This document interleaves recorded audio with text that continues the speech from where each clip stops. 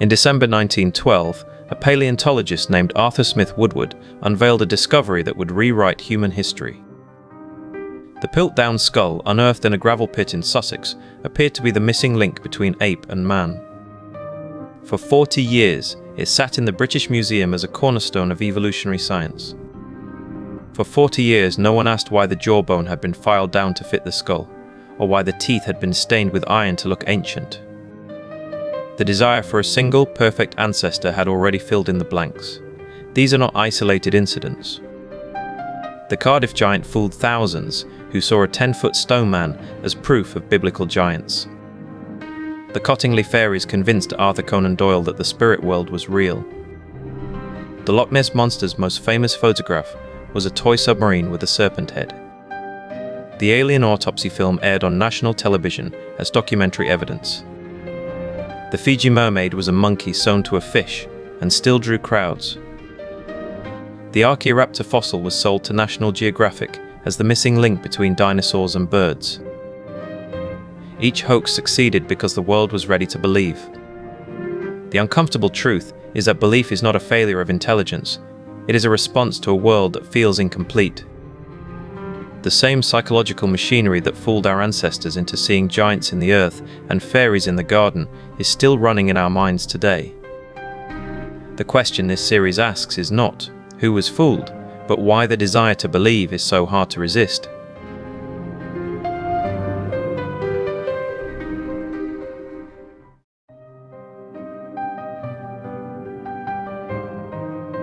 The year is 1912.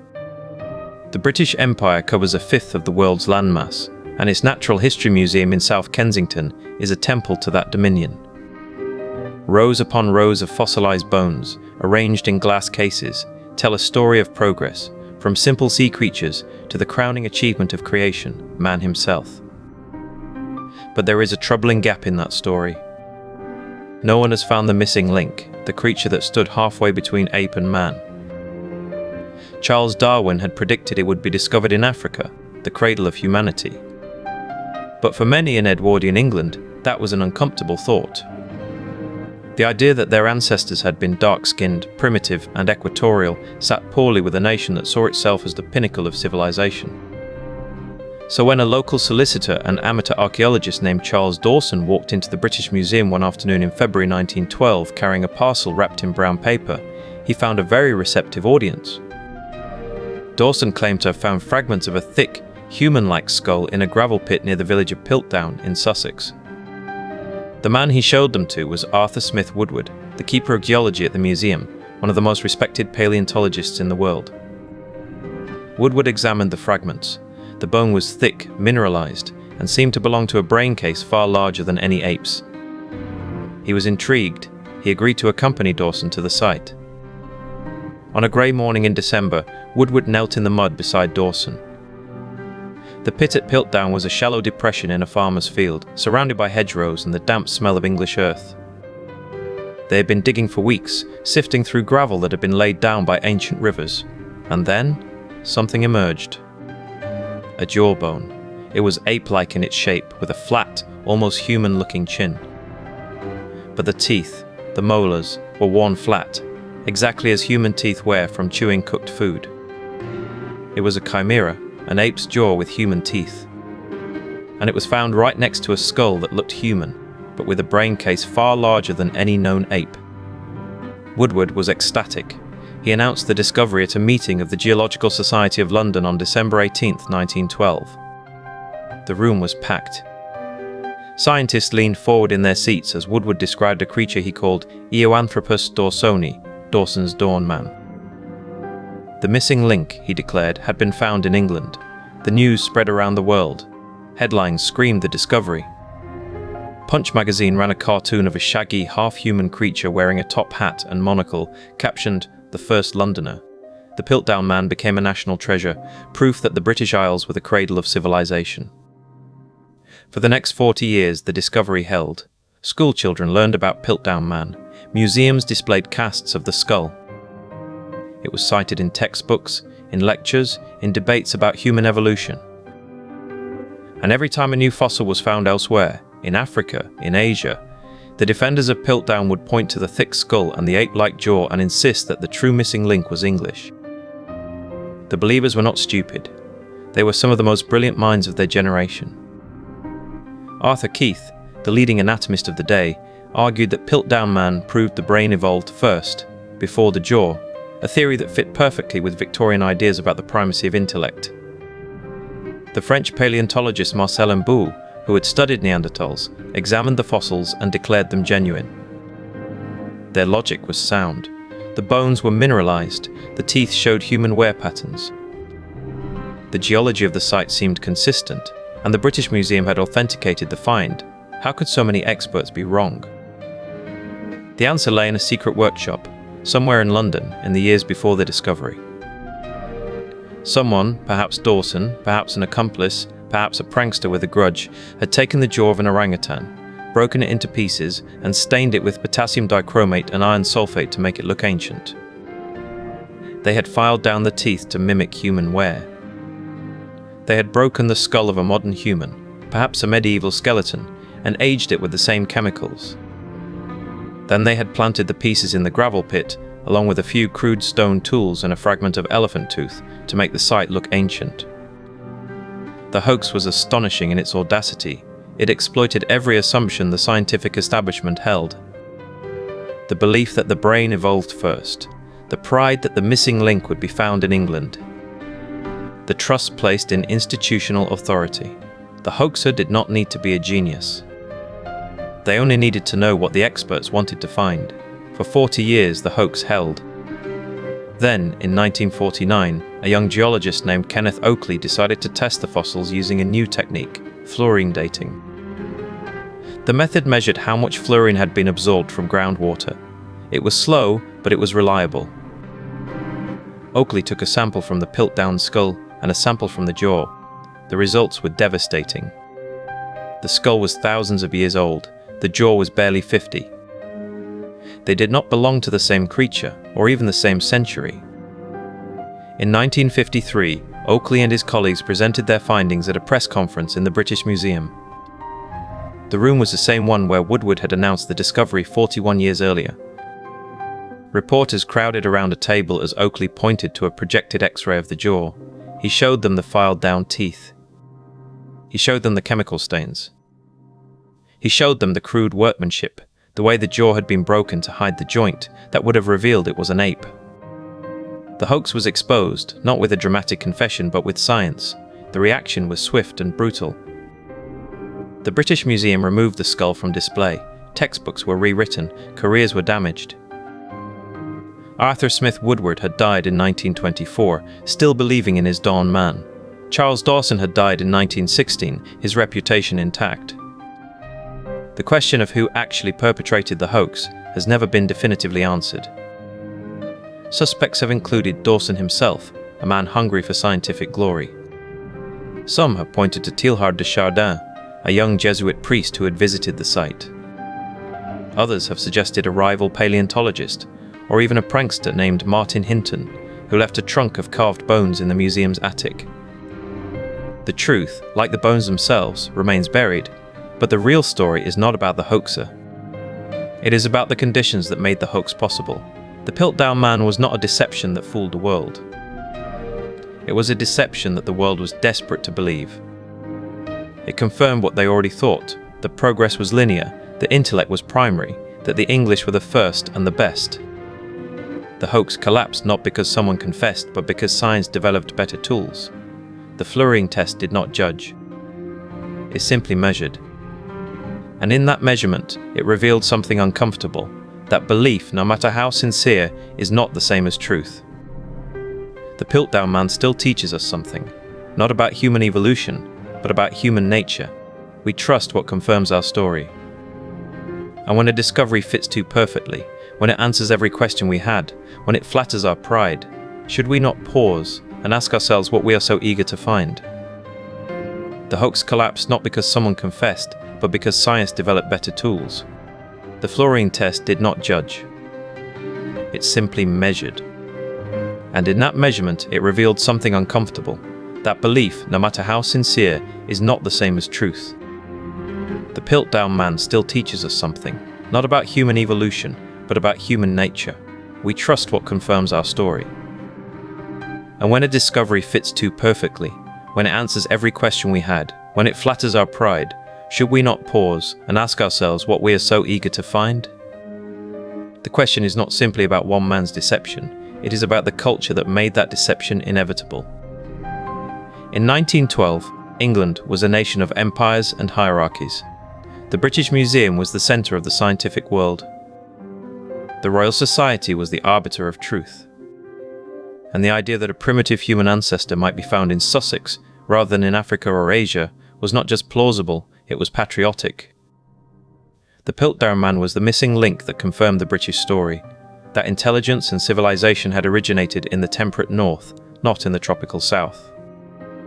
That the English were the natural inheritors of the earth. But the hoax was not simply a product of nationalism. It was also a product of a scientific establishment that had become too comfortable. The men who examined the Piltdown fragments were the most respected paleontologists in the world. They had spent decades studying fossils, publishing papers, building careers. They were not fools, they were experts. And experts, precisely because they are experts, can become the most vulnerable to deception. They have invested their reputations in a framework of understanding. They have colleagues who agree with them. They have institutions that reward consensus. When a new piece of evidence appears that fits their framework perfectly, they do not question it, they celebrate it. Arthur Smith Woodward was not a villain. He was a meticulous scientist who had devoted his life to the study of ancient life. He had described dozens of species, published hundreds of papers, and trained a generation of paleontologists. When he looked at the Piltdown fragments, he saw what he expected to see, a human skull with an ape-like jaw. The cranium was thick, the brow ridges were pronounced, the canine tooth was worn flat in a human pattern. Every detail confirmed his hypothesis. He did not notice that the jawbone and the skull were different ages because he was not looking for that. He was looking for confirmation. Charles Dawson was more complicated. He was a solicitor by profession, an amateur archaeologist by passion. He had discovered fossils before, some genuine, some of questionable origin. He was a man who wanted to be taken seriously by the scientific establishment.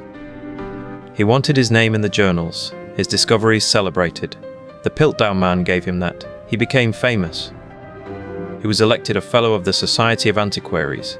He was invited to speak at the Geological Society. He was, for a time, the most celebrated fossil hunter in England. But the hoax required more than one man. It required a network of complicity, some of it conscious, most of it unconscious. The workmen who dug the pit, who might have noticed that the bones were being planted rather than excavated, said nothing. The journalists who reported the discovery, who might have asked harder questions, were too eager for a story. The scientific journals that published the findings, which might have demanded more rigorous evidence, trusted their peer reviewers. The entire system was designed to produce consensus, not doubt. And then there was the question of the missing pieces. The Piltdown Man was never found complete. There was no pelvis, no femur, no vertebrae. Just a skull cap, a jawbone, a few teeth, and some fragments of animal bone. The defenders of the discovery argued that the rest had been lost to erosion, scattered by the stream, crushed by gravel. The skeptics argued that this was convenient. But in 1912, the skeptics were few, the believers were many. And the believers had the weight of the establishment behind them. For 40 years, the Piltdown Man sat in the British Museum, a celebrated artifact. School children learned about it. Textbooks described it. Museums displayed casts of it. It became part of the accepted narrative of human evolution. And then, in 1949, a young geochemist named Kenneth Oakley decided to apply a new technique to the bones. The fluorine test measured how long a bone had been buried by comparing its chemical composition to the surrounding soil. It was not a test of authenticity, it was a test of age, and what it found was devastating. The Piltdown jawbone contained almost no fluorine. It had been buried for only a few decades, not hundreds of thousands of years. The skull fragments, by contrast, contained significant fluorine. They were genuinely ancient. The jaw and the skull were not from the same creature. They were not from the same time. They were not even from the same species. The jaw was from an orangutan. The skull was from a medieval human. Someone had taken a modern ape jaw, filed down the teeth to make them look human, stained them with chemicals to make them look old, and placed them in the gravel pit alongside a genuine human skull. The announcement was made on November 24, 1953, at a press conference in the British Museum. The room was crowded with reporters, scientists, and museum officials. Oakley stood at a podium pointing to projected X-rays of the teeth. He showed the filing marks. He showed the chemical stains. He showed the evidence of deliberate forgery. The reporters sat in stunned silence. The scientists shifted in their seats. The Piltdown Man, the most famous fossil in the world, was a fake. The aftermath was not a moment of triumph. It was a moment of reckoning. The scientific establishment had been fooled for 4 decades. Hundreds of papers had been written based on the Piltdown Man. Dozens of careers had been built on it. The entire field of paleoanthropology had been shaped by a forgery. And the question that followed was not simply who did it, but why it had taken so long to discover the truth. The search for the hoaxer became a cottage industry. Suspects were proposed, theories advanced, books written. Charles Dawson was the most obvious candidate, but he had died in 1916, taking his secrets with him. Some pointed to Martin Hinton, a curator at the British Museum who had a trunk of carved bones in the attic. Others suggested Teilhard de Chardin, the Jesuit priest who had been present at the excavation. Some even suggested Woodward himself, though the evidence was thin.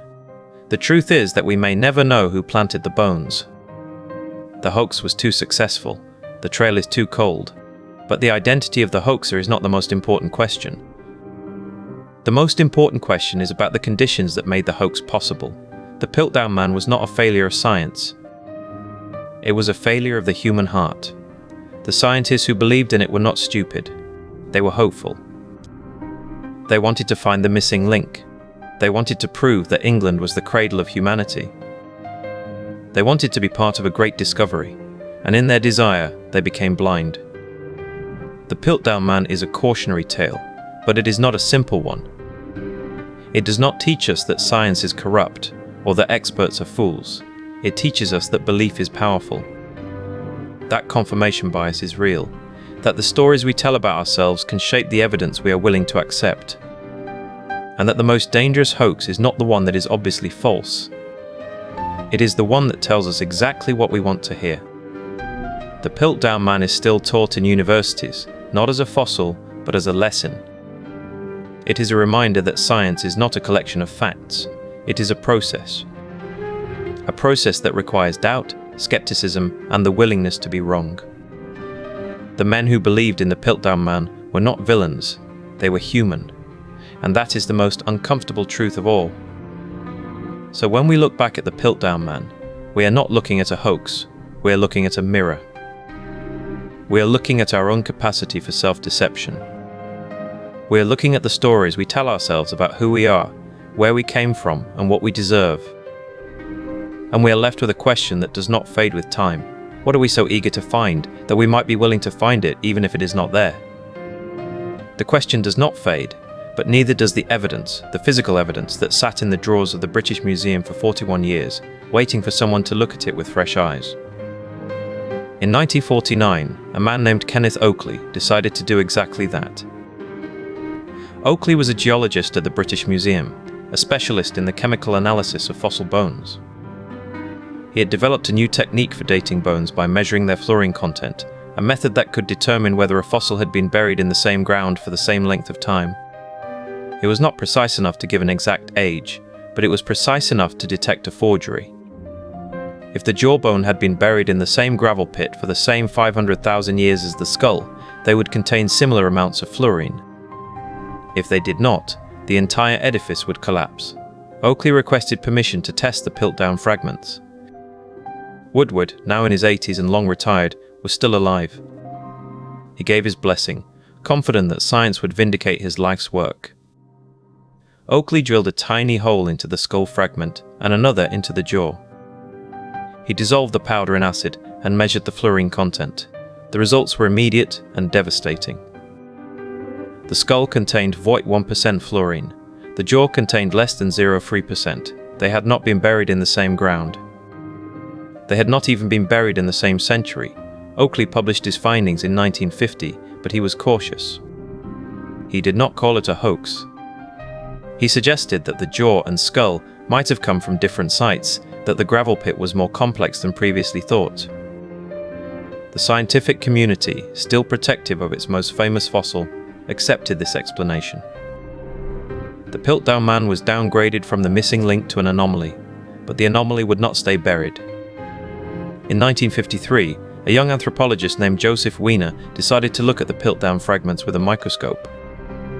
Weiner was a South African, trained at the University of the Witwatersrand, and he had never been entirely comfortable with the Piltdown narrative. He had grown up studying the town child, a genuine Australopithecine skull discovered in 1924, and he knew what real ancient bone looked like. The Piltdown fragments looked wrong. They looked too fresh. He asked Oakley for permission to conduct a more thorough examination. Oakley agreed. Weiner began with the teeth. The molars in the jaw were flat, worn down from chewing, but the wear pattern was wrong. In a genuine human jaw, the teeth wear down at an angle, the result of side-to-side grinding. In an ape, the teeth wear down flat, the result of vertical crushing. The Piltdown teeth were flat. They were ape teeth that had been filed down to look human. Weiner took a plaster cast of the jaw and examined it under ultraviolet light. The file marks were still visible. He then turned to the chemical staining. The bones had been treated with a chemical solution to make them look ancient. Weiner identified the stain as potassium dichromate, a chemical used in photography and leather tanning. He also found traces of iron sulfate. The forger had painted the bones with a solution of these chemicals, then baked them in an oven to produce the dark, ancient patina. The Piltdown Man was not a fossil, it was a prop.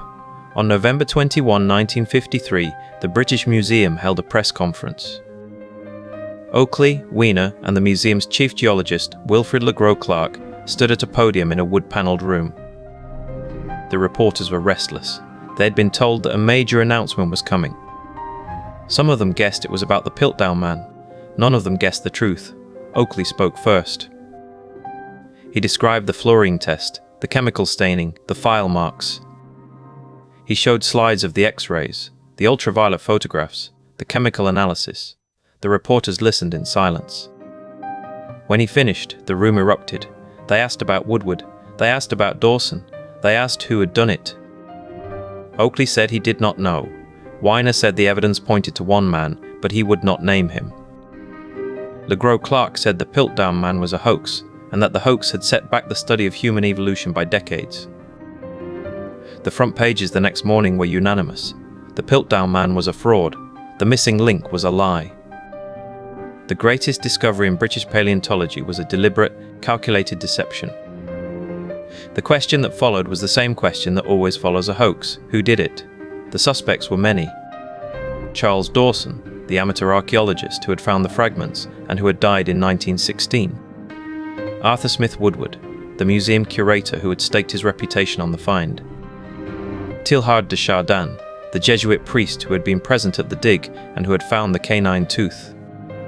Martin Hinton, a museum volunteer who had a grudge against Woodward. Arthur Conan Doyle, the author of Sherlock Holmes, who lived near Piltdown and who had a falling out with the scientific establishment. The evidence against Dawson is strong. He was the one who found the fragments. He was the one who controlled the dig. He was the one who stood to gain the most from the discovery. He was a man of modest means, a solicitor and amateur geologist who craved recognition. The Piltdown Man made him famous. It earned him a place in the Royal Society. It turned him from a provincial collector into a national figure. And he had a history of small deceptions. He had claimed to find Roman artifacts that were later proven to be fakes. But the evidence against Dawson is circumstantial. No one ever found a confession. No one ever found a workshop with chemical stains. No one ever found a box of orangutan jaws. The hoax was sophisticated, requiring knowledge of anatomy, chemistry, and geology. Dawson was an amateur. He might have done it alone, but many scholars believe he had an accomplice. The most likely candidate is Martin Hinton, a museum volunteer who had access to the collections and who left a trunk of carved and stained bones in the museum's attic when he died in 1962. Or perhaps it was Teilhard de Chardin, the priest who knew anatomy and who had access to primate specimens. Or perhaps it was Conan Doyle, who had the motive. He was a spiritualist who despised the scientific establishment and who had the means. He was a medical doctor who knew anatomy. The truth is that we will never know for certain. The hoax was too successful. The evidence was too carefully destroyed. The Piltdown Man took its secrets to the grave. The Piltdown Man is still taught in universities, not as a fossil, but as a lesson.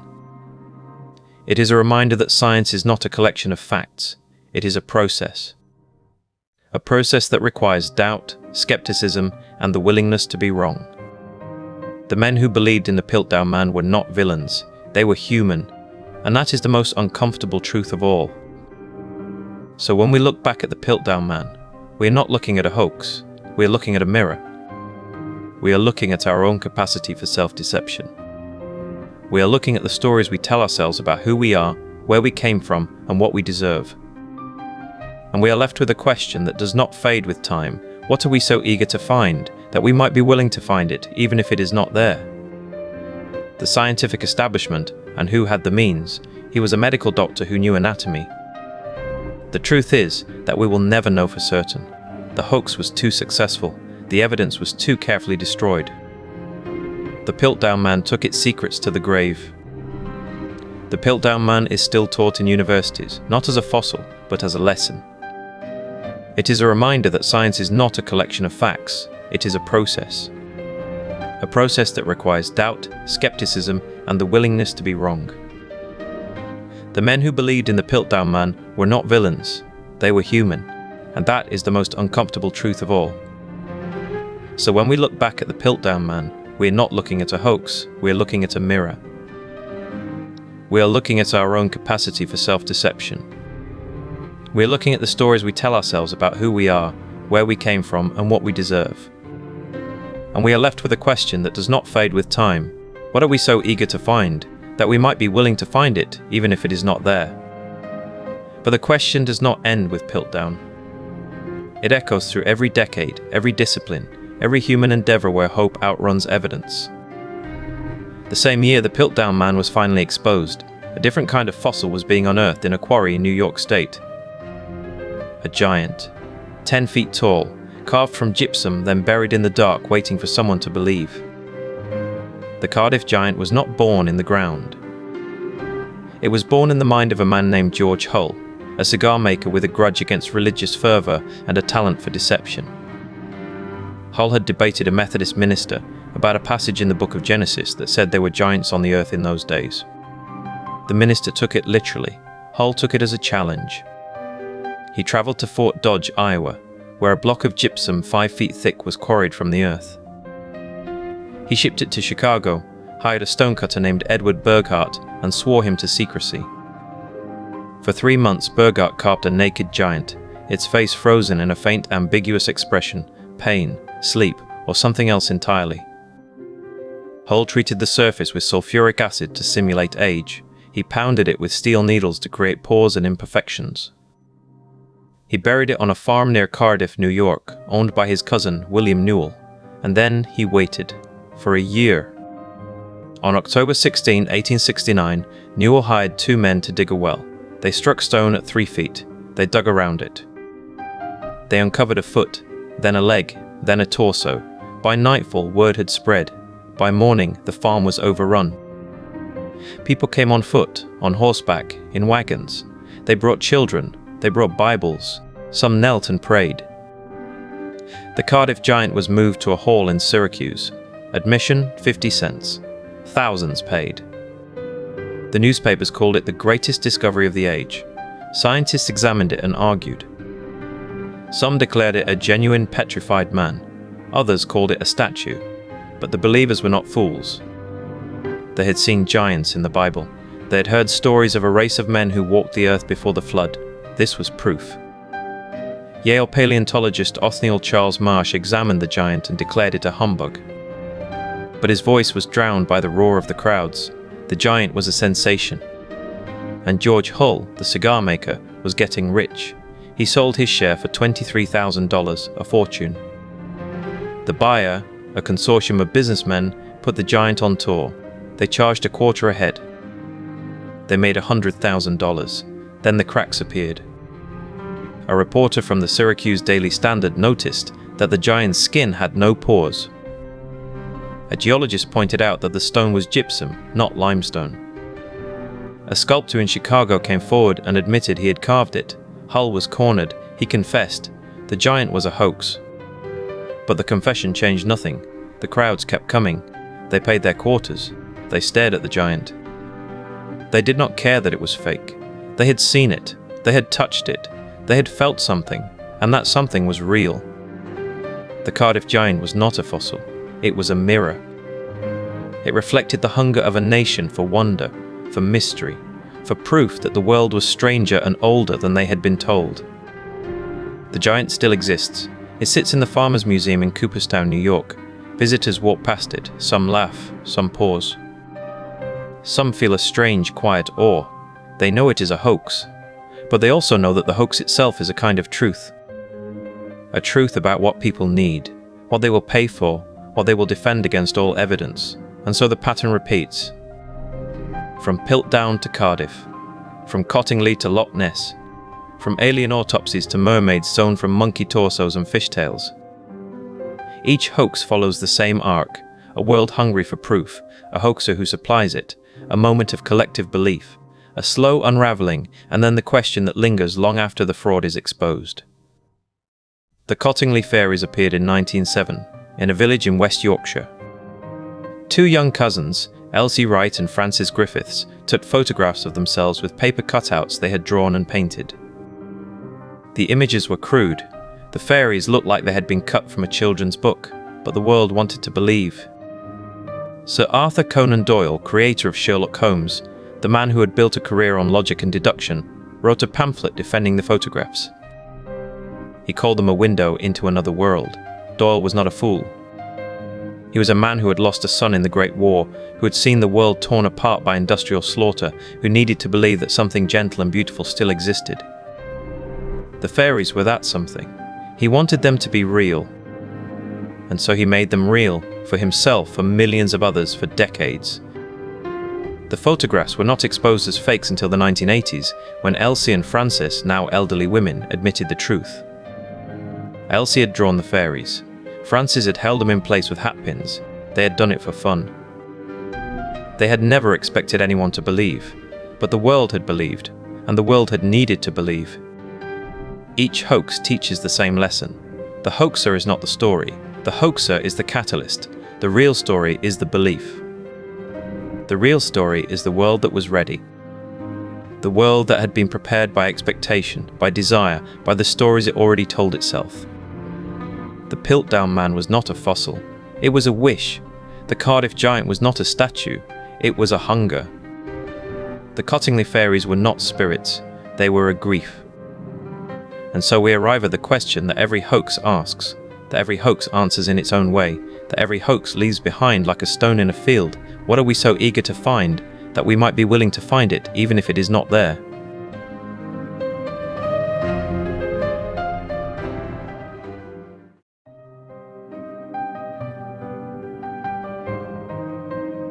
In the autumn of 1869, the American countryside was still scarred by the recent Civil War, and the nation's hunger for certainty had never been more desperate. Men gathered in small-town taverns and church halls, arguing not just about politics, but about the very origins of humanity, about whether the Bible told a literal truth, or whether science was quietly erasing God from the story. Into this unsettled landscape, on a farm near Cardiff, New York, a well-digger named Gideon Emmons lowered himself into a pit. He was looking for water. What he found instead would become the most famous stone figure in American history, a 10-foot giant lying face down in the mud, its fingers curled as if reaching for something just out of reach. The news spread through the farming community of Cardiff with the speed of a brush fire. By the next morning, a crowd of neighbours had gathered, their boots sinking into the damp earth as they stared down at the figure. The giant's features were unmistakably human, yet impossibly large, a man carved from stone, or perhaps a man turned to stone by some ancient catastrophe. The local minister declared it a petrified biblical giant, a remnant of the race that walked the earth before the flood. The town doctor examined the stone and pronounced it genuine, noting the subtle grain of human skin preserved in the mineral. No one asked the obvious question, because the obvious question was too unsettling. If this was a hoax, who would dare to mock a nation still mourning its dead? The giant's creator was a man named George Hull, a cigar manufacturer from Binghamton, New York, who had spent months planning the deception with a patience that bordered on obsession. Hull had quarried a massive block of gypsum from Fort Dodge, Iowa, shipped it by rail to Chicago, and there hired a stonecutter named Edward Burghardt to carve the figure in secret. The carving took weeks, and Hull watched every stroke, insisting on anatomical accuracy: the toes, the ears, the subtle curve of the spine. When the carving was finished, Hull applied sulfuric acid to the surface, watching the stone fizz and darken, aging the figure by 1,000 years in a single afternoon. Hull then transported the giant by rail to Cardiff, burying it on the farm of his cousin William Newell, who had agreed to the scheme for a share of the profits. For nearly a year, the giant lay hidden beneath the soil, while Hull waited for the right moment to reveal it. The moment came when Newell hired Gideon Emmons to dig a well that just happened to be dug directly above the buried figure. The timing was perfect, the staging impeccable. When Emmons struck stone with his shovel, he thought he had hit bedrock. When he cleared away the dirt and saw the face of a giant staring up at him, he ran for the house, his hands shaking. The Cardiff Giant was soon exhumed and mounted on a platform, and the public came in droves. Farmers travelled for miles in wagons. Families packed picnic baskets and made a day of it, and the local newspapers ran breathless accounts of the discovery. The giant was displayed in a tent on the Newell farm, admission 50 cents, and within weeks the crowds had grown so large that a second tent had to be erected to handle the overflow. The believers were not fools. They were farmers and shopkeepers, ministers and school teachers, people who had learned to trust their eyes and their neighbours. When a man like George Hull, a respected businessman, vouched for the giant's authenticity, why would they doubt him? The world was full of wonders, and this was simply the latest. The scientific establishment was slower to embrace the giant. Professors from Yale and Harvard sent representatives to examine the figure, and their reports were cautious, even skeptical. But the public did not wait for scientific approval. The giant became a national sensation, and soon a consortium of investors purchased the figure for $37,000, a fortune in 1869, and moved it to Syracuse for a grand exhibition. The giant was displayed in a hall draped with velvet, under gaslight, and the crowds were larger than ever. The investors printed pamphlets, commissioned lithographs, and sold plaster casts of the giant's hand. The hoax had become an industry. Then came the first crack in the facade. A geologist named James Hall examined the giant and noticed something peculiar. The stone showed no signs of weathering, no evidence of having been buried for centuries. The surface was fresh, the carving edges sharp. Hall's report was published in a scientific journal, and the debate shifted from wonder to suspicion. But the public was not easily swayed. They had seen the giant with their own eyes, touched its stone surface, felt its weight. The skeptics were dismissed as elitists, men who had never worked with their hands, who did not understand the honest truth of stone and earth. The exposure came not from a scientist, but from a newspaperman. A reporter for the New York Tribune, a man named John Darby, traveled to Fort Dodge and tracked down the stonecutter Edward Burghardt. Burghardt, bitter over his meager payment, confessed everything: the carving, the acid treatment, the careful burial. Darby's article ran on a Sunday morning, and by Monday the giant's fate was sealed. The investors tried to salvage the story, claiming the giant was an ancient statue carved by a lost civilization, but the public had already turned. The giant was no longer a wonder, it was a joke, a punchline, a reminder of how easily they had been fooled. But the story did not end there. P.T. Barnum, the showman who had built a career on the public's appetite for the extraordinary, saw an opportunity. He offered to buy the original giant, but the investors refused. So Barnum did what Barnum did best: he commissioned a copy. His craftsman carved a new giant from plaster, aged it with chemicals, and displayed it in his New York museum with a banner reading, "The original giant, guaranteed genuine." Barnum's copy drew even larger crowds than the original, because Barnum understood something the investors did not. The public did not care about authenticity. They cared about the experience, the story, the feeling of being part of something larger than themselves. The original giant was eventually sold to a traveling showman who exhibited it at county fairs and dime museums, its surface chipped and faded from decades of handling.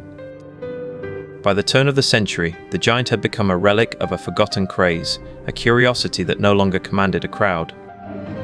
It was donated to a museum in Cooperstown, New York, where it sits today in a glass case, its stone face frozen in a faint, ambiguous smile.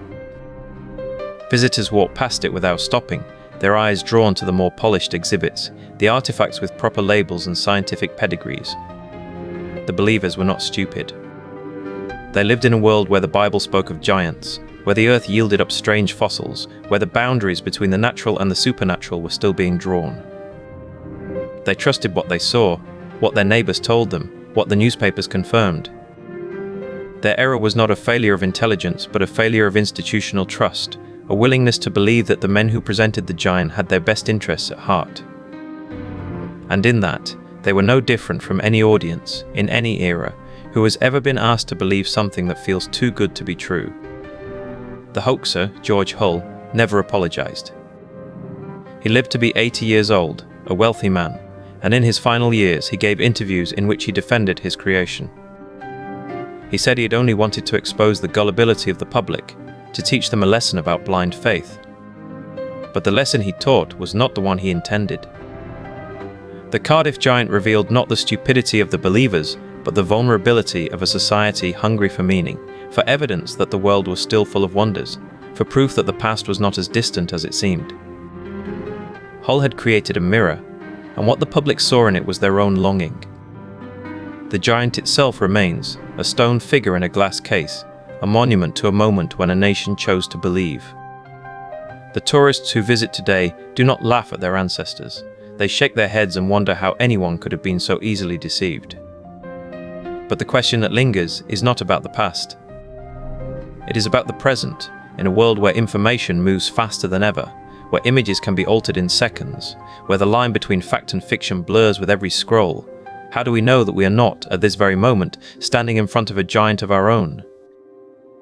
The Cardiff Giant revealed not the stupidity of the believers, but the vulnerability of a society hungry for meaning, for evidence that the world was still full of wonders, for proof that the past was not as distant as it seemed. Hull had created a mirror, and what the public saw in it was their own longing. The giant itself remains, a stone figure in a glass case, a monument to a moment when a nation chose to believe. The tourists who visit today do not laugh at their ancestors. They shake their heads and wonder how anyone could have been so easily deceived. But the question that lingers is not about the past. It is about the present, in a world where information moves faster than ever, where images can be altered in seconds, where the line between fact and fiction blurs with every scroll. How do we know that we are not, at this very moment, standing in front of a giant of our own? To understand how a 10-foot stone man could hold an entire nation in its grip, you must first understand the world that was waiting for him. The year was 1869. The Civil War had ended only 4 years earlier, leaving a country scarred and searching. The Transcontinental Railroad had just been completed, stitching the continent together with iron and steam, but the old certainties had been torn apart. In the churches of upstate New York, preachers spoke of giants from the book of Genesis, of a race of men who walked the earth before the flood. In the newspapers, readers followed the debates between science and scripture, between those who believed the earth was 6,000 years old and those who saw in the fossil record a much deeper time. The Cardiff Giant did not appear in a vacuum. He appeared in a culture that had been primed for him by decades of speculation, by traveling lecturers who displayed petrified bones and called them the remains of antediluvian giants, by newspaper editors who printed stories of mysterious discoveries on slow news days. When Gideon Emmons and Henry Nichols arrived at William Newell's farm on the morning of October 16, 1869, they were not expecting a hoax. They were expecting to dig a well. What they found, 3 feet below the surface, was a hand, then an arm, then a face. The word spread with the speed of a horse and buggy. By evening, farmers from miles around had gathered at the site. By the next morning, a tent had been erected over the hole. By the end of the week, the story had reached the telegraph wires, and from there it traveled to every newspaper in the country. The New York Times reported it as a genuine archaeological find. The Syracuse Daily Standard declared it the wonder of the age. Ministers preached sermons about it. Scientists wrote letters about it. The giant, they said, was a petrified man, a fossil of a race that had perished in the Great Flood. George Hull, the man who had carved the giant from a block of gypsum quarried in Fort Dodge, Iowa, watched from a distance. He had spent months on the project, traveling hundreds of miles, spending thousands of dollars. He had hired a Chicago sculptor named Edward Burghardt to do the actual carving, working from a plaster cast of an actual human body, scaled up to 10 feet. He had treated the stone with sulfuric acid to give it an aged appearance, then packed it in a crate and shipped it by rail to his cousin, William Newell, who buried it on his farm. The plan had been simple: dig up a giant, charge admission, make money. What Hull had not anticipated was the intensity of the belief. People did not just pay to see the giant. They wept at the sight of him. They touched his stone face and prayed. They argued with anyone who suggested he might be a fake. When a geologist from Yale named Othniel Charles Marsh examined the giant and declared it a fraud, noting that the tool marks were still visible on the stone, the public did not believe him. They said the professor was jealous. They said he had not examined the giant properly. They said he was part of a conspiracy to suppress the truth. The believers were not stupid. They were not ignorant. They were people who had been told their entire lives that the Bible was literally true, that giants had once walked the earth, that the flood had covered the mountains. When a 10-foot stone man appeared in a farmer's field, it confirmed everything they had been taught. The logic was sound. If the Bible said giants existed and he was a giant, then the Bible was true. The hoax worked not because the public was foolish, but because the hoaxer had understood something profound about human psychology. People believe what they want to believe, and they will defend that belief with all the passion of the converted. The exhibition traveled from Cardiff to Syracuse, from Syracuse to Albany, from Albany to New York City. In each city, the crowds grew larger. In each city, the debate grew louder. Scientists denounced the giant as a fraud. Preachers defended him as a miracle. Newspaper editors printed both sides, and the public read both sides, and the more they read, the more convinced they became that the giant was real. The hoax had become a Rorschach test.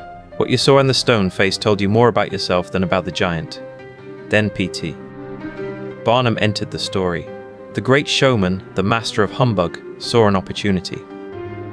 He offered to buy the giant for $60,000. When the owners refused, he commissioned his own copy, had it carved from the same kind of gypsum, and displayed it in his museum with a banner that read, "The original giant, guaranteed genuine."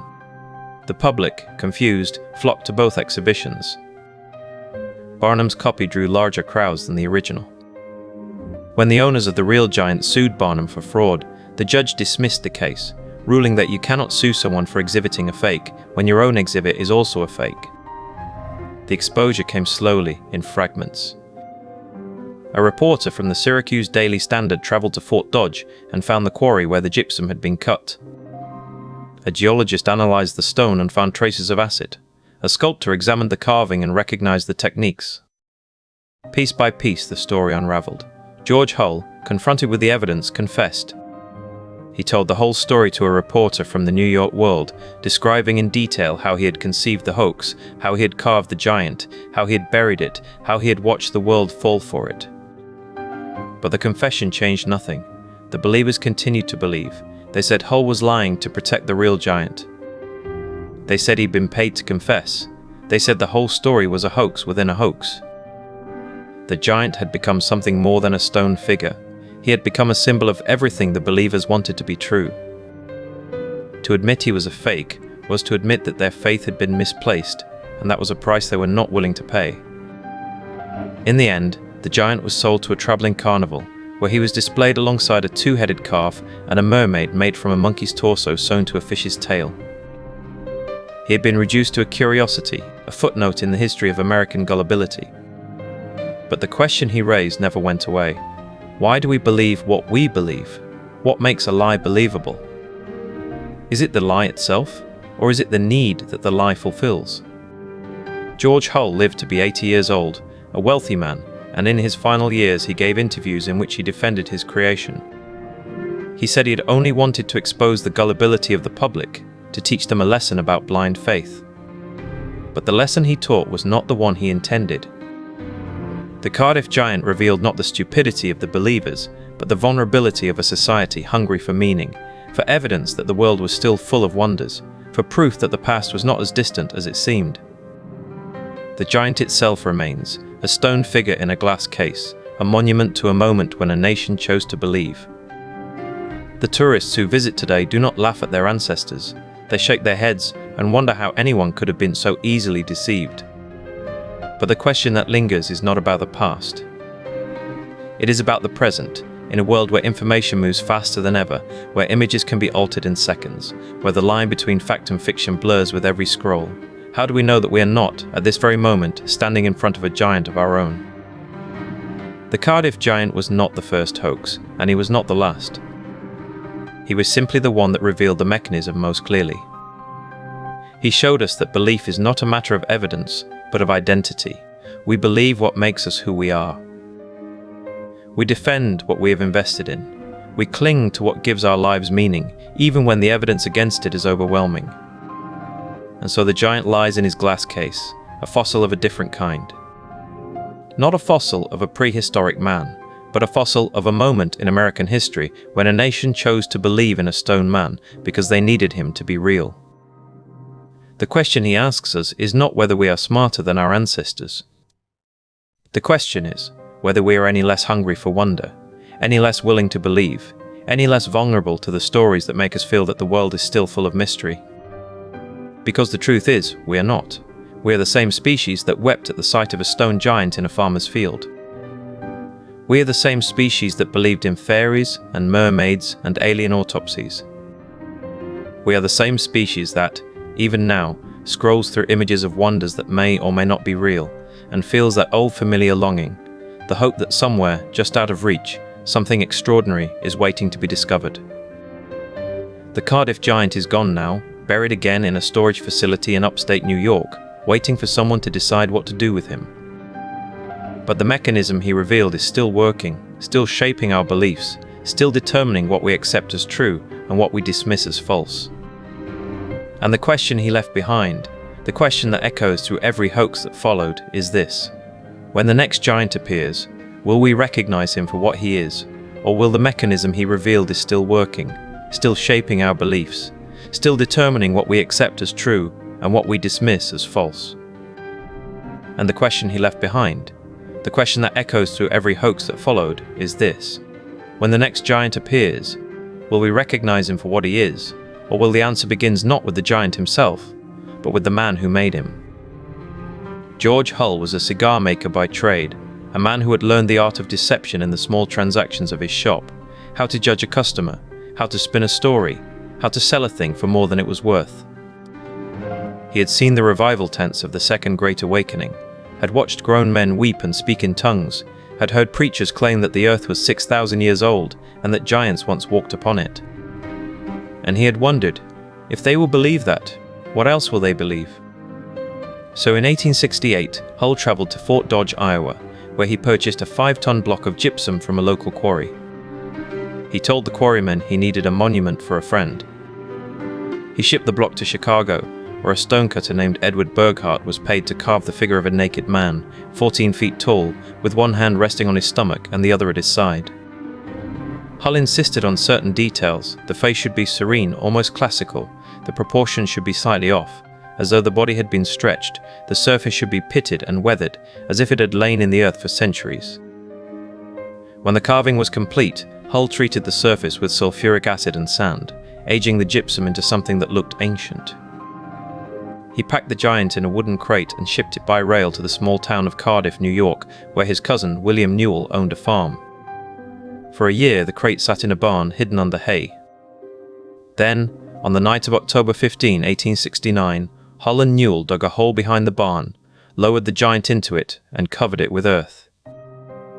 They planted a small tree on top to mark the spot and waited. The following morning, Newell hired 2 labourers, Gideon Emmons and Henry Nichols, to dig a well on the spot where the tree had been planted. It was a performance, carefully staged. The men dug for several hours, their shovels striking something hard. When they cleared the earth, they saw a foot, then a leg, then the full form of a giant, lying on its back, as if it had been buried in a shallow grave. Emmons later said he felt a chill run through him. Nichols said he thought it was a statue. Neither of them knew the truth. News spread through Cardiff like a fire through dry grass. By the end of the day, dozens of people had come to see the giant. By the end of the week, hundreds. They came on foot and by wagon from farms and villages and towns across central New York. They stood at the edge of the pit and stared down at the stone figure, its face calm and expressionless, its hands resting in a pose that reminded some of a sleeping man. They whispered about the Bible, about the book of Genesis, about the giants who had walked the earth before the flood. They felt something they had not felt in years, the possibility that the world was still full of wonders. William Newell, the farmer, began charging admission. 25 cents for adults, 10 cents for children. Within 2 weeks, he had earned more than $10,000, a fortune in 1869.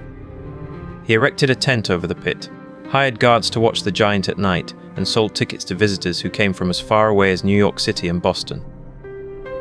The giant had become a sensation, a pilgrimage site, a proof of the ancient world that so many Americans desperately wanted to believe in. But there were doubters from the beginning. Othniel Charles Marsh, a paleontologist from Yale, arrived in Cardiff a week after the discovery. He examined the giant with a scientist's eye, measuring its proportions, studying the tool marks on its surface, noting the absence of any geological context that would suggest genuine antiquity. He declared it a fraud, a crude carving, a piece of gypsum that had been deliberately aged. The newspapers reported his verdict, but the crowds kept coming. The believers had an answer for every objection. The scientists were jealous. The experts were wrong. The giant was real because it felt real. The hoax might have died there, exposed by a Yale professor and dismissed by the educated classes. But then P.T.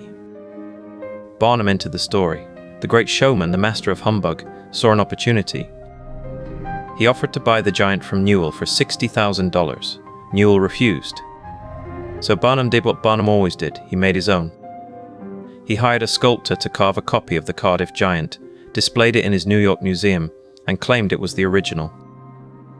The crowds came to see Barnum's giant, and the original giant faded into obscurity, its mystery stolen by a better showman. The legal battles that followed were absurd and revealing. Barnum's giant was a copy, and everyone knew it. But Barnum argued that his giant was as real as the original, because the original was itself a fake. The court struggled with the question, could a copy of a fake be considered a fraud? The case was eventually dismissed, but the damage was done. The Cardiff Giant had become a joke, a cautionary tale, a symbol of American gullibility. The believers felt betrayed, not because they had been deceived, but because their wonder had been exposed as foolish. George Hull, the cigar maker who had started it all, eventually confessed. He told a reporter that he had made the giant to mock the revival preachers, to prove that people would believe anything if it confirmed what they already wanted to be true. He said he had never expected it to go so far, had never imagined that so many people would fall for such a simple trick. But he had underestimated the hunger of his time, the desperation of a nation that had lost its sense of wonder and was willing to pay for a glimpse of something miraculous. The Cardiff Giant was eventually bought by a group of investors who tried to exhibit it across the country. It failed. The public had moved on, their attention captured by other wonders, other hoaxes, other stories that promised to make the world strange again. The giant was stored in a warehouse in upstate New York, where it remained for decades, forgotten and dusty, a relic of a moment when America had believed in a stone man from the Bible. In 1947, the giant was sold to the Farmers Museum in Cooperstown, New York, where it was displayed as a curiosity, a piece of American folklore, a monument to the gullibility of a bygone age. Visitors came to see it, but they came with knowing smiles, with the comfortable certainty that they were smarter than the people who had wept at its feet in 1869. They were wrong, of course. They were not smarter. They were merely living in a different time, with different beliefs, different certainties, different ways of being deceived. The hoax had revealed something deeper than the gullibility of a single generation. It had revealed the architecture of belief itself, how we decide what is true, how we protect our certainties, how we resist evidence that threatens the stories we have built our lives around. The believers in Cardiff were not stupid. They were people who had been told, by their churches and their newspapers and their neighbours, that the world was young and that giants had walked upon it. When a giant appeared, they saw what they had been taught to see. And the same mechanism operates today. The same hunger for wonder, the same need for certainty, the same willingness to believe what confirms what we already suspect. The Cardiff Giant is gone, buried in a storage facility, waiting for someone to decide what to do with him. But the mechanism he revealed is still working, still shaping our beliefs, still determining what we accept as true and what we dismiss as false. The question he left behind, the question that echoes through every hoax that followed, is this: when the next giant appears, will we recognize him for what he is, or will the question he left behind, the question that echoes through every hoax that followed, is this: when the next giant appears, will we recognize him for what he is, or will the answer, if it exists, lies not in the giant's stone face, but in the mechanism that created him? George Hull, the man who carved a lie from a block of gypsum, understood something about human nature that the scientists and the ministers and the newspaper editors did not. He understood that belief is not a matter of evidence. Belief is a matter of story. And a good story, told with enough conviction, can survive any amount of contradiction. Hull did not set out to deceive the world. He set out to make money. But in the process, he stumbled upon a truth that would outlast him, that the human hunger for wonder is stronger than the human hunger for truth. The Cardiff Giant was not a scientific discovery, it was a mirror. And what the mirror reflected was not a prehistoric giant, but the face of a culture desperate to believe. The believers in Cardiff were not stupid. They were people who had been raised on the Bible, who had been taught that the earth was 6,000 years old, who had been told that giants had walked the earth in the days before the flood. When a giant appeared, they did not see a hoax. They saw confirmation. They saw the world as it should be, not as it was. And when the scientists arrived to tell them that the giant was a fake, they did not accept the verdict. They argued. They accused. They found reasons to doubt the doubters. Because to accept that the giant was a hoax was to accept that their own certainty was flawed. And that was a truth too painful to bear. The mechanism that Hull discovered is still operating today. It operates every time a viral image confirms a political bias. It operates every time a conspiracy theory spreads faster than the debunking. It operates every time a person chooses to believe what feels true over what can be proven. The Cardiff Giant did not die when the hoax was exposed. He transformed. He became a symbol, a cautionary tale, a punchline. But he also became something else, a reminder that the line between belief and delusion is thinner than we like to admit. P.T. Barnum understood this better than anyone. When he saw the Cardiff Giant drawing crowds in Syracuse, he did not see a hoax. He saw an opportunity. He offered to buy the giant from Hull's syndicate. When they refused, he commissioned his own copy, carved from the same gypsum, treated with the same acid, aged with the same care. Barnum's version was not a secret. He announced it openly. He declared that his giant was a copy, that the original was a hoax, that both were fakes. And still the crowds came. They came to see the original. They came to see the copy. They came to argue about which was real. They came because the controversy itself was the attraction. The lawsuit that followed was a masterpiece of legal theatre. Hull's syndicate sued Barnum for exhibiting a fake. Barnum's lawyers argued that the original was itself a fake, so Barnum's copy could not be fraudulent. The court agreed. The hoax was legally protected. The lie had become the truth, at least in the eyes of the law. And so the Cardiff Giant entered a strange half-life. He was exhibited in museums, moved from city to city, bought and sold like a piece of furniture. He appeared at county fairs and world's fairs and travelling carnivals. He was photographed, sketched, described in newspapers, debated in lecture halls. He became a celebrity, a curiosity, a joke. But beneath the laughter, something else was happening. The hoax was teaching a generation about the nature of evidence. School teachers used the Cardiff Giant to explain the difference between observation and interpretation. Newspaper editors used it to warn readers about sensationalism. Preachers used it to remind congregations that faith and fact were not the same thing. The giant became a tool for thinking. And in that, he became something more valuable than any genuine fossil could have been. A real fossil would have confirmed what scientists already suspected. The Cardiff Giant forced them to question what they thought they knew. The geologists who examined the giant found the tool marks. The chemists who tested the stone found the acid treatment. The anatomists who studied the proportions found the errors. But the believers did not care. They had seen what they had come to see, and no amount of evidence could change that. This is the legacy of the Cardiff Giant. Not the hoax itself, but the lesson it contains. The lesson that belief is not a rational process. The lesson that evidence is not enough. The lesson that the giant is still with us. He rests in a museum in Cooperstown, New York, in a temperature-controlled room behind a glass case. Visitors walk past him, some laughing, some curious, some indifferent. They take photographs. They read the placard. They move on.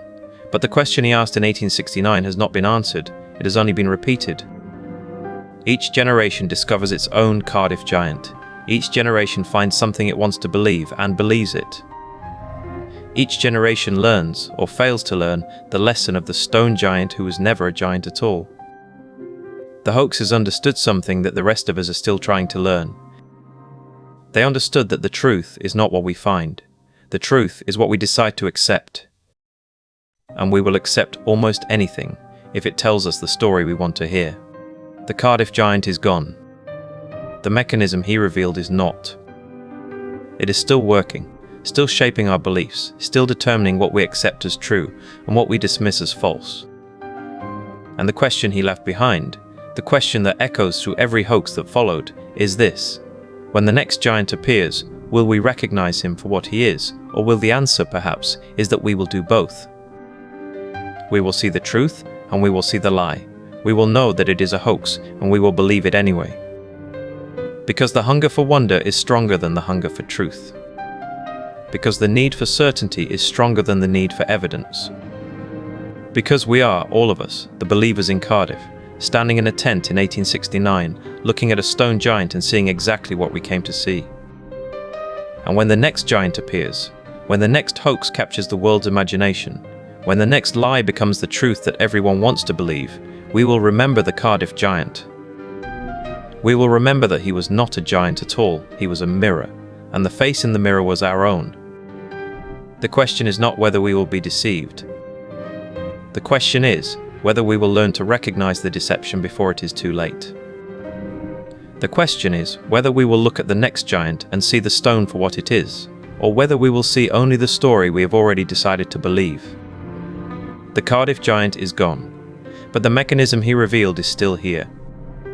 It is in every viral image, every conspiracy theory, every story that feels too good to be true. It is in the part of us that wants to believe, that needs to believe, that will believe anything if it tells us what we want to hear. And so the question remains. It is the same question that George Hull asked himself when he carved a giant from a block of gypsum. It is the same question that P.T. Barnum asked when he exhibited a copy of a fake. It is the same question that every hoaxer asks, and every believer answers, and every skeptic tries to resist. The question is this: when the next giant appears, will we have the courage to see what is really there?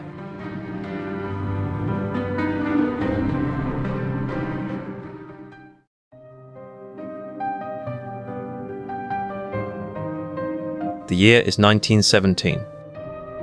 The Great War has been grinding across Europe for 3 years, and the men of Cottingley, a small village in West Yorkshire, have gone to fight.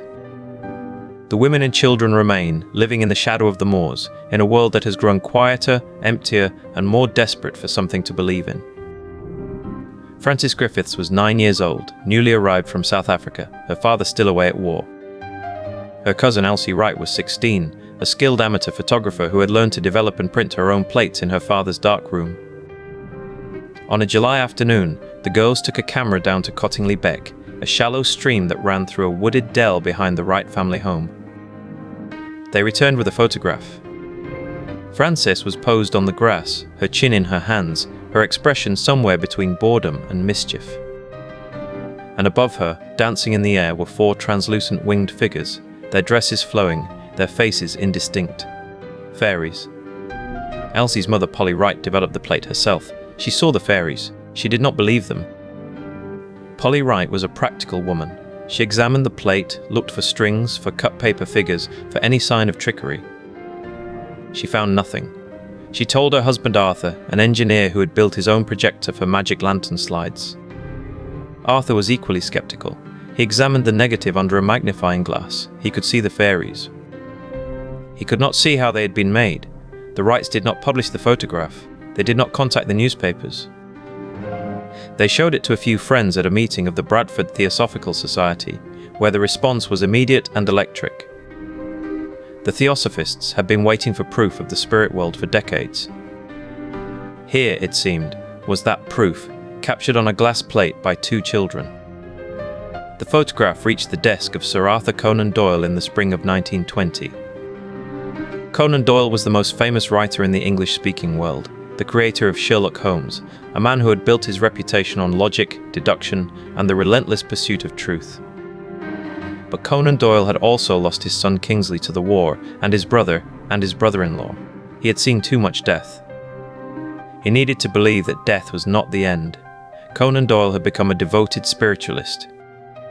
He attended seances, he wrote pamphlets defending mediumship. He believed that the dead could communicate with the living through photographs, through voices, through the trembling hands of mediums. The Cottingley Fairies were not a diversion from his life's work. They were the culmination of it. He wrote to the Wrights. He asked to see the original negatives. He sent his own expert, a photographic specialist named Mr. H. Snelling, to examine them. Snelling could find no evidence of double exposure, no cut paper edges, no visible strings. The fairies, he reported, were genuine. Conan Doyle was ecstatic. He was also, as the historian Joe Cooper would later write, a man who desperately wanted to be fooled. Conan Doyle published the photographs in the December 1920 issue of the Strand magazine, the same magazine that had serialized the Sherlock Holmes stories. The article was titled, "Fairies Photographed, an Epoch-Making Event." The public response was immediate and divided. Some saw proof of the invisible world. Others saw a hoax so transparent that it barely deserved a response. The skeptics had their arguments. The fairies looked exactly like the illustrations in the children's books that Elsie and Frances had read. They had the same bobbed hair, the same pointed wings, the same flapper dresses. They were posed in the same positions as dancers in a music hall revue. They did not cast shadows. They did not move between frames. They were, in every respect, too perfect, but the believers had their arguments too. The girls were children. They were not artists, not forgers, not sophisticated enough to pull off a fraud that had fooled Conan Doyle and his experts. And there were 3 photographs now, not just one. Frances and Elsie had gone back to the Beck and taken more. The fairies were consistent. They were persistent. They were real. The controversy raged for decades. Conan Doyle defended the photographs in lectures, in books, in letters to the editor. He wrote a full-length book called The Coming of the Fairies, in which he argued that the photographs were the most important spiritual evidence since the resurrection of Christ. He was not being hyperbolic, he meant it. The girls themselves said very little. Elsie married and moved away. Frances stayed in Cottingley, married a soldier, raised a family. When journalists came to ask about the fairies, she smiled and said she did not want to talk about it. She said she had seen them, she said she had not, she said she could not remember. She was, by all accounts, a master of evasion. In 1983, 66 years after the first photograph was taken, Frances Griffiths gave an interview to a skeptical researcher named Joe Cooper. She was 75 years old. She had nothing left to prove, and she told him the truth. The fairies were cut paper figures, drawn by Elsie, copied from a children's book, held in place with hat pins. The first photograph was a hoax, the second was a hoax, the third was a hoax, But then she paused, she looked at Cooper, and she said something that has haunted the story ever since. She said the first 5 photographs were fakes. She said she and Elsie had never meant to fool anyone, they'd only wanted to prove that they could. But the 6th photograph, she said, the one that was never published, the one that showed a fairy with its wings folded, standing on the grass, looking directly at she never explained what she meant. She never produced the 6th photograph. She died in 1986, taking the secret with her. Elsie died 2 years later. She had always maintained that the fairies were real. She had also, in a letter to a friend, admitted that they were cut out of a book. She had also, in another letter, said that she had seen a real fairy once, on the bank of the beck, and that it had looked exactly like the ones in the photographs. The truth, if it exists, is buried in the contradictions. The girls were not liars. They were not saints. They were children who discovered that the world was hungry for wonder, and who fed that hunger with paper and string and a borrowed camera. They did not ask to become the center of a global controversy.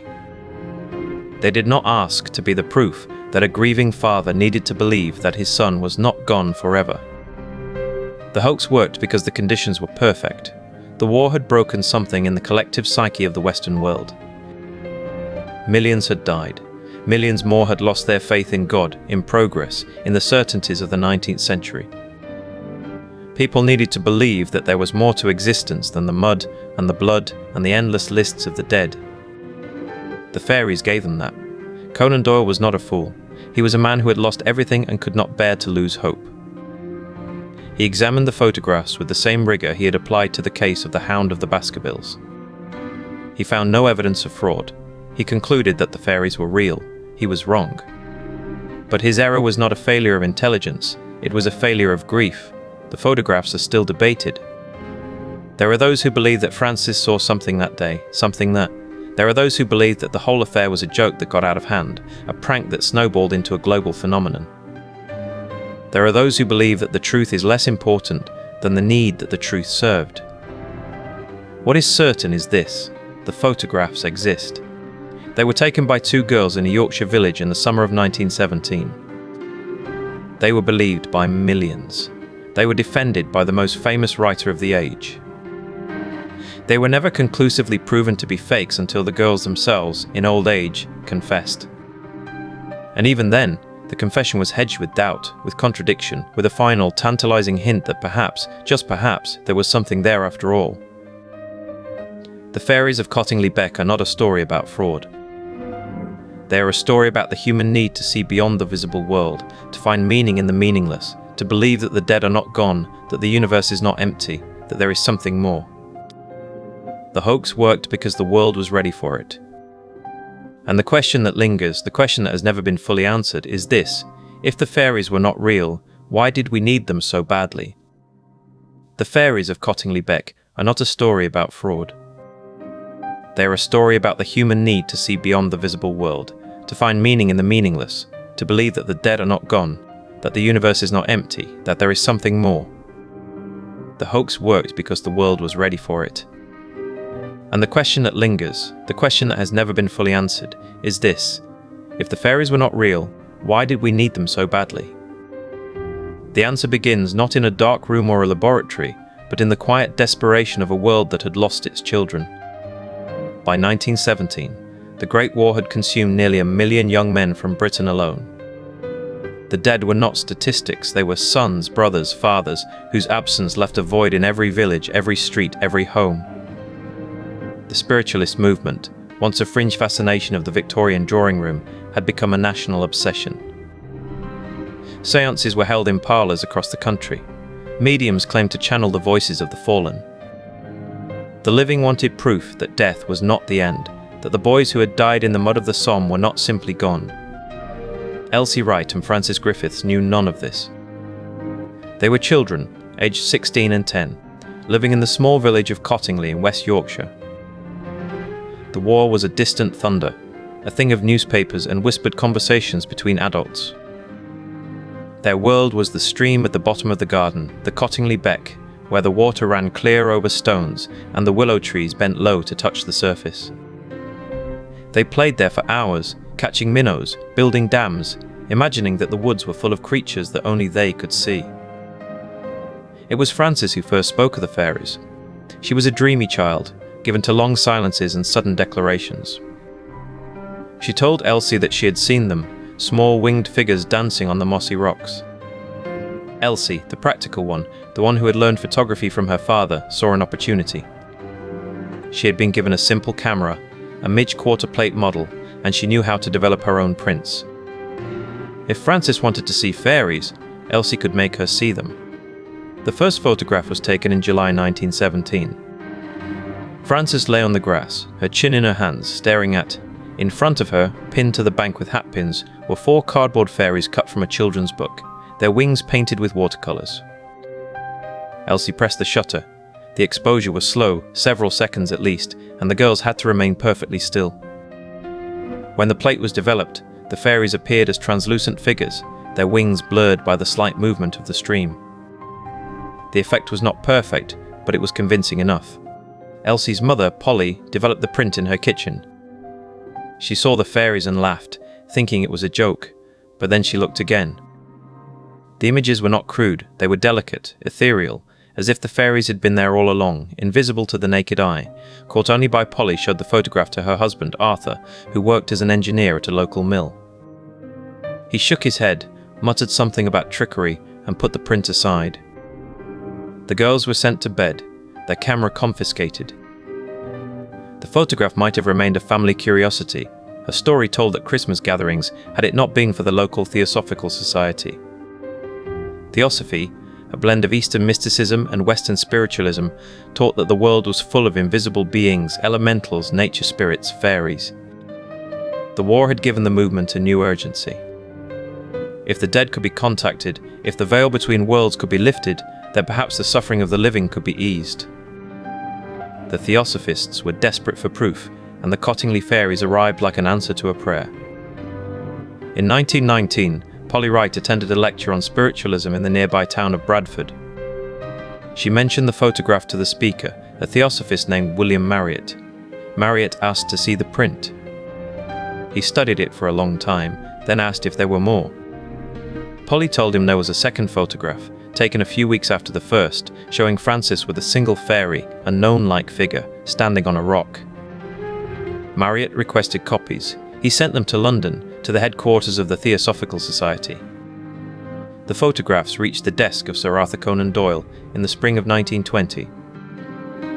Conan Doyle was, by then, the most famous writer in the English-speaking world, the creator of Sherlock Holmes, a man whose name was synonymous with logic, deduction, and the triumph of reason over superstition.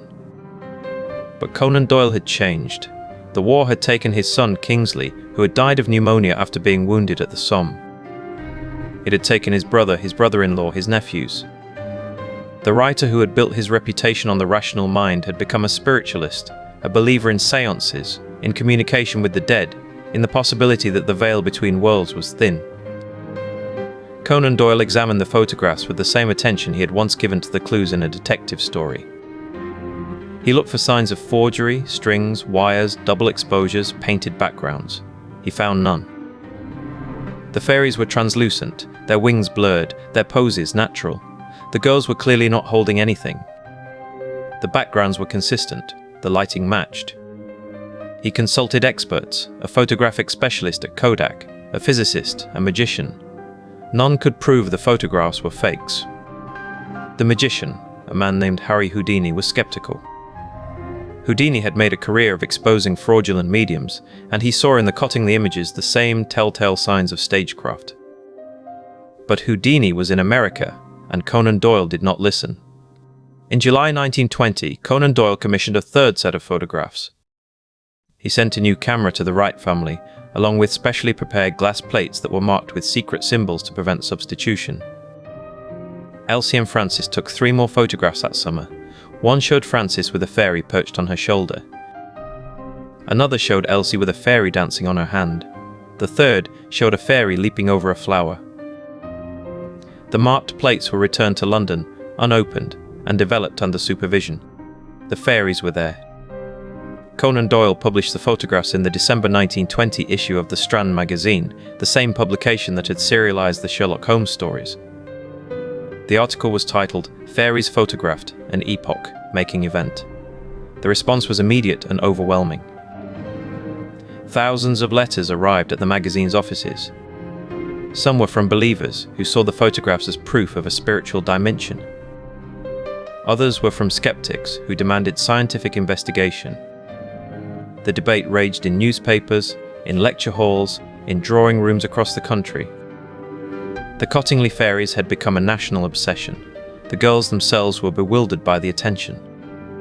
They had expected their mother to scold them. They had not expected the world to believe.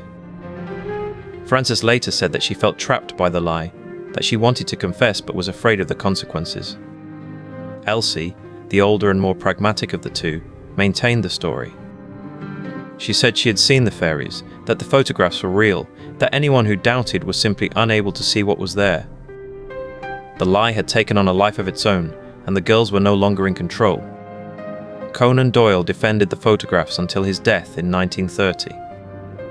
He wrote a book about them, The Coming of the Fairies, in which he argued that the images were genuine, that they represented a breakthrough in human understanding, that the spiritual world was finally revealing itself to the material world. He dismissed the skeptics as closed-minded, as prisoners of a materialist worldview that could not accommodate the miraculous. He was wrong, of course, but he was wrong for reasons that were deeply human. He wanted to believe. He needed to believe. The war had taken his son, and the fairies offered a promise that the dead were not gone, that the world was not empty, that there was something more. The truth did not emerge for 60 years. In 1983, Frances Griffiths, then 76 years old, gave an interview to a journalist.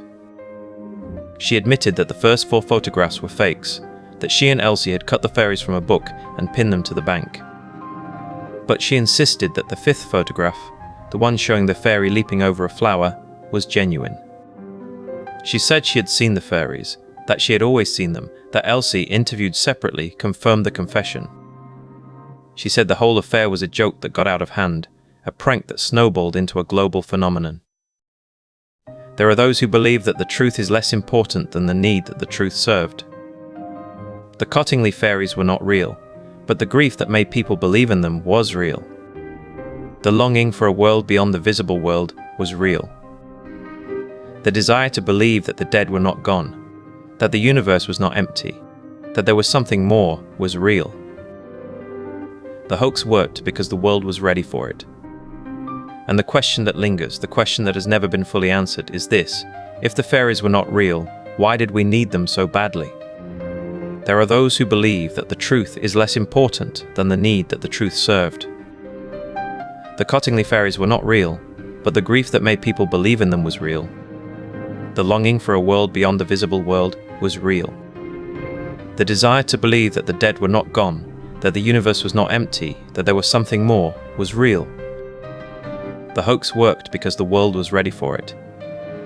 And the question that lingers, the question that has never been fully answered, is this: if the fairies were not real, why did we need them so badly? The answer begins not with the photographs, but with the century that produced them. The early 1900s were a time of profound spiritual dislocation. The First World War had shattered the old certainties, leaving a generation drowning in grief. In England alone, nearly 1 million young men had been killed, their bodies lost in the mud of the Somme and Passchendaele. Their families had no graves to visit, no bodies to bury, no physical proof that their sons and husbands had ever existed.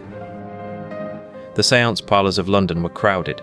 Spiritualism, once a fringe movement, had become a mainstream obsession. Mediums performed in darkened rooms, producing ectoplasm and table wrapping for grieving mothers and widows. The dead, it was said, were not gone. They were merely waiting. Sir Arthur Conan Doyle, the creator of Sherlock Holmes, the great rationalist, the man who had invented the most logical mind in fiction, had become a convert to spiritualism. His son Kingsley had died of pneumonia in 1918, a wound from the war that never healed. His brother, his nephew, and 2 of his brothers-in-law had also perished. Doyle needed to believe that death was not the end. He attended séances, wrote books defending mediumship, and spent enormous sums of money investigating paranormal claims. When he first saw the Cottingley photographs, he was not a skeptic. He was a man desperate for proof. The Theosophical Society, which had first championed the photographs, was itself a product of this spiritual hunger. Founded in 1875 by Helena Blavatsky, the society taught that there was an ancient wisdom hidden beneath the surface of all religions, that humanity was evolving toward a higher spiritual plane, and that the material world was merely a veil. The fairies, they argued, were nature spirits, elementals, the next step in human evolution. The photographs were not just proof of fairies, they were proof that the Theosophists had been right all along. Edward Gardner, the Theosophist who had become the photograph's most vocal defender, wrote a book about the case. He titled it, "The Case for Fairy Photographs." In it, he presented a meticulous, almost legalistic argument for the photograph's authenticity. He had examined the negatives. He had interviewed the girls. He had consulted with photographic experts. He had found no evidence of fraud. The fairies, he concluded, were real. The book sold well. It was translated into several languages. It was read by scientists, by clergymen, by grieving mothers who wanted to believe that their children were playing in a sunlit meadow somewhere beyond the veil. But the fairies in the Cottingley photographs were not the ethereal creatures of folklore. They were flat, two-dimensional, cut from a book. The book was Princess Mary's gift book, published in 1914, a collection of stories and illustrations for children. The fairies in the photographs were exact copies of illustrations by Claude A. Shepperson, a commercial artist who had never claimed to see a fairy in his life. Elsie Wright, the older of the two girls, had copied the drawings, attached them to cardboard hatpins, and propped them up in the grass. The photographs were crude, the shadows were wrong, the fairies did not move, and yet for millions of people they were real. The believers were not stupid, they were not gullible, they were not hysterical. They were people who had lost something, who had been told their whole lives that the universe was governed by invisible forces, and who were now being shown photographic evidence that those forces were real. The photographs were not convincing because they were good, they were convincing because the world needed them to be good. The desire to believe is a powerful lens. It can make the flat appear round, it can make the still appear moving. It can make a cardboard fairy pinned to a fern appear to be a living creature, dancing in the sunlight. The photographs were exhibited, they were written about, they were debated in scientific journals and in spiritualist magazines. They were used as evidence in court cases about the existence of the supernatural. They were shown to schoolchildren as proof that the world was full of wonders. And all the while, the two girls who had taken them were growing up, watching their prank become a global phenomenon, trapped in a lie that had long since escaped their control. Elsie Wright married and moved to America. She worked as a photographer. She took pictures of landscapes and portraits, images of the ordinary world, a world without fairies. She never spoke about the photographs. She never gave interviews. She carried the secret with her for decades, a weight that grew heavier with each passing year. Frances Griffith stayed in England. She married a soldier, had children, lived a quiet life in the Yorkshire countryside. She did not speak about the fairies either, but she did not forget them. In 1983, Frances broke her silence. She told a journalist that the first 4 photographs were fakes, that she and Elsie had cut the fairies from a book and pinned them to the bank. But she insisted that the 5th photograph, the one showing the fairy leaping over a flower, was genuine. She said she had seen the fairies, that she had always seen them, that Elsie, interviewed separately, confirmed the confession. She said the whole affair was a joke that got out of hand, a prank that snowballed into a global phenomenon. But Frances never recanted her claim that she had seen the fairies. She maintained until her death in 1986 that the fairies were real, that she had seen them as a child, that the photographs were merely an attempt to capture what was already there. Elsie, who died in 1988, was more dismissive. She said the whole thing was a joke, a bit of fun, nothing more. And yet, in her final years, she too spoke of seeing something in the glen, something that she could not explain, something that had followed her through the decades. The photographs were eventually declared fakes by experts at the Kodak Company and the British Journal of Photography. The hatpins were discovered. The cut-out fairies were identified. The shadows were analysed. The science was conclusive. The fairies were not real, and yet the photographs remain. They are preserved in archives. They are studied by historians. They are reproduced in books about hoaxes and about the supernatural. They have become a part of our cultural memory, a symbol of the human capacity for belief. The Cottingley Fairies were not a hoax in the traditional sense. They were not a deliberate attempt to deceive the public for profit or fame. They were a prank, a childish game, a moment of play that was taken seriously by a world that had forgotten how to play. The two girls did not set out to fool the world. They set out to have fun. And the world, in its grief and its longing, did the rest. The question is not whether the fairies were real. The question is why we needed them to be real. The early 20th century was a time of unprecedented loss. The war had taken everything. It had taken the sons, the fathers, the husbands. It had taken the belief in progress, in civilization, in the goodness of humanity. It had left a void, a silence, a darkness that could not be filled by reason alone. People needed to believe that there was something beyond the visible world, something that could not be destroyed by shells and bullets, something that could not be killed. The fairies were not the only answer to that need. They were part of a larger movement, a desperate search for meaning in a world that had lost its meaning. Spiritualism, theosophy, the occult revival, the fascination with the supernatural, all of these were attempts to find a thread of light in the darkness. The Cottingley photographs were not the cause of that search. They were a symptom of it. They were a mirror, reflecting the hopes and fears of an entire generation. When Frances Griffiths confessed, she said something that has haunted the case ever since. She said that the fairies were not real, but that she had seen them anyway. She said that the photographs were fakes, but that the fairies themselves were not. She said that she had seen them as a child, that she had always seen them, that what did she mean? Was she lying? Was she confused? Was she, in her old age, trying to preserve a fragment of the magic that had defined her life? Or did she mean something else? Something that cannot be captured by a camera, something that cannot be proved or disproved by science, something that exists only in the space between belief and doubt.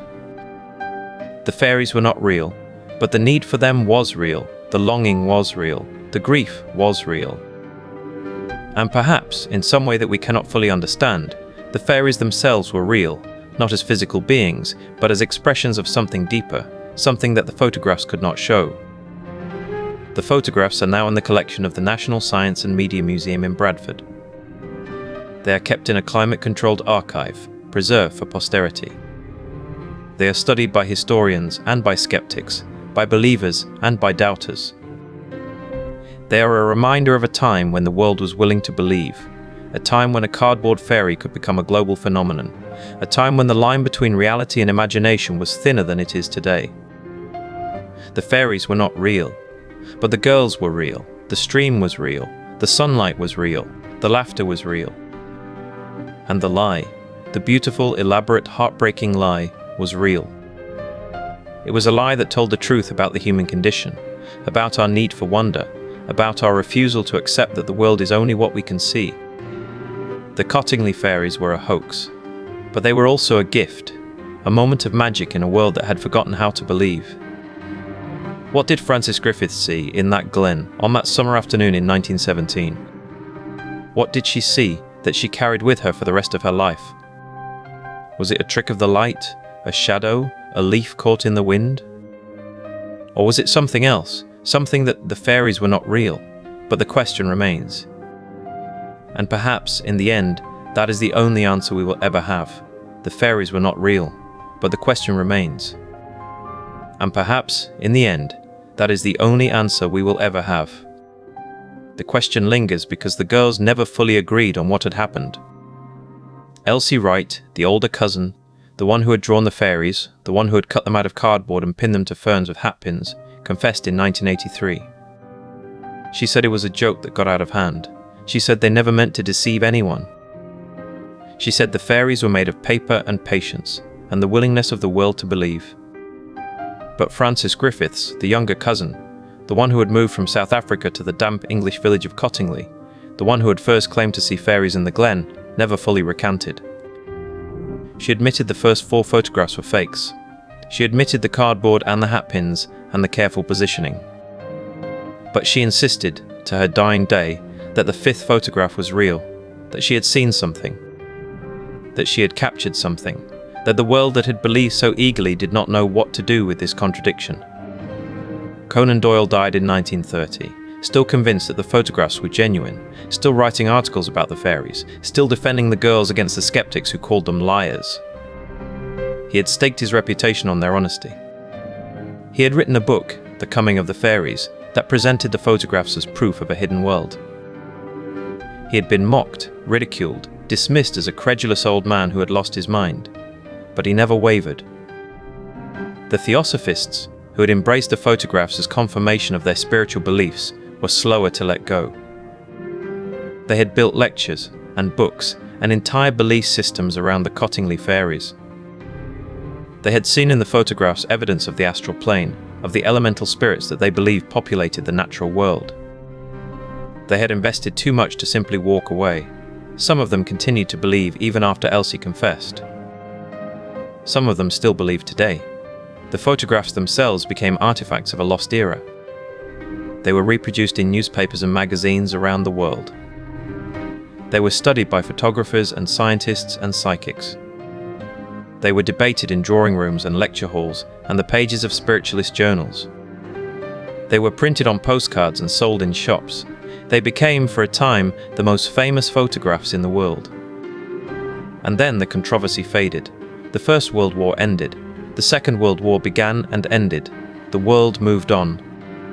The girls grew up, married, had children, became grandmothers. They lived ordinary lives, in ordinary houses, in ordinary English towns. They did not talk about the fairies. They did not give interviews. They did not seek attention. They let the photographs speak for themselves. But the photographs never entirely disappeared. They were reprinted in books about the paranormal. They were mentioned in documentaries about hoaxes. They were studied by historians of photography. They became a footnote in the history of deception, a curious episode in the long story of human credulity. They were filed away, catalogued, explained, dismissed. And then, in 1983, a journalist named Joe Cooper tracked down the two women. He was writing a book about the Cottingley Fairies. He wanted to hear their story, in their own words, for the first time in 60 years. He found Elsie Wright living in a small house in Yorkshire, a widow, a grandmother, a woman who had spent most of her life keeping a secret. He found Frances Griffiths living in a similar house in a similar town, a woman who had carried a different secret, a secret she had never fully shared. Elsie confessed. She showed Cooper the cardboard cutouts, the hat pins, the string she had used to suspend the fairies. She explained how they had posed the photographs, how they had held their breath, how they had waited for the right light, how they had hoped. She laughed as she told the story. She said it was a joke. She said they never meant to deceive anyone. She said it was just a game. But Frances did not confess. She admitted the first 4 photographs were fakes. She admitted the cardboard and the hat pins and the careful positioning. But she insisted, with a quiet certainty that Cooper found unsettling, that the 5th photograph was real. That she had seen a fairy, that she had captured it on film, that she had not been lying, that she had not been playing a game. That she had seen something, and that something had changed her life. Cooper did not know what to make of this. He had come, expecting a simple story, a straightforward confession, a clean resolution to a 60-year-old mystery. Instead, he found a contradiction. He found 2 old women who had lived with the same secret for most of their lives, but who remembered it differently. He found a story that refused to be closed. The 5th photograph was studied by experts. It was analyzed by photographers and scientists and historians. It was subjected to every test that modern technology could devise, and the conclusion was inconclusive. The photograph could have been a double exposure. It could have been a trick of the light. It could have been a real fairy. The experts could not agree. The photograph remained ambiguous. Frances Griffiths died in 1986, 3 years after the confession. She was buried in the churchyard of the village where she had grown up. On her grave, her family placed a headstone. On the headstone they carved an inscription. It read, "There is no death, there are no dead." Elsie Wright died in 1988.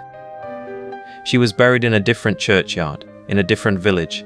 On her grave, her family placed a different headstone. On that headstone, they carved a different inscription. It read, The truth is out there. The two inscriptions taken together tell the story of the Cottingley Fairies better than any analysis ever could. One woman believed in the afterlife, the other believed in the truth. One woman carried a secret to her grave. The other carried a different secret, a secret she never fully revealed. One woman confessed, the other did not. The Cottingley Fairies were a hoax. The photographs were fakes. The cardboard cutouts were real. The hat pins were real. The string was real. The deception was real. And yet, the mystery remains. The fifth photograph remains. The question remains. What did Frances Griffiths see in that glen on that summer afternoon in 1917? What did she see that she carried with her for the rest of her life? Was it a trick of the light, a shadow, a leaf caught in the wind? Or was it something else, something that the fairies were not real, but the question remains? And perhaps, in the end, that is the only answer we will ever have. The next hoax would be different. The next hoax would involve a camera, a lake, and a creature that had never existed. The next hoax would be called the surgeon's photograph, and the world would believe again.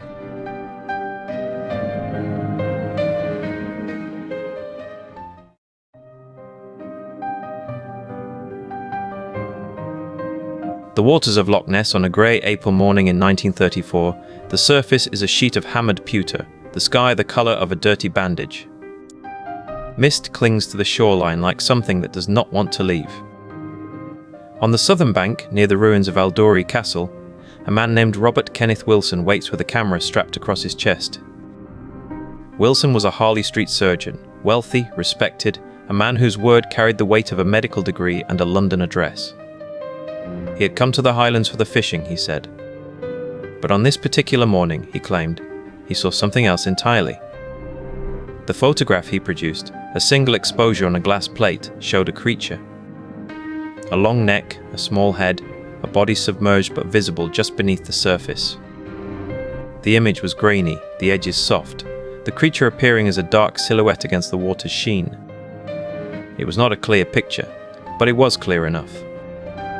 To understand why the world believed, you must understand what the world was ready to see. The 1930s were a decade hungry for wonder. The Depression had hollowed out entire communities. The rise of fascism was a dark cloud on the horizon. People needed something that was not politics, not economics, not war. They needed a mystery that belonged to no one and everyone. Loch Ness had long been a place of local legend. The first written account of a creature in the loch dated to the 6th century, when St. Columba was said to have confronted a water beast.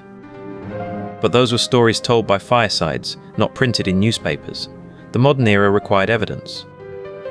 And on April 24, 1934, the Daily Mail provided it. The newspaper ran the photograph across its front page. The headline read, "The Loch Ness Monster, Sensational Photograph." The article described Wilson as a distinguished London surgeon who had captured the image while driving along the loch shore. The Daily Mail's own picture editor had examined the negative and declared it genuine.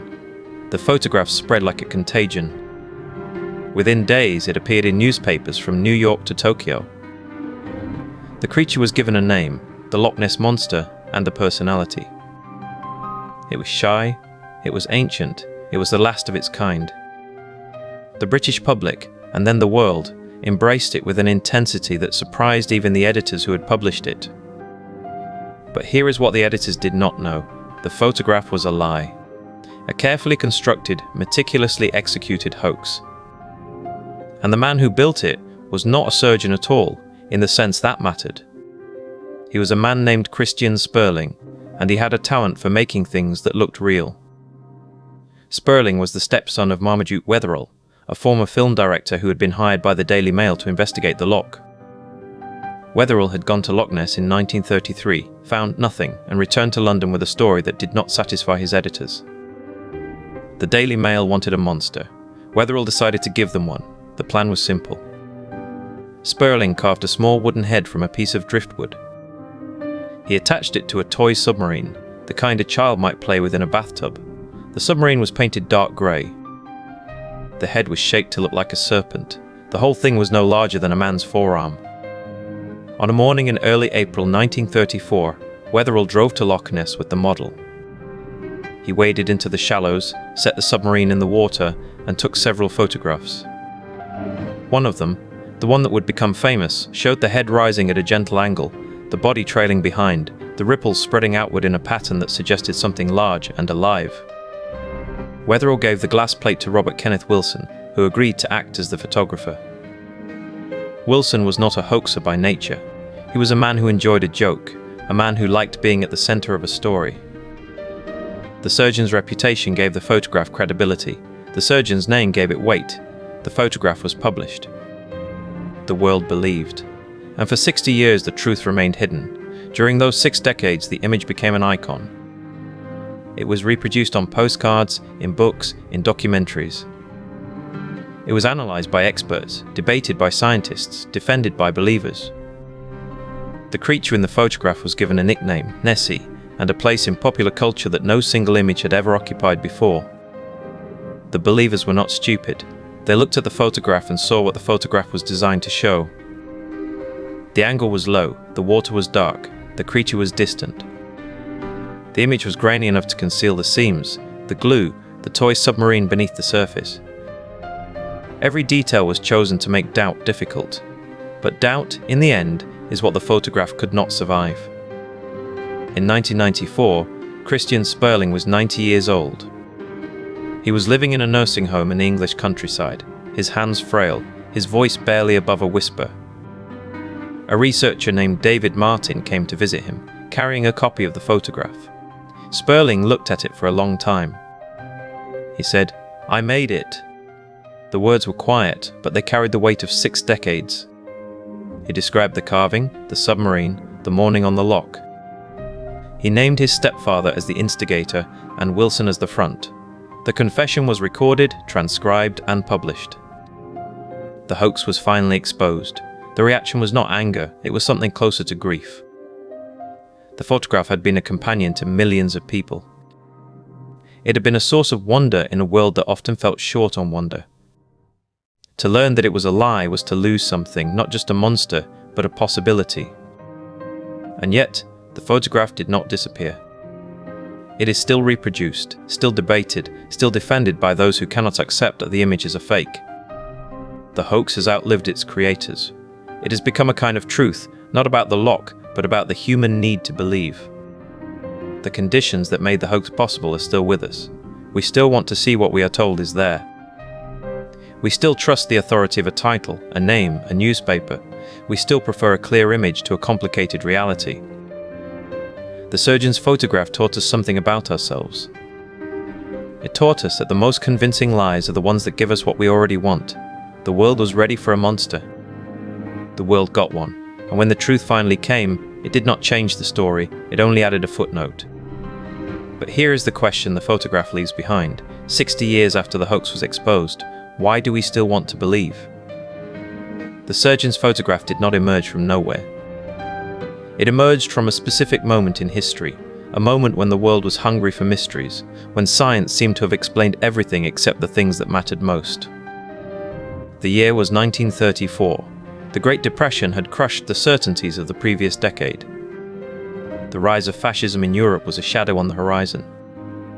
People needed something to believe in that was not political, not economic, not threatening. They needed a monster. The loch itself was the perfect stage. 23 miles long, 1,000 feet deep in places, its waters the color of peat smoke. It was a place where the imagination could take root. Local legend had spoken of a waterhorse for centuries, the Ich Uish, a creature that could shapeshift, that could lure travelers onto its back and then drag them into the depths. But legend was not enough. The modern world required evidence. The photograph arrived like a gift. It was published in the Daily Mail on April 24, 1934, under the headline that would echo through decades. The image showed a long neck rising from dark water, a small head, a suggestion of a body beneath the surface. It was grainy, indistinct, perfectly ambiguous. The caption identified the photographer as Robert Kenneth Wilson, a respected London surgeon. The name alone gave the image authority, but the surgeon was not a hoaxer, he was a dupe. The photograph had been given to him by a man named Marmaduke Wetherell, a former film director and big game hunter who had been hired by the Daily Mail to find the monster. Wetherell had failed. He had spent weeks on the loch, seen nothing, produced nothing. His reputation was on the line. And so he decided to manufacture what he could not find. Wetherell had a stepson named Christian Spurling. Spurling was a model maker, a craftsman who worked with his hands. He was small, quiet, unassuming. He had a workshop in London where he built miniature ships and airplanes. Wetherell asked him to build something else, a monster. A monster small enough to fit in a camera frame, convincing enough to fool the world. Spurling carved a head from wood, shaped it with sandpaper, painted it dark grey. He attached it to a toy submarine, a child's toy, the kind sold in department stores. The whole thing was no longer than a man's hand. He tested it in a bathtub, watched it float, adjusted the angle of the neck. It looked ridiculous in the bathroom. But in the loch, in the mist, in the grainy black and white of a newspaper photograph, it would look real. The plan was simple. Wetherell would take the model to Loch Ness. He would photograph it from a distance, using a small camera, a cheap lens, a slow shutter speed. The blur would be the hoax's greatest ally. The grain would hide the seams. The water would obscure the scale. The mist would do the rest. On the morning of the photograph, the loch was calm. The mist hung low over the water. Wetherell positioned the model, stepped back, and pressed the shutter. He took several exposures. One of them captured the neck at the perfect angle, rising, turning, as if the creature was aware of being watched. That was the one that would change history. Wetherell did not submit the photograph himself. He knew his reputation was damaged. He needed a credible witness. He gave the negatives to Robert Kenneth Wilson, the surgeon, who had been visiting the area. Wilson was intrigued. He agreed to have the photograph developed and published under his name. He may not have known it was a fake. He may have been as deceived as everyone else. The Daily Mail ran the photograph with an article that described it as the most remarkable photograph ever taken. The paper did not verify the image. It did not send a team to the loch to investigate.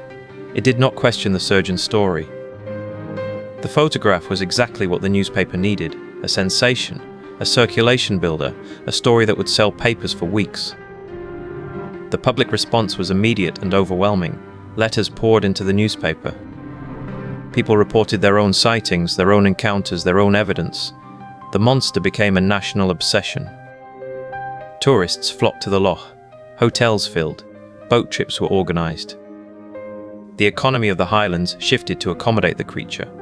The photograph was analysed by experts. A zoologist at the Natural History Museum examined it and declared it genuine. A photographic expert studied the grain and pronounced it authentic. The surgeon's reputation carried weight. The newspaper's authority was unquestioned. The hoax held. For 60 years, the photograph was the cornerstone of the Loch Ness Monster legend. It was reproduced in books, magazines, documentaries.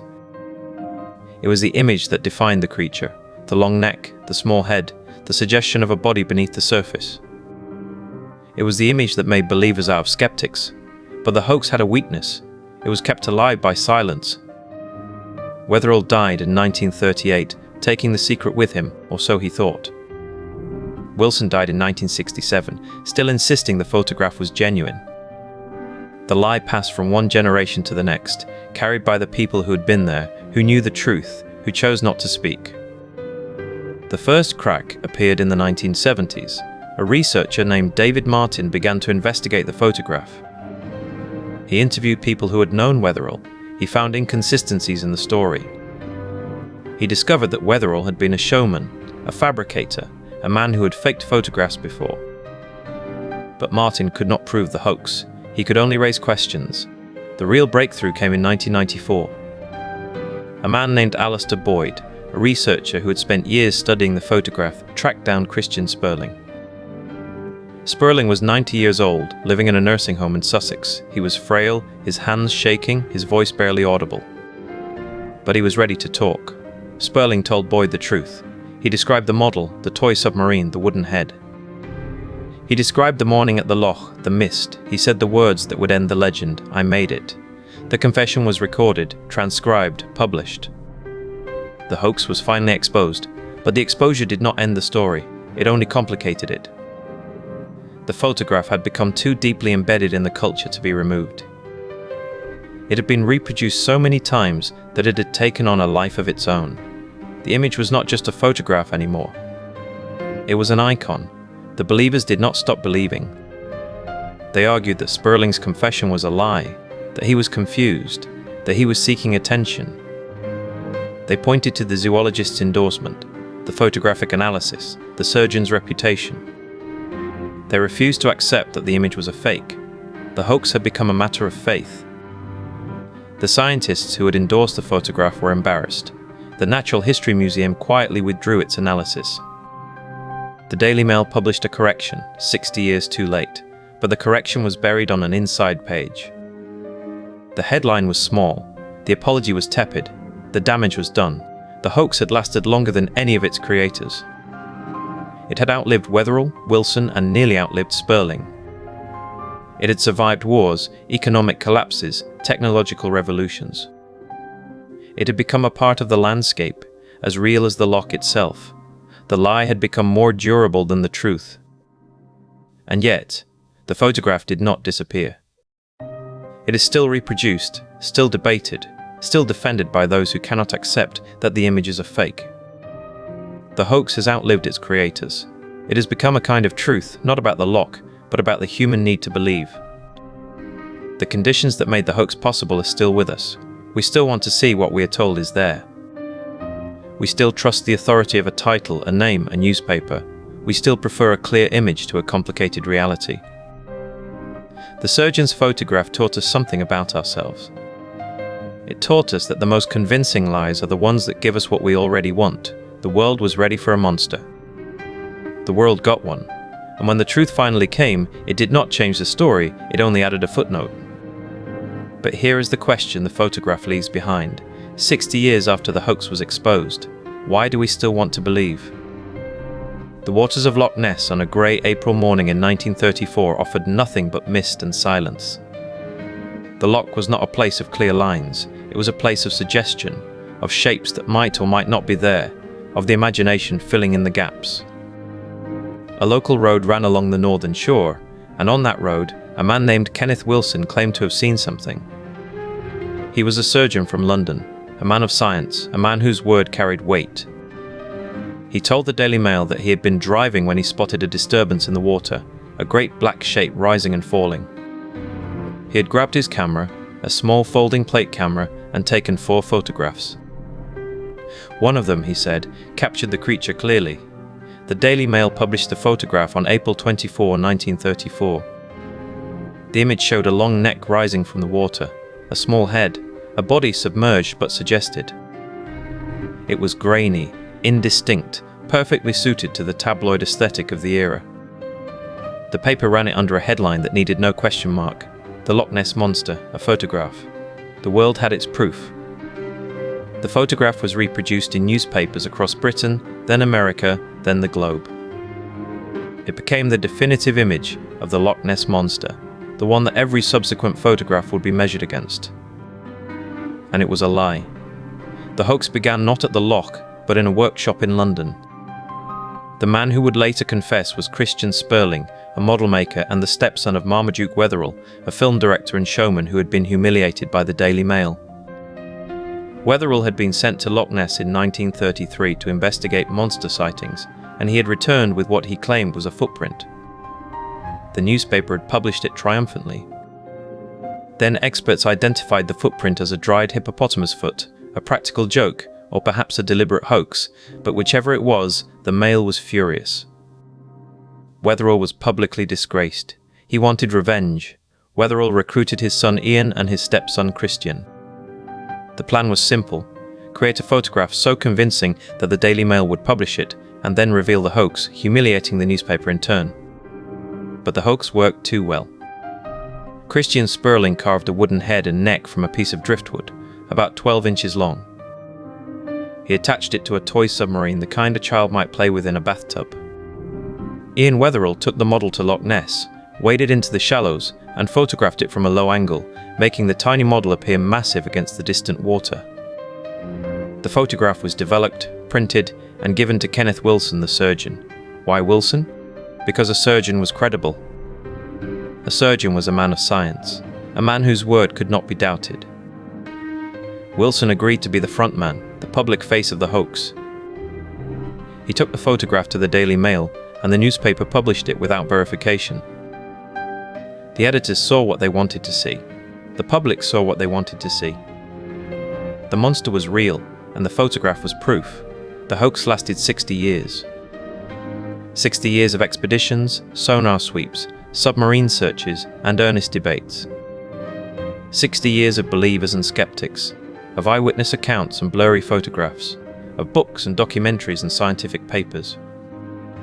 The surgeon's photograph was the anchor of it all, the one piece of evidence that could not be dismissed, the image that seemed to prove the monster existed. And all the while, Christian Sperling kept his secret. He told his wife, but she took it to her grave. He told a few friends, but they did not believe him. The hoax had become too big for its creators to control. In 1975, a team of scientists conducted a sonar survey of the loch. They found no large creature. In 1987, Operation Deep Scan used a fleet of boats with sonar equipment, sweeping the entire loch. They found nothing. In 1993, a BBC documentary investigated the surgeon's photograph and concluded it was likely a fake. The evidence mounted, but the believers held firm. The photograph had become an icon, and icons do not surrender to facts. The hoax had taken on a life of its own, a life that outlasted the men who created it. Christian Sperling died in 1994. He was 90 years old. In his final months, he gave a deathbed confession to a researcher named David Martin. Sperling was frail, his voice barely audible, but he was clear. He described the toy submarine, the wooden head, the low-angle photograph. He described the revenge plot that had gone too far. He said, "I made it. I made the monster." The confession was published in the Scottish Daily Mail, the same newspaper that had published the photograph 60 years earlier. The hoax was finally exposed. The hoax had lasted longer than any of its creators. It had outlived Wetherill, Wilson, and nearly outlived Sperling. It had survived wars, economic collapses, technological revolutions. It had become a part of the landscape, as real as the loch itself. The lie had become more durable than the truth. And yet, the photograph did not disappear.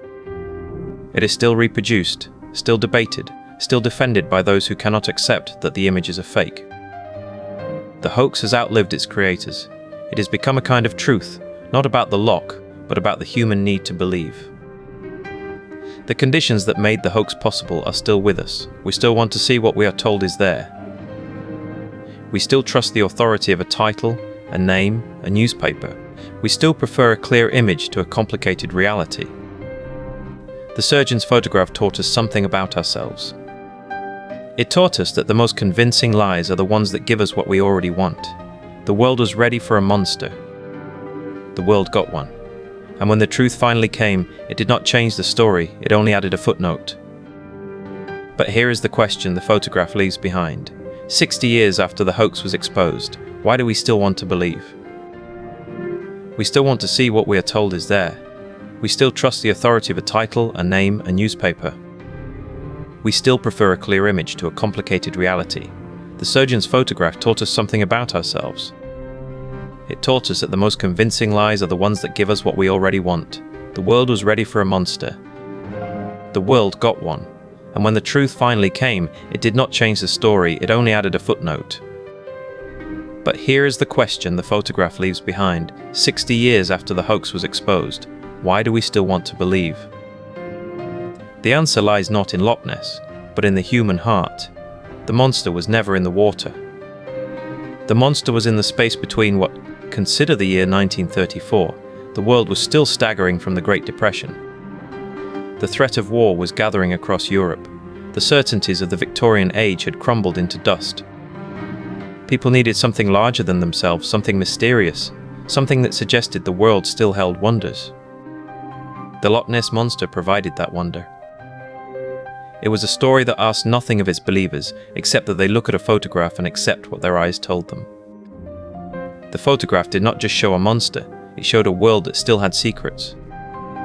It showed that science had not explained everything, that the ancient myths might be real, that the modern world had not killed all mystery.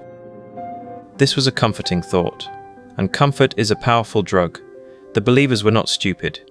They were not gullible. They were people who had been taught to trust institutions, the Daily Mail, the British Museum, the respected surgeon who took the photograph. When those institutions told them the monster was real, why would they doubt? The hoax worked because it exploited a system of trust that had taken centuries to build. Christian Sperling understood this. He was not a master deceiver. He was a man with a talent for model making, a grudge against a newspaper, and an opportunity that presented itself one rainy afternoon. His confession in 1994, made from a hospital bed in Somerset, was not dramatic. It was tired. It was the confession of a man who had carried a secret for 60 years and was finally ready to set it down. "I made it," he said. "I carved the head from wood. We used a toy submarine my father had bought. We took it to the loch and photographed it. It was a joke that got out of hand. The joke that got out of hand." This is the phrase that haunts the story, because it suggests that the hoax was not malicious, it was not calculated. It was a piece of mischief that the world took seriously, and once the world took it seriously, there was no way to take it back. The lie had its own momentum, and yet the photograph did not disappear. It is still reproduced, still debated, still defended by those who cannot accept that the image is a fake. The hoax has outlived its creators. It has become a kind of truth, not about the loch, but about the human need to believe. The conditions that made the hoax possible are still with us. We still have newspapers that need headlines. We still have institutions that we trust. We still have a hunger for mystery that no amount of scientific explanation can satisfy. The surgeon's photograph was not an anomaly. It was a template. Every generation creates its own monsters. The Cottingley Fairies gave the Victorians proof of the spirit world. The Cardiff Giant gave frontier America a wonder to rival the old world. The surgeon's photograph gave the 20th century a mystery that science could not solve. Each hoax was perfectly calibrated to its time. The difference is that we now know the truth about the photograph. We know who made it, how they made it, and why. We have the confession, we have the model. We have the testimony of the men who were there, and yet the belief persists. This is the legacy of the hoax. It is not the photograph itself. It is the structure of belief that the photograph created. Once you have seen the image, you cannot unsee it. Once you have accepted the possibility, you cannot fully reject it. The doubt remains, like a stone in your shoe. The skeptics have tried. They have pointed to the inconsistencies in the ripples. They have noted that the angle of the head does not match the angle of the neck. They have calculated the size of the object and shown that it could not have been a living creature. They have presented their evidence with the precision of a courtroom prosecutor, and still the believers remain. They argue that the confession was coerced. They claim that the model was a decoy. They insist that the real photograph shows something else, something that the hoaxers were trying to hide. The hoax has become a conspiracy theory, and conspiracy theories are immune to evidence. This is the deeper truth that the surgeon's photograph reveals. We do not believe because of evidence. We believe because of need. The evidence comes after, to justify what we have already decided to accept. The photograph was not convincing because it was real. It was convincing because we wanted it to be real. The Daily Mail understood this. The editors knew that the photograph would sell newspapers because it satisfied a longing. They did not ask too many questions. They did not verify the source. They printed the image and watched the money roll in. The hoax was not just the work of 3 men in a workshop. It was the work of an entire system that was designed to produce belief. That system is still in place. The technology has changed, the platforms have changed, but the mechanism is the same. We are still given images that we are told are true. We are still asked to trust the source. We are still rewarded for believing and punished for doubting. The surgeon's photograph was the first great hoax of the modern media age. It showed that a single image, carefully crafted and strategically placed, could reshape reality. It showed that the truth was not a fixed thing, but a negotiation between those who produced information and those who consumed it. And in 1994, when Sperling finally spoke, the negotiation ended, the truth was told, the hoax was exposed. But the belief did not end. It could not end, because the belief was never about the photograph. It was about the need that the photograph satisfied. The loch is still there, the tourists still come. The souvenir shops still sell plastic monsters. The mystery has become an industry, and the industry has no interest in the truth. The hoax has become self-sustaining, a perpetual motion machine of belief. And so the question that the surgeon's photograph leaves us is not about the past, it is about the present. It is about every image. The hoaxes are dead.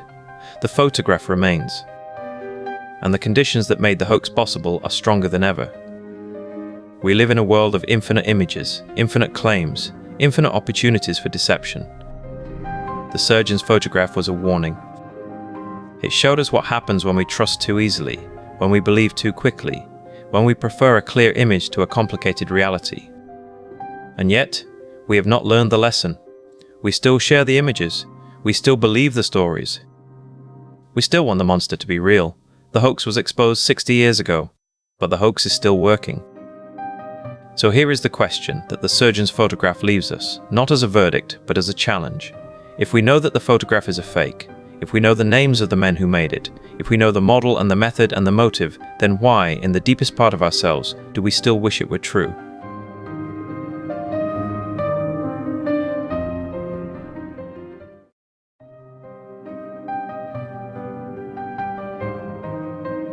In the summer of 1995, a grainy black and white film arrived like a signal from another world.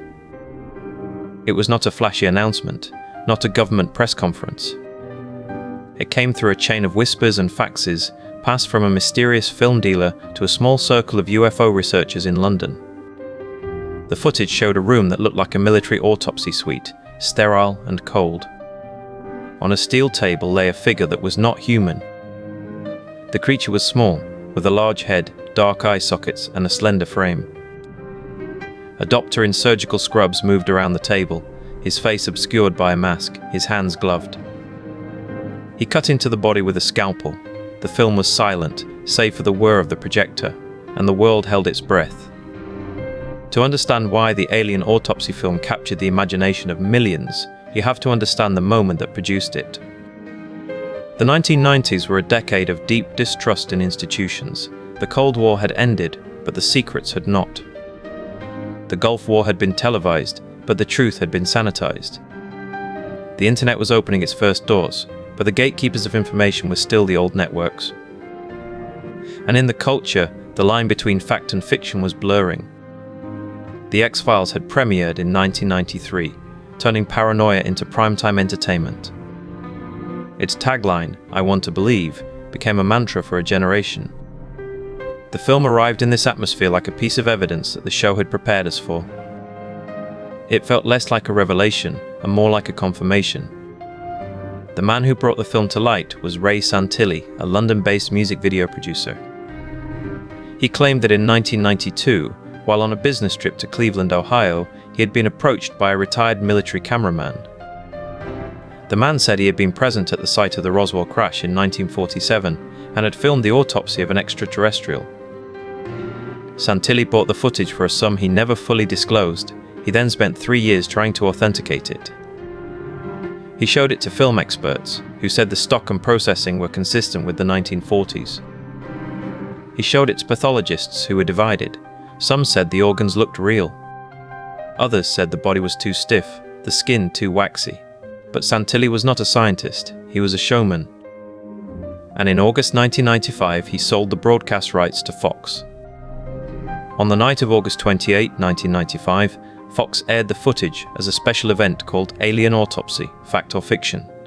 The network treated it with the gravity of a documentary, not a tabloid. They brought in experts to analyze the footage, including a forensic pathologist and a film historian. The host was Jonathan Frakes, who had played Commander Riker on Star Trek: The Next Generation. The show was structured as a trial, with evidence presented for and against the film's authenticity. But the framing was deceptive. The experts were not all neutral. Some had already been convinced by the footage.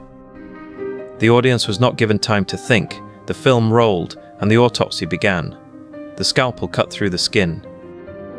The organs were removed, the body was opened, and the world watched. The believers were not stupid, they were not gullible. They were people who had grown up in a world where the government had lied about Vietnam, about Watergate, about Iran, Contra. They had seen the Pentagon Papers. They had watched the Challenger explode on live television. They knew that institutions could hide things. And the Roswell incident had been a source of mystery for decades.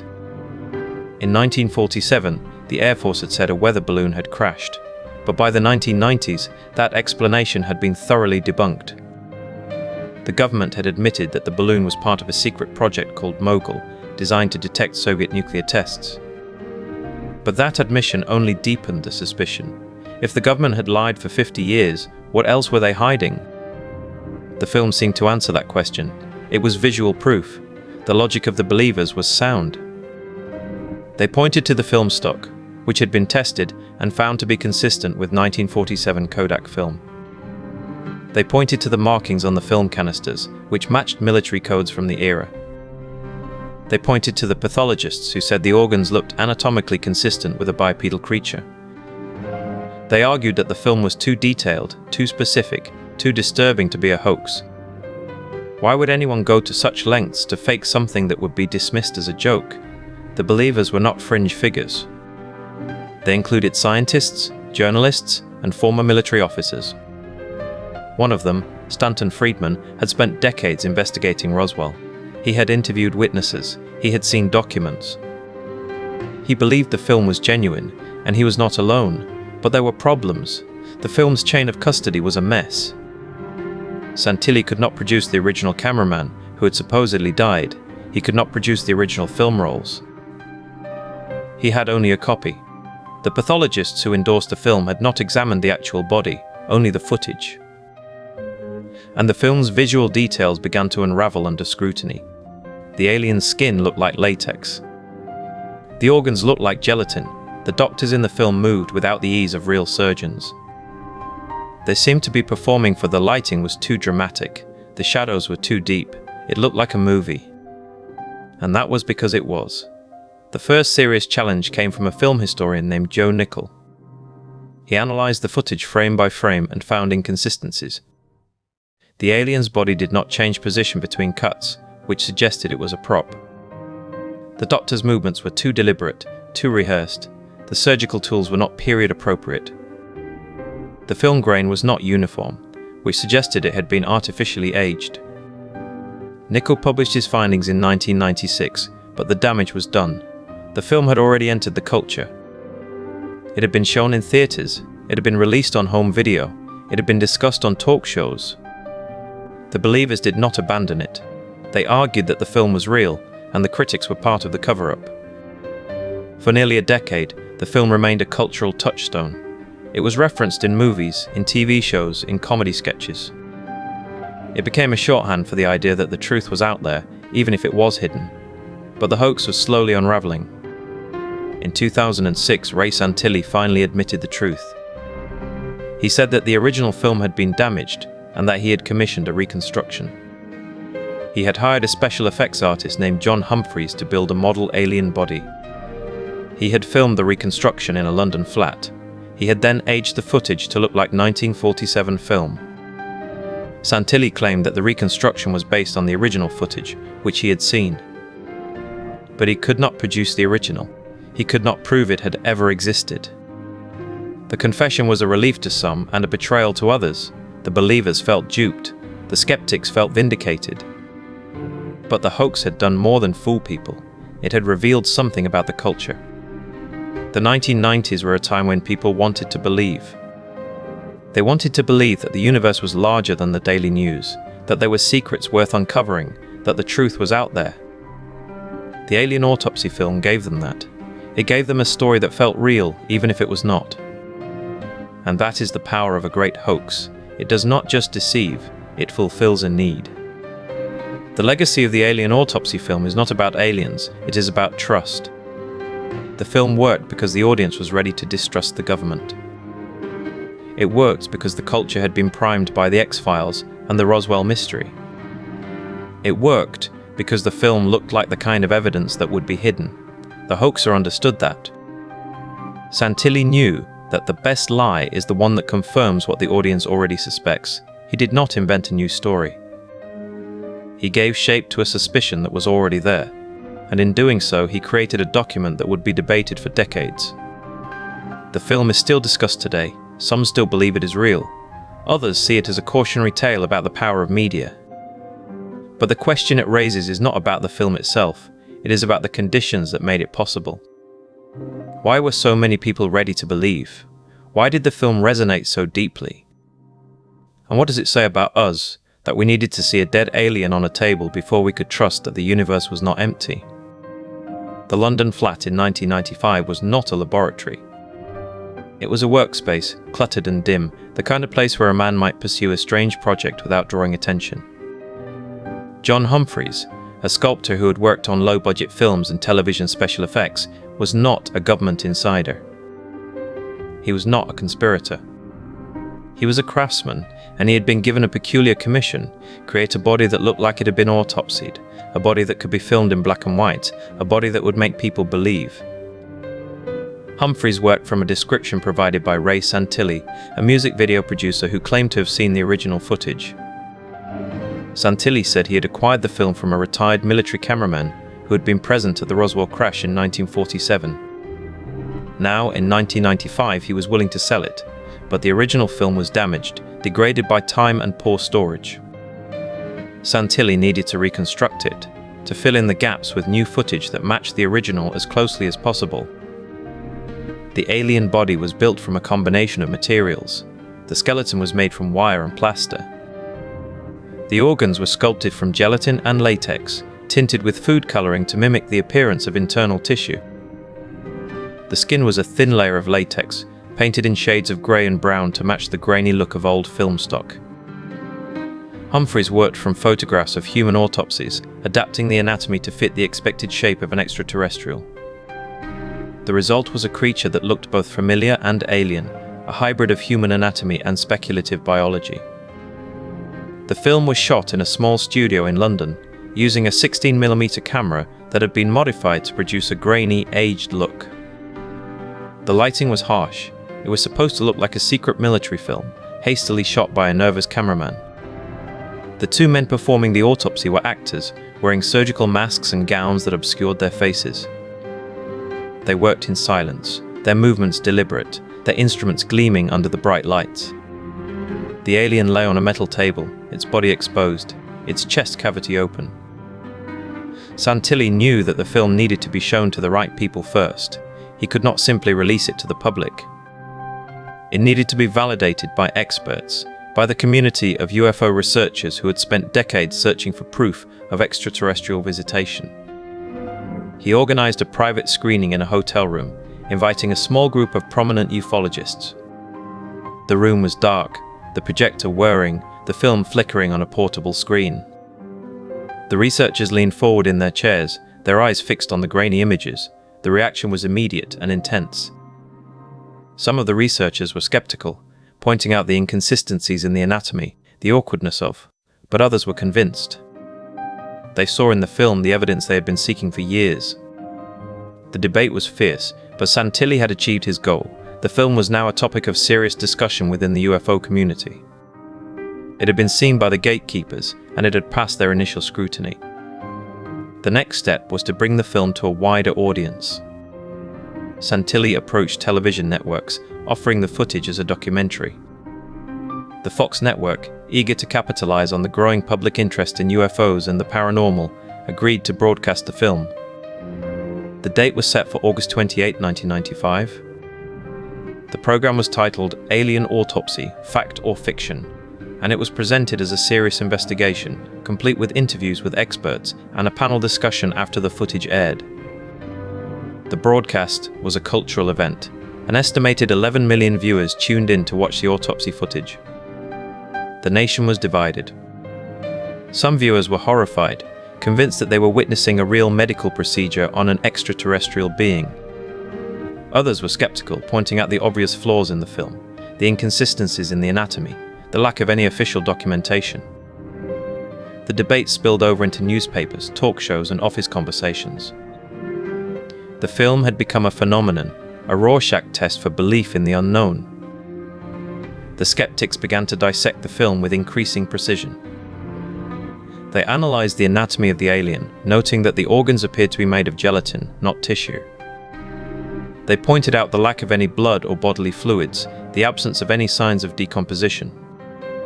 They noted that the film, they argued, was a hoax, a cleverly constructed piece of entertainment that had been mistaken for evidence. But the believers held firm. They argued that the film was too detailed, too specific to be a hoax. The anatomy, they said, was unlike anything a human sculptor could have imagined. The organs were arranged in a way that suggested a real biological system, not a prop. The film, they insisted, was genuine, and the government was covering up the truth.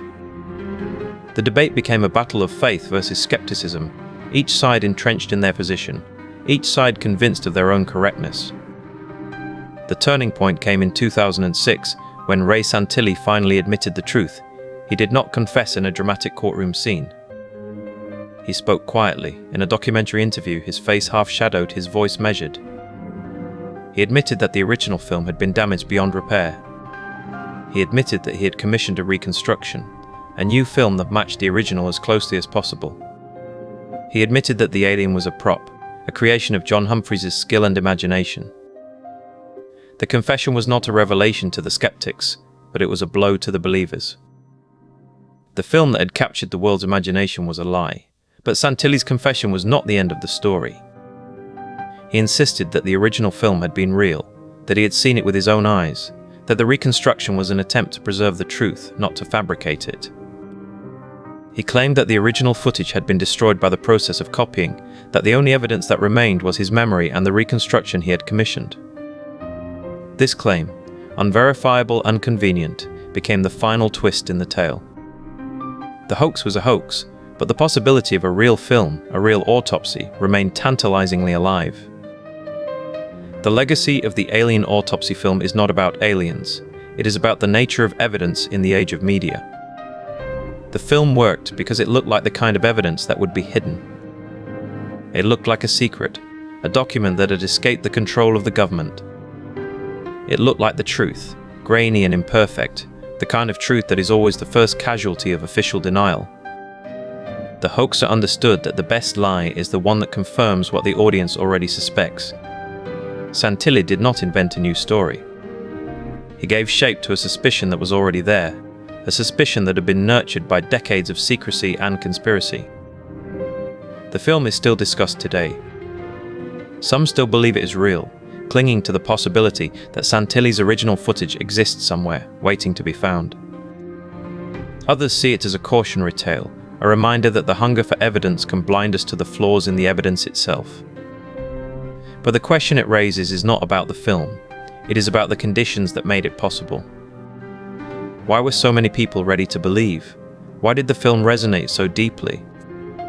And what does it say about us, that we needed to see a dead alien on a table before we could trust that the universe was not empty? The legacy of the Alien Autopsy film is not about aliens. It is about the nature of evidence in the age of media. The film worked because it looked like the kind of evidence that would be hidden.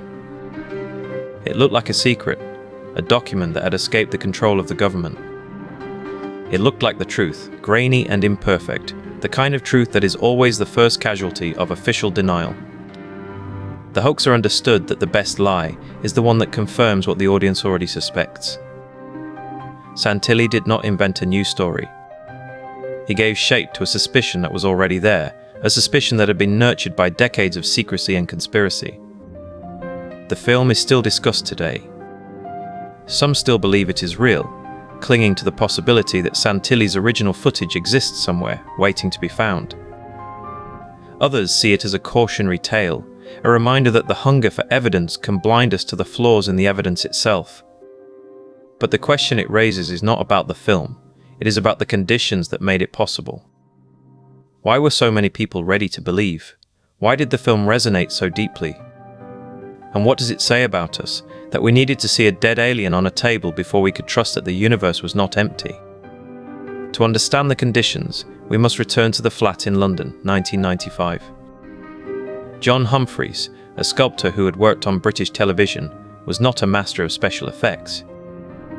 His workshop smelled of latex and acetone, a small room cluttered with plaster casts and wire armatures.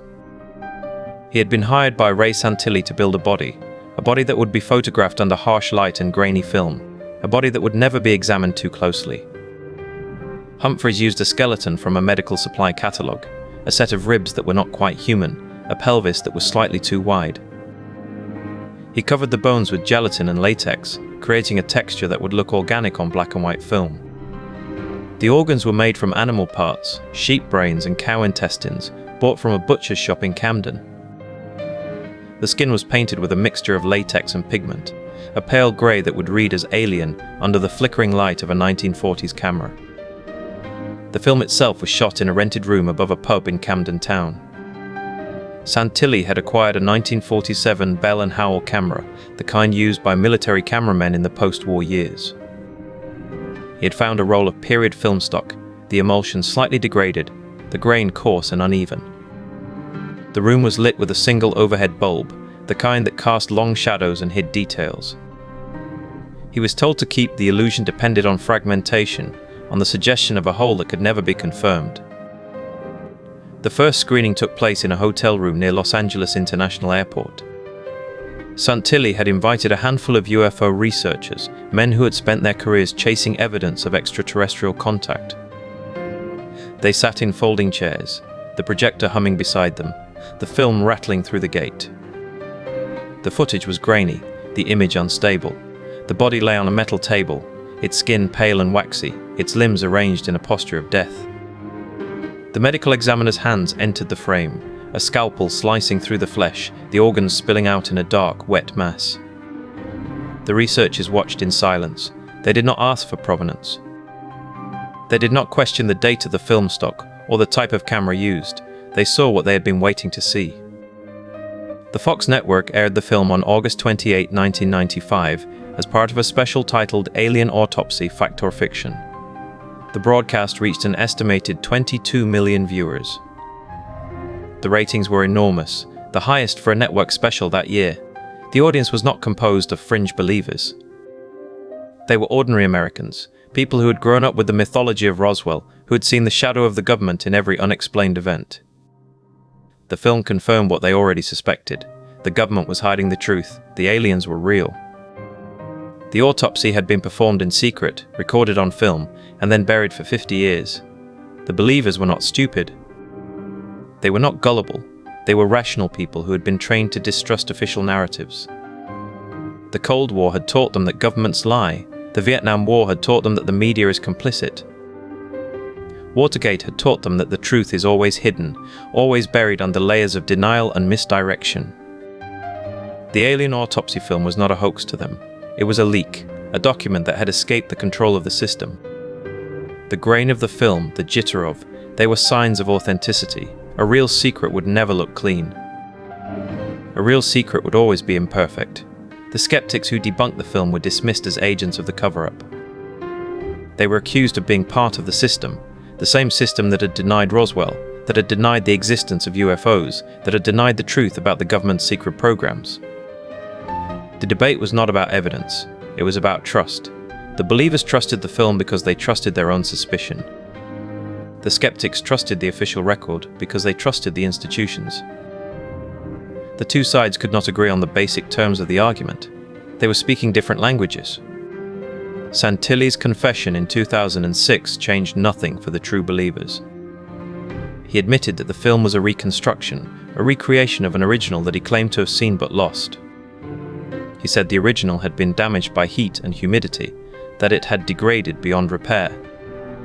He said he had hired Humphreys to rebuild the body, to restage the autopsy, to create a version of the truth that could be shown to the public. The confession was meant to be an exoneration, a way of acknowledging the hoax while preserving the core of the story. But the believers did not accept it. They argued that Santilli was being pressured by the government, that his confession was part of the cover-up, that the original film still existed somewhere, waiting to be found. The film remains a Rorschach test for the culture. For some, it is a monument to credulity, a reminder that the desire to believe can override the capacity to reason. For others, it is a symbol of resistance, a document that challenged the official narrative and forced the government to deny what it could not explain. The truth is more mundane. The film was a product of its time, a time when the boundaries between fact and fiction were dissolving, when the media had become a hall of mirrors reflecting suspicion back at itself. The hoaxer understood something profound about the human need for mystery. He understood that the absence of evidence is not the same as evidence of absence. He understood that a story can be true even when it is false, as long as it satisfies a deeper need. The Alien Autopsy film was not about aliens. It was about the fear that we are alone and the hope that we are not.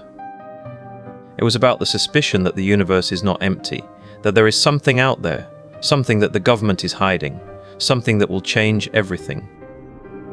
The film failed as evidence, but it succeeded as myth. It entered the cultural bloodstream, becoming a reference point for a generation that had grown up with the X-Files and the promise that the truth is out there. It shaped the way we talk about UFOs, the way we imagine alien contact, the way we distrust official narratives. It is the ghost in the machine of modern conspiracy culture, a reminder that the hunger for evidence can produce its own evidence, that the search for truth can create the very thing it seeks. The legacy of the film is not in its content. The legacy is in the questions it forces us to ask. Who do we trust?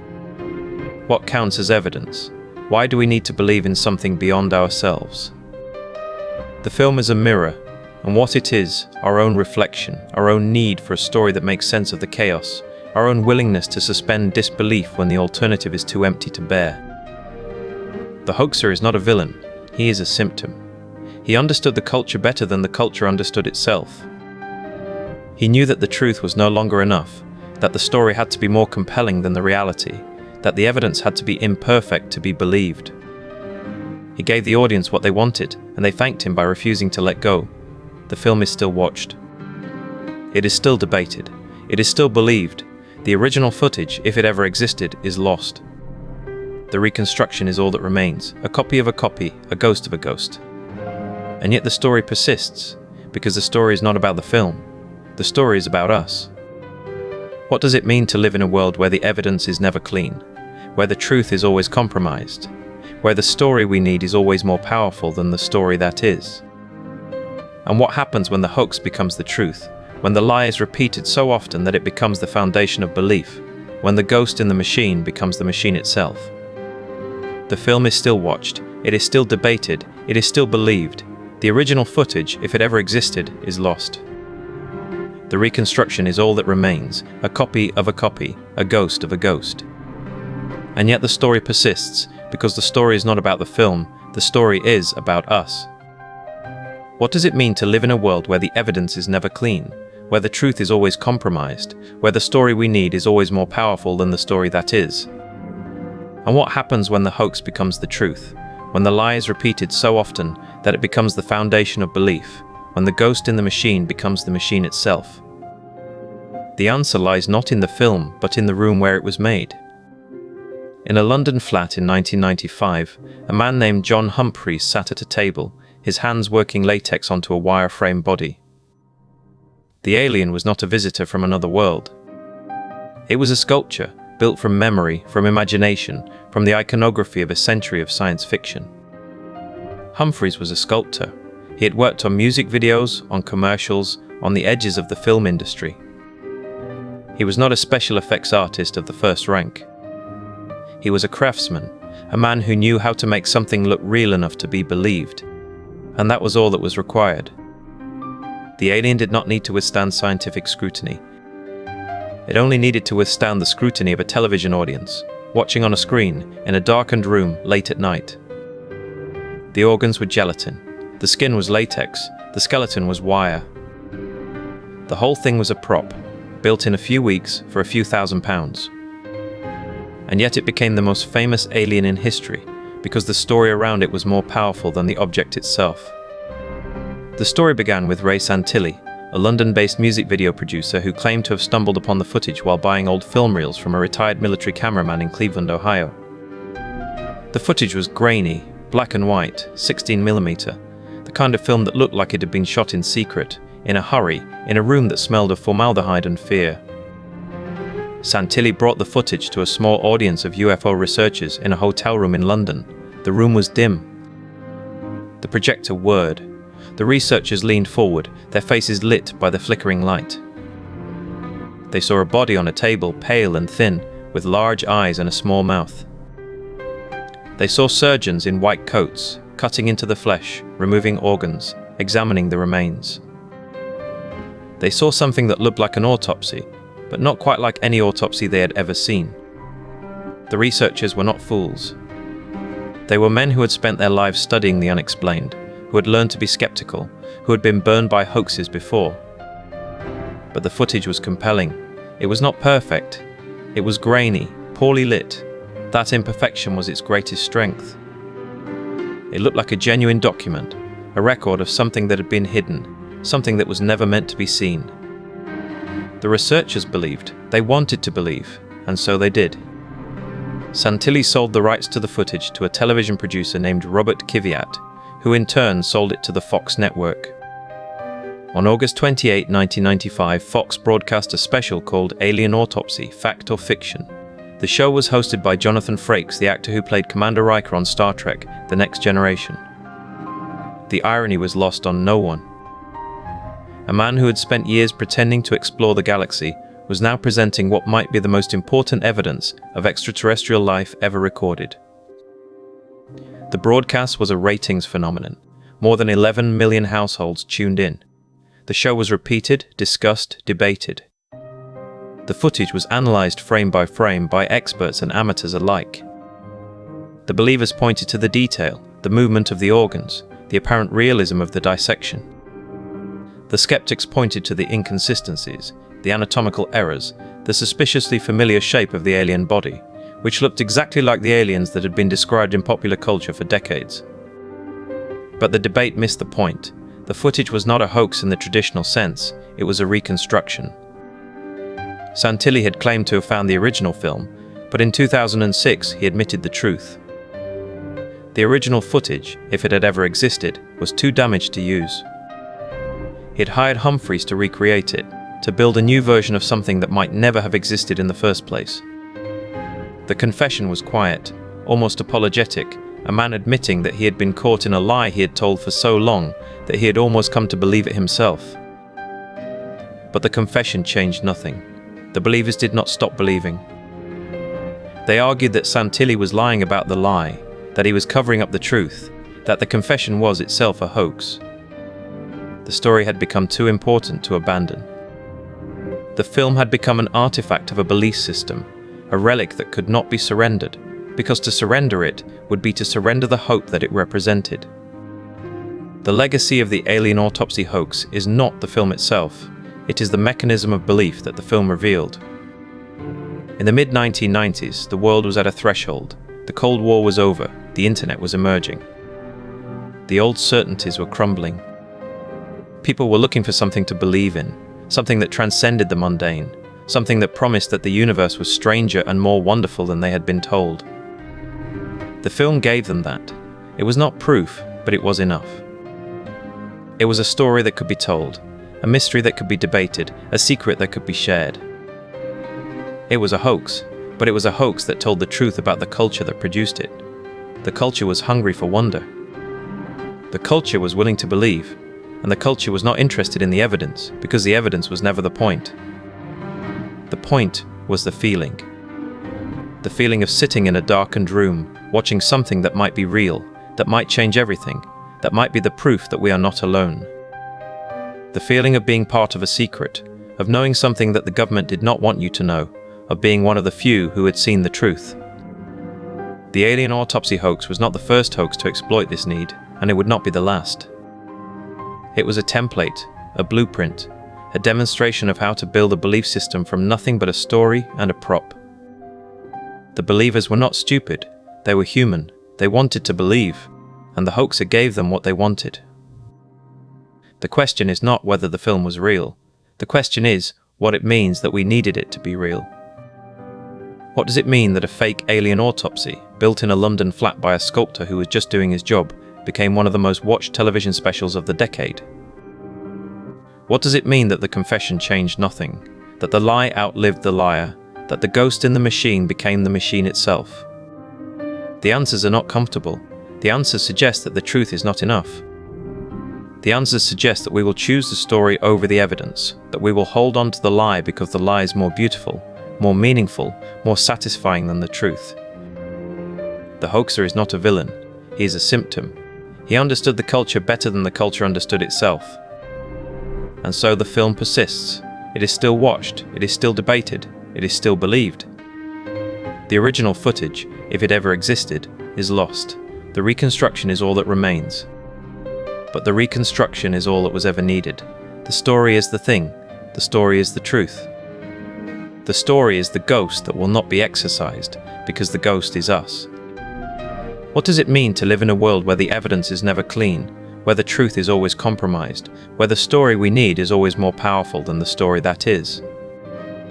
And what happens when the hoax becomes the truth, when the lie is repeated so often that it becomes the foundation of belief, when the ghost in the machine becomes the machine itself? The next hoax was waiting, just around the corner. A mermaid, a body, a showman.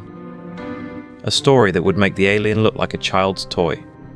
The Fiji Mermaid was not a creature of the stars. It was a creature of the sea, and its story was even stranger because it was built from the bones of the dead.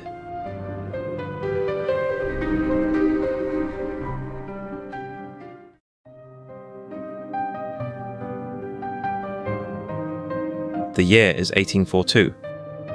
New York City is a city of spectacle, a place where the line between wonder and deception is drawn in sawdust and gaslight.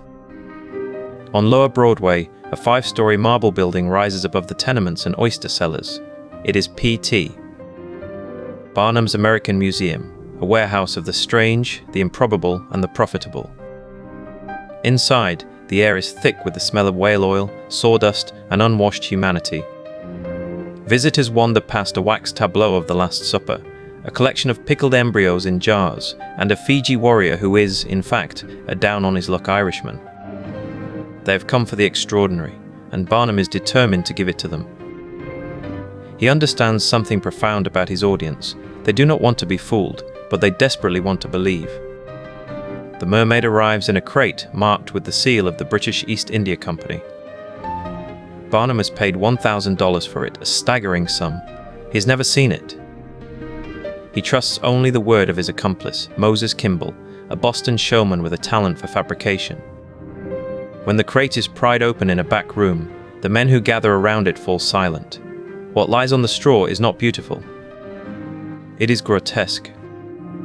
A creature perhaps 3 feet long, with the torso of a monkey, the head of a baboon, and the scaled, gleaming tail of a large fish.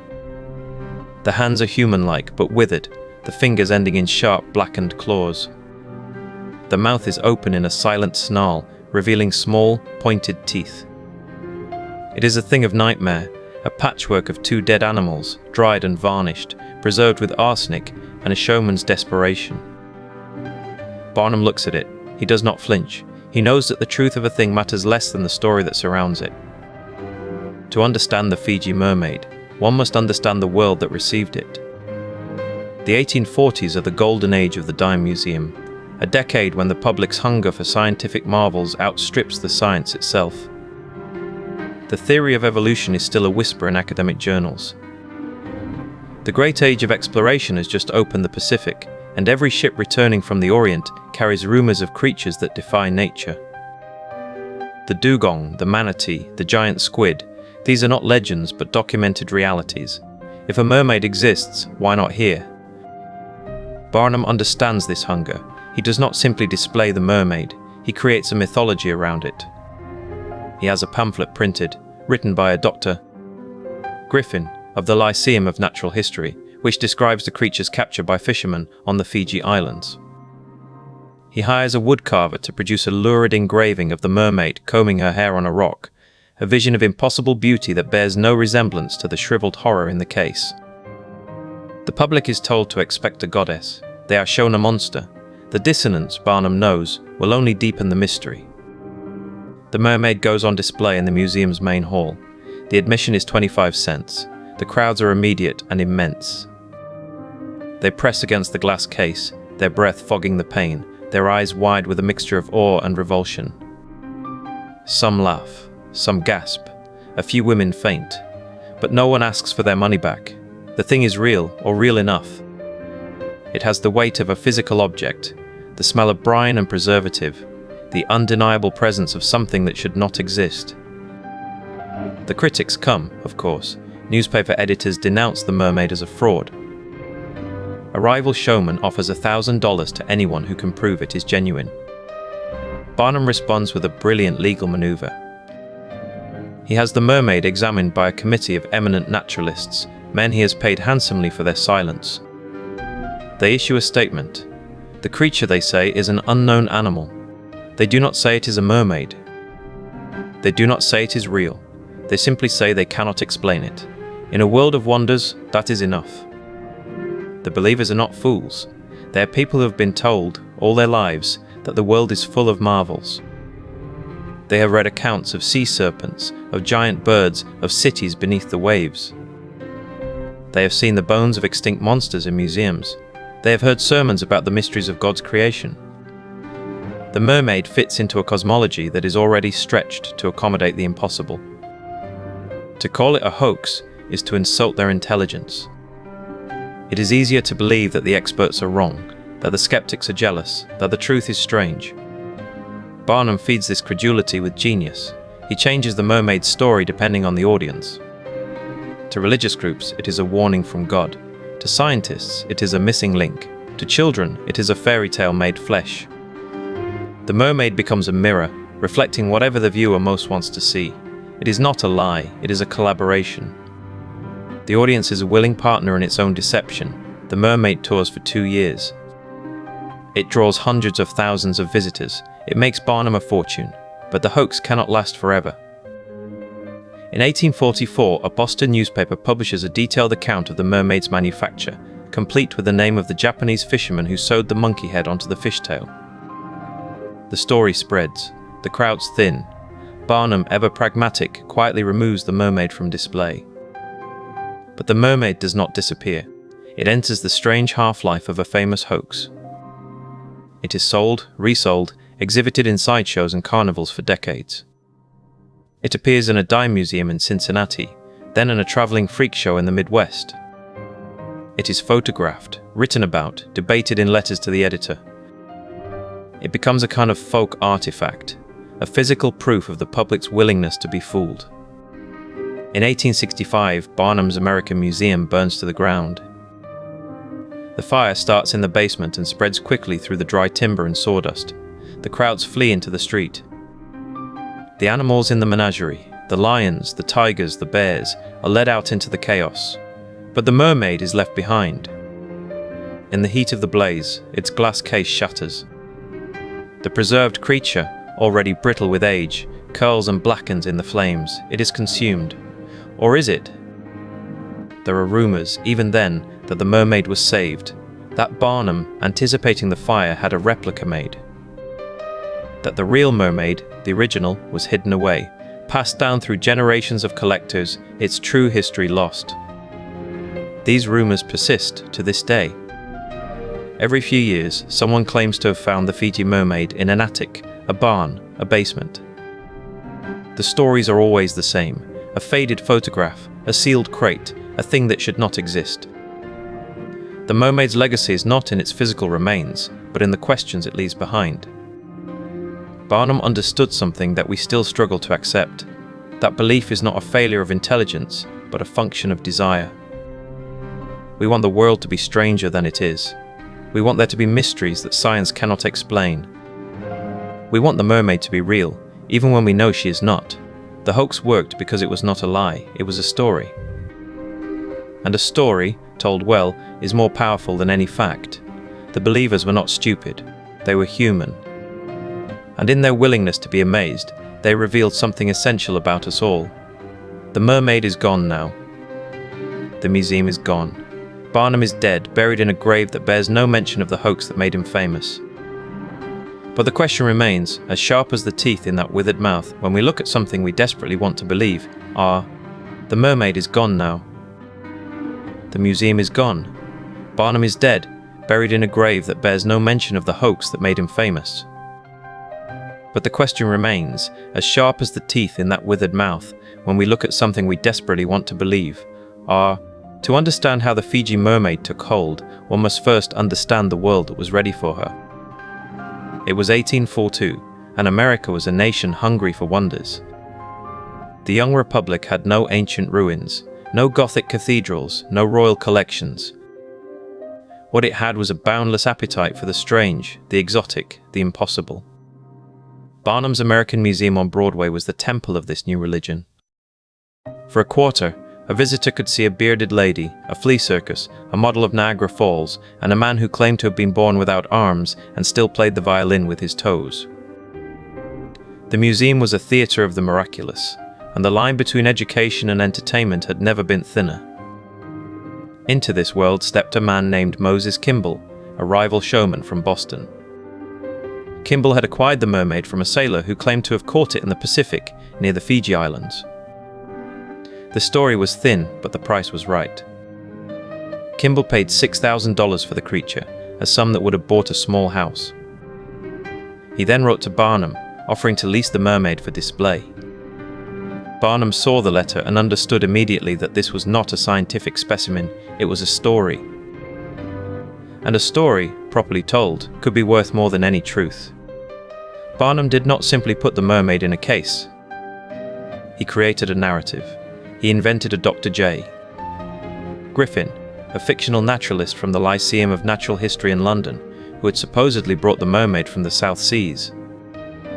He printed pamphlets describing the creature's habits, its diet, its mournful song. He hired artists to produce engravings of the mermaid swimming in tropical waters, her hair flowing, her tail glistening. The mermaid herself was a thing of horror, a dried, shriveled torso, the head of a monkey, the body of a fish, sewn together with crude stitches, her mouth open in a silent scream. But the image Barnum sold was one of beauty and mystery. The public came in droves. They stood in line for hours, pressing through the doors of the museum, climbing the narrow stairs to the third floor, where the mermaid lay in a velvet-lined case under a single gaslight. The room was dim, the glass case was small, the creature was barely a foot long, but the crowd did not see a taxidermied fraud. They saw a mystery. They saw a creature that defied the boundaries of nature. They saw proof that the world was still full of undiscovered wonders. The believers were not stupid. They were people who had been told their whole lives that the age of discovery was over, that the map was complete, that every corner of the earth had been explored. The mermaid told them otherwise. Barnum understood that belief was not a matter of evidence, but of desire. He did not ask his audience to accept the mermaid as fact. He asked them to consider the possibility. He planted doubt, and doubt is a seed that grows in the dark. He published letters from scientists who had examined the mermaid and declared it genuine. He also published letters from scientists who called it a fraud. The debate itself became the attraction. People came not to see the mermaid, but to decide for themselves, and in deciding, they became complicit in the hoax. The mermaid toured the country. She was displayed in Philadelphia, in Boston, in Charleston. She was examined by doctors, by clergymen, by professors of natural history. Some declared her a genuine specimen. Others pronounced her a clever fake. The controversy only increased her fame. Barnum had created not a hoax, but a phenomenon. The mermaid became a cultural touchstone, a subject of jokes and songs and political cartoons. She was referenced in newspapers, in sermons, in the halls of Congress. She became a symbol of the age, a creature born not of the sea, but of the human imagination. But the mermaid could not last forever. The novelty wore thin, the crowds dwindled.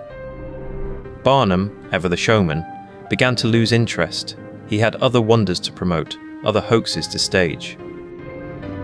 The mermaid was moved to a back room, then to a storage closet, then forgotten. In 1859, Barnum published his autobiography, and in it he admitted the truth. The mermaid was a fake, assembled from the body of a monkey and the tail of a fish.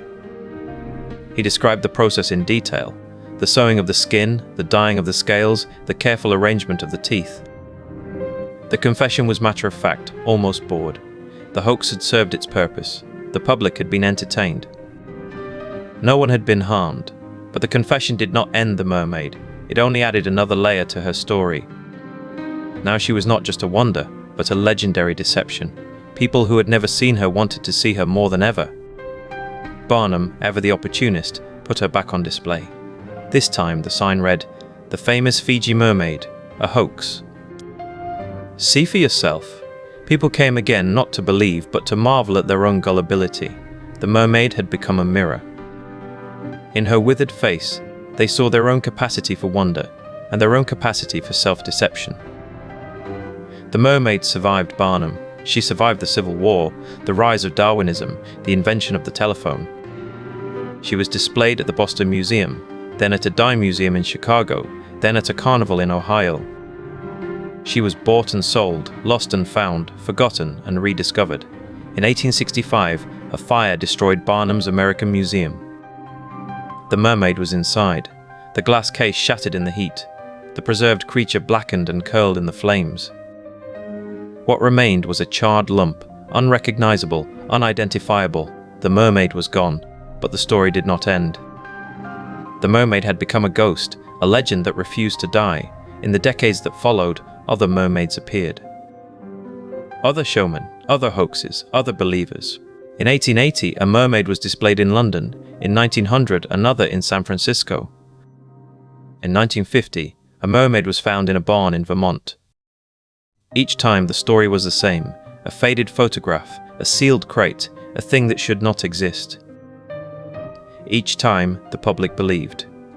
The mermaid had become a template, a pattern that repeated itself across generations. The hoax was not the creature, the hoax was the belief. The believers were not stupid, they were not credulous. They were people who had been told that the world was flat, that the sun revolved around the earth, that there were dragons in the mountains. They had been taught to trust authority, to respect tradition, to accept the word of experts. When the experts told them the mermaid was real, they believed.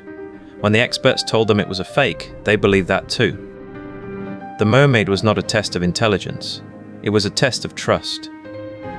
Barnum understood something that we still struggle to accept, that belief is not a failure of intelligence but a function of desire.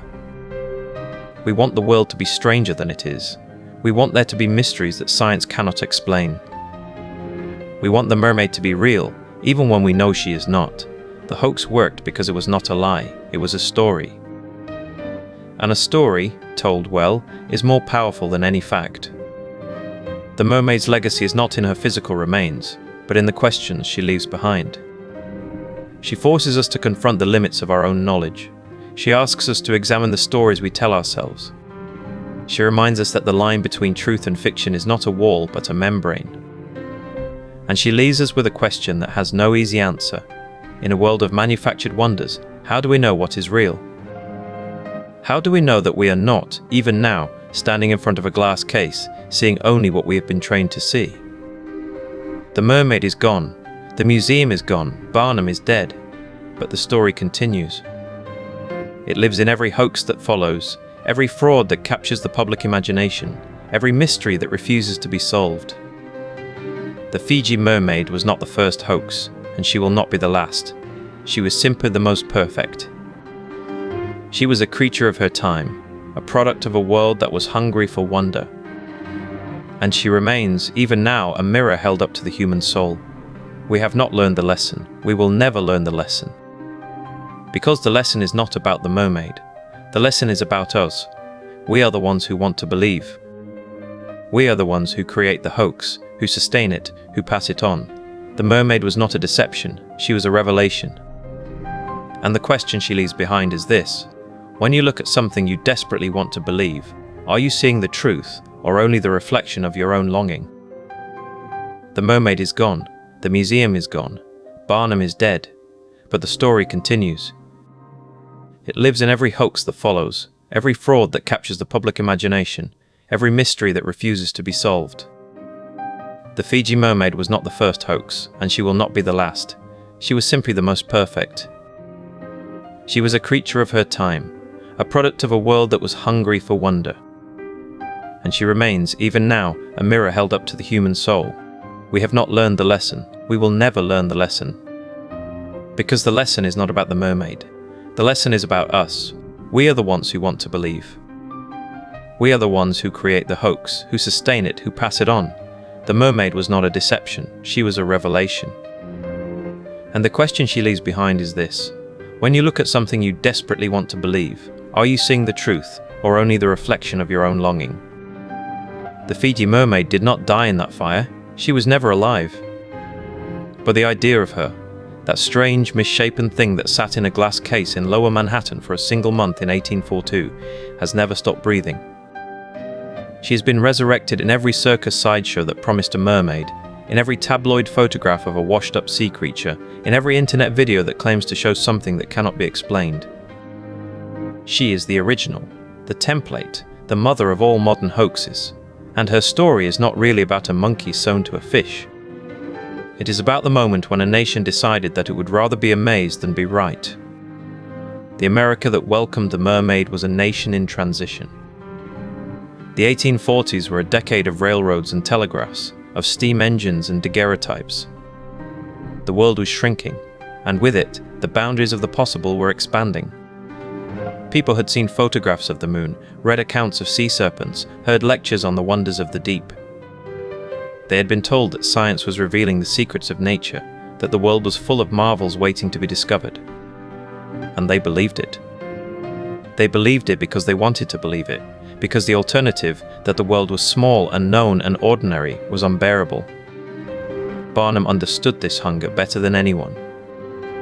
He had already made his fortune by exploiting the public's willingness to believe. He had exhibited the Cardiff Giant, a 10-foot-tall stone man that was carved in Iowa and buried on a farm in upstate New York. He had shown a Fiji Mermaid that was actually a monkey sewn to a fish. He had displayed a woolly horse that was a horse with its mane shaved. He had learned that the public did not want authenticity. They wanted a story. They wanted to be part of something. They wanted to walk into a dimly lit room and feel that they were seeing something that no one else had seen, that they were in on a secret, that they were among the chosen few who had witnessed the impossible.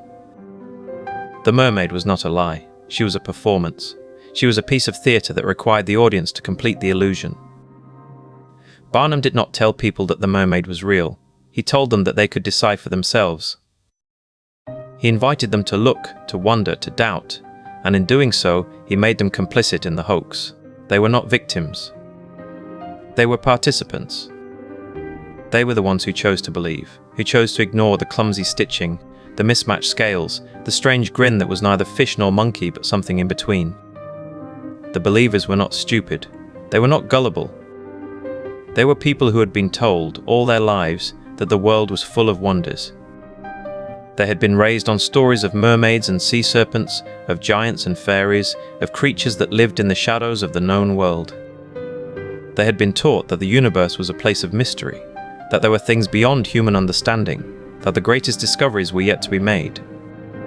And when they stood in front of that glass case, they were not seeing a fraud. They were seeing a confirmation of everything they had been told. They were seeing the world as it should be, strange, wonderful, full of possibility. The critics were louder, but they were fewer. Scientists pointed out the obvious flaws, the mismatched anatomy, the clumsy stitching, the impossibility of a creature that was half mammal and half fish. But their voices were drowned out by the roar of the crowd.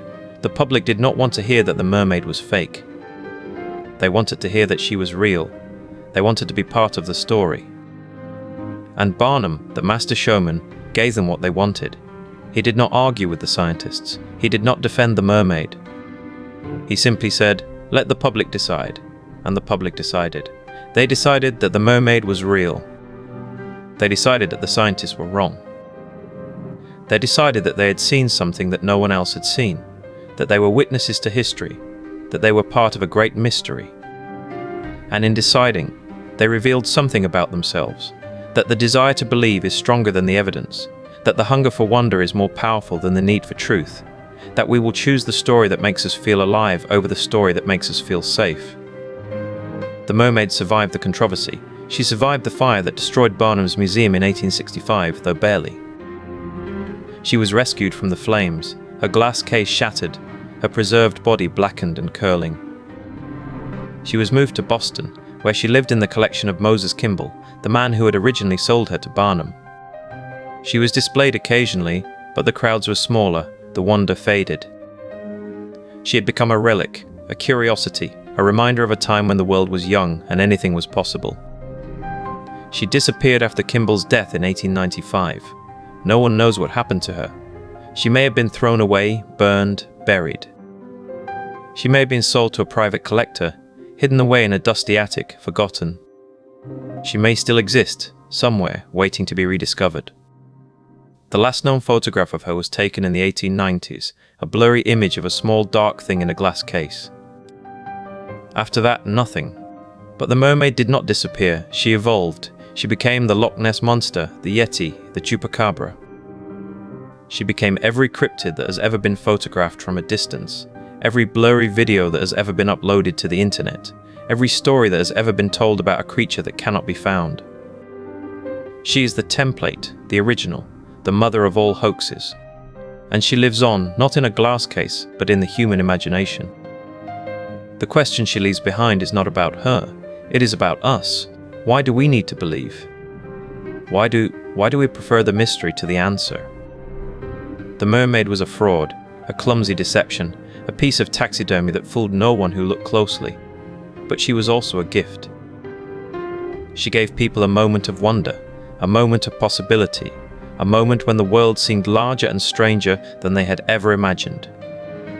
And that moment, however fleeting, however false, was real. We have not learned the lesson. We will never learn the lesson. Because the lesson is not about the mermaid. The lesson is about us. We are the ones who want to believe. We are the ones who create the hoax, who sustain it, who pass it on. The mermaid was not a deception. She was a revelation. And the question she leaves behind is this. When you look at something you desperately want to believe, are you seeing the truth or only the reflection of your own longing? We have not learned the lesson. We will never learn the lesson, because the lesson is not about the mermaid. The lesson is about us. We are the ones who want to believe. We are the ones who create the hoax, who sustain it, who pass it on. The mermaid was not a deception. She was a revelation. And the question she leaves behind is this. When you look at something you desperately want to believe, are you seeing the truth or only the reflection of your own longing? That question was not new in 1842. It had been asked for centuries, in every port town where sailors swore they had seen a woman with a fish's tail. But P.T. Barnum did not invent the longing, he simply gave it a shape. He paid a man named Moses Kimball to acquire the specimen, and Kimball, in turn, paid a Japanese fisherman or a Dutch sailor or a Chinese taxidermist. The precise origin remains as murky as the waters the mermaid was said to inhabit. What arrived in Boston was a thing of contradictions, a monkey's head, a fish's body, a mouth frozen open in a silent scream, hands that were not hands but fins, a tail that curled like a question mark. It was not beautiful, it was not convincing, but it was strange enough to make you pause, and that pause was all Barnum needed. He placed it in his American Museum on Broadway, a 5-story temple of wonder and deception. The museum was a carnival of the real and the fabricated, wax figures of biblical scenes, a model of Niagara Falls, a collection of live snakes, a woman who claimed to be 161 years old, a man who swallowed swords. The mermaid was just another exhibit, but Barnum knew that the line between education and entertainment was thin, and that the public preferred the latter. He printed pamphlets. He hired a man to pose as a scientist who had examined the creature and declared it genuine. He spread rumors that the mermaid had been captured off the coast of the Fiji Islands, that she had been brought back by a sea captain, that she was the last of her kind. And the crowds came. They came from every corner of New York, from the wealthy merchants of Wall Street to the Irish immigrants of the 5 Points. They paid their 25 cents, they pushed through the doors, they stood before the glass case and stared. Some laughed. Some gasped. Some crossed themselves. A few walked away convinced they had seen a miracle. Most walked away unsure, which was exactly where Barnum wanted them. Uncertainty was profitable. Doubt sold tickets. The mermaid was not a lie. She was a provocation. She forced you to decide what you believed, and in that decision, you revealed yourself. The critics were loud. Newspapers called it a fraud. Scientists dismissed it as a crude taxidermy. A rival showman named John Scudder, who owned a competing museum, published a pamphlet exposing the mermaid as a hoax. But Barnum understood something that the critics did not. Exposure was not the enemy of belief. Exposure was its partner. Every article that called the mermaid a fake was another advertisement. Every argument about her authenticity was another reason to go see for yourself. The mermaid became a phenomenon not despite the controversy, but because of it. She was debated in saloons and drawing rooms, in churches and lecture halls. She was the subject of poems and cartoons and sermons. She was everywhere. Barnum himself never claimed she was real. He said, carefully, that he had been told she was real.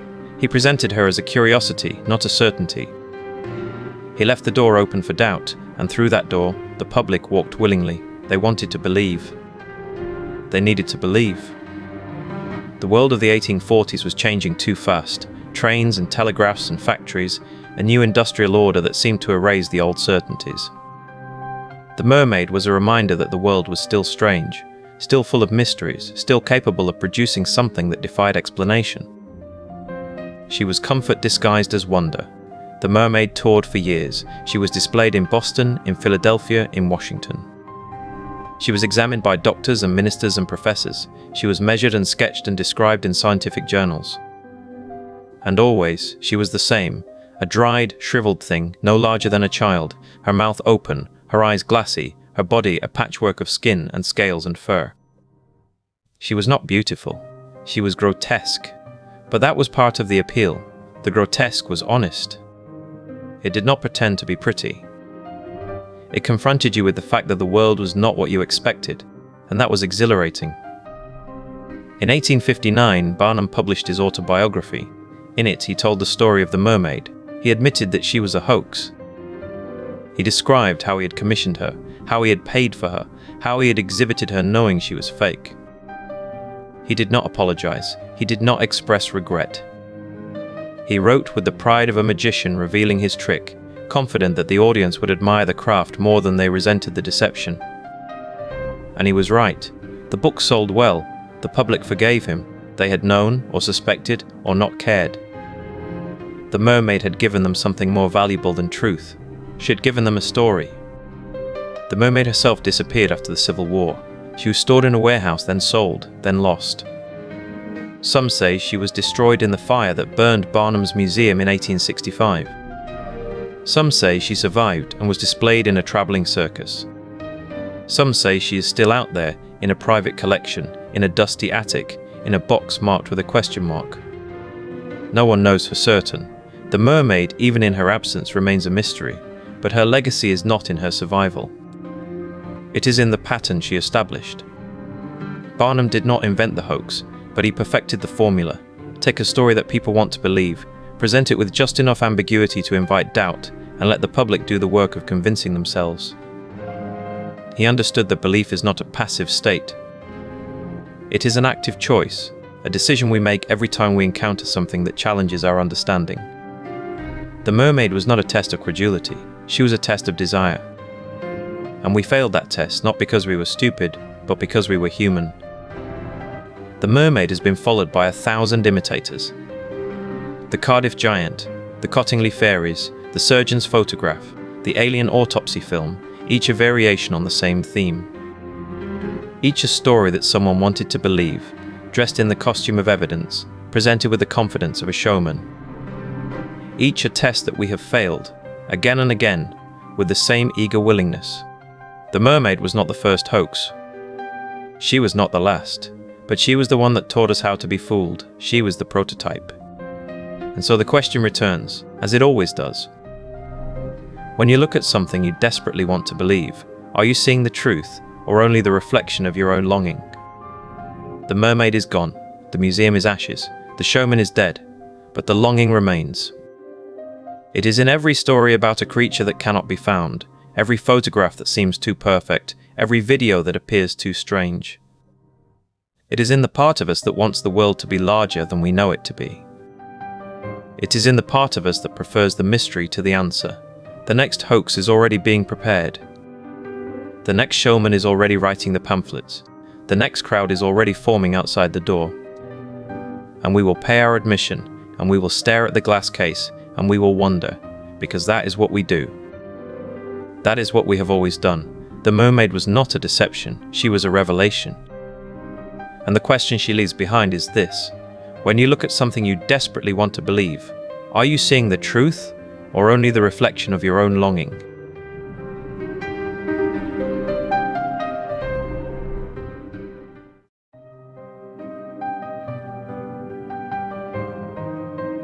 In the autumn of 1999, the world of paleontology was trembling on the edge of a revolution. For decades, the missing link between dinosaurs and birds had been the holy grail of evolutionary science, a ghost that scientists chased through the fossil beds of China and the badlands of Montana. The theory was elegant. Birds were living dinosaurs, the last survivors of a catastrophe that had erased their kin. But the proof was scattered, fragmentary, always just out of reach. The few feathered fossils that had emerged from Liaoning province in northeastern China were tantalizing glimpses, but none had the completeness that would silence the skeptics.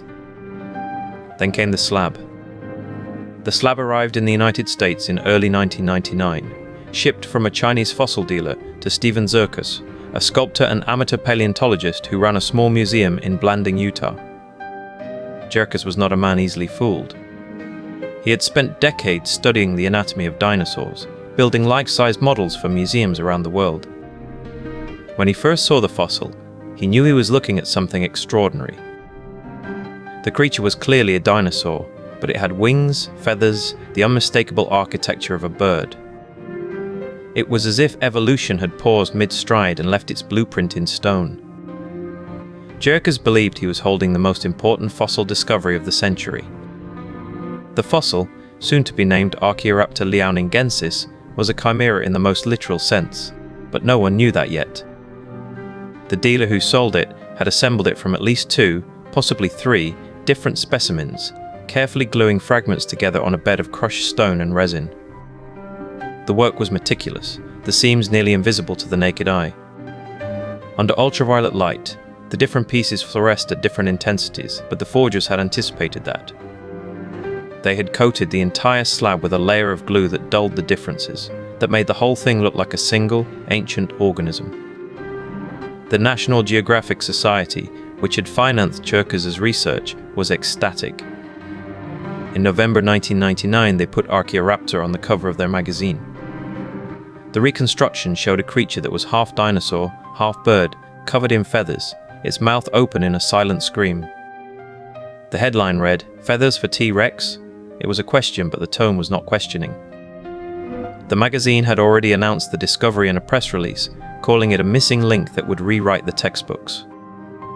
The cover was glossy, dramatic, designed to sell, and it did. Newsstands emptied. Television crews arrived at Zirkus's museum. The story was everywhere. The believers were not stupid. They were scientists, editors, journalists, people who had spent their lives studying the natural world. They believed because the fossil fit a pattern that had been emerging for years. The Liaoning deposits had already yielded feathered dinosaurs like Sinosauropteryx and Protarchaeopteryx. The theory that birds evolved from dinosaurs was already the consensus among paleontologists. Archaeoraptor was not a surprise. It was confirmation. It was the piece that made the puzzle complete.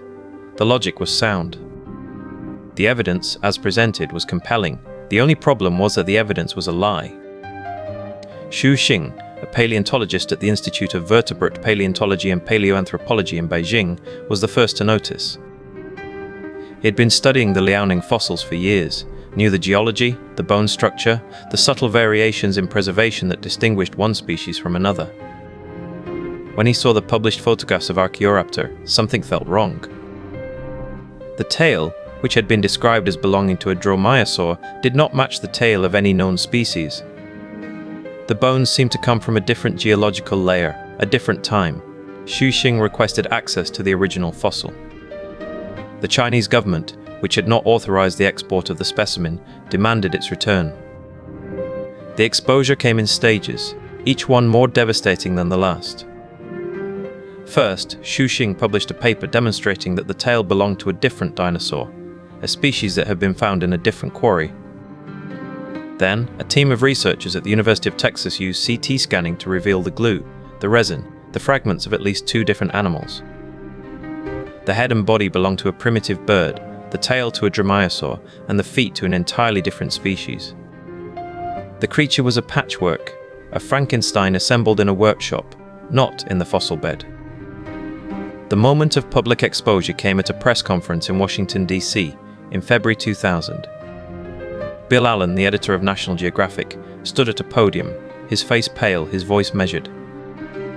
He announced that the magazine had been deceived, that the fossil was a forgery, that the story would have to be retracted. The journalists in the room were silent.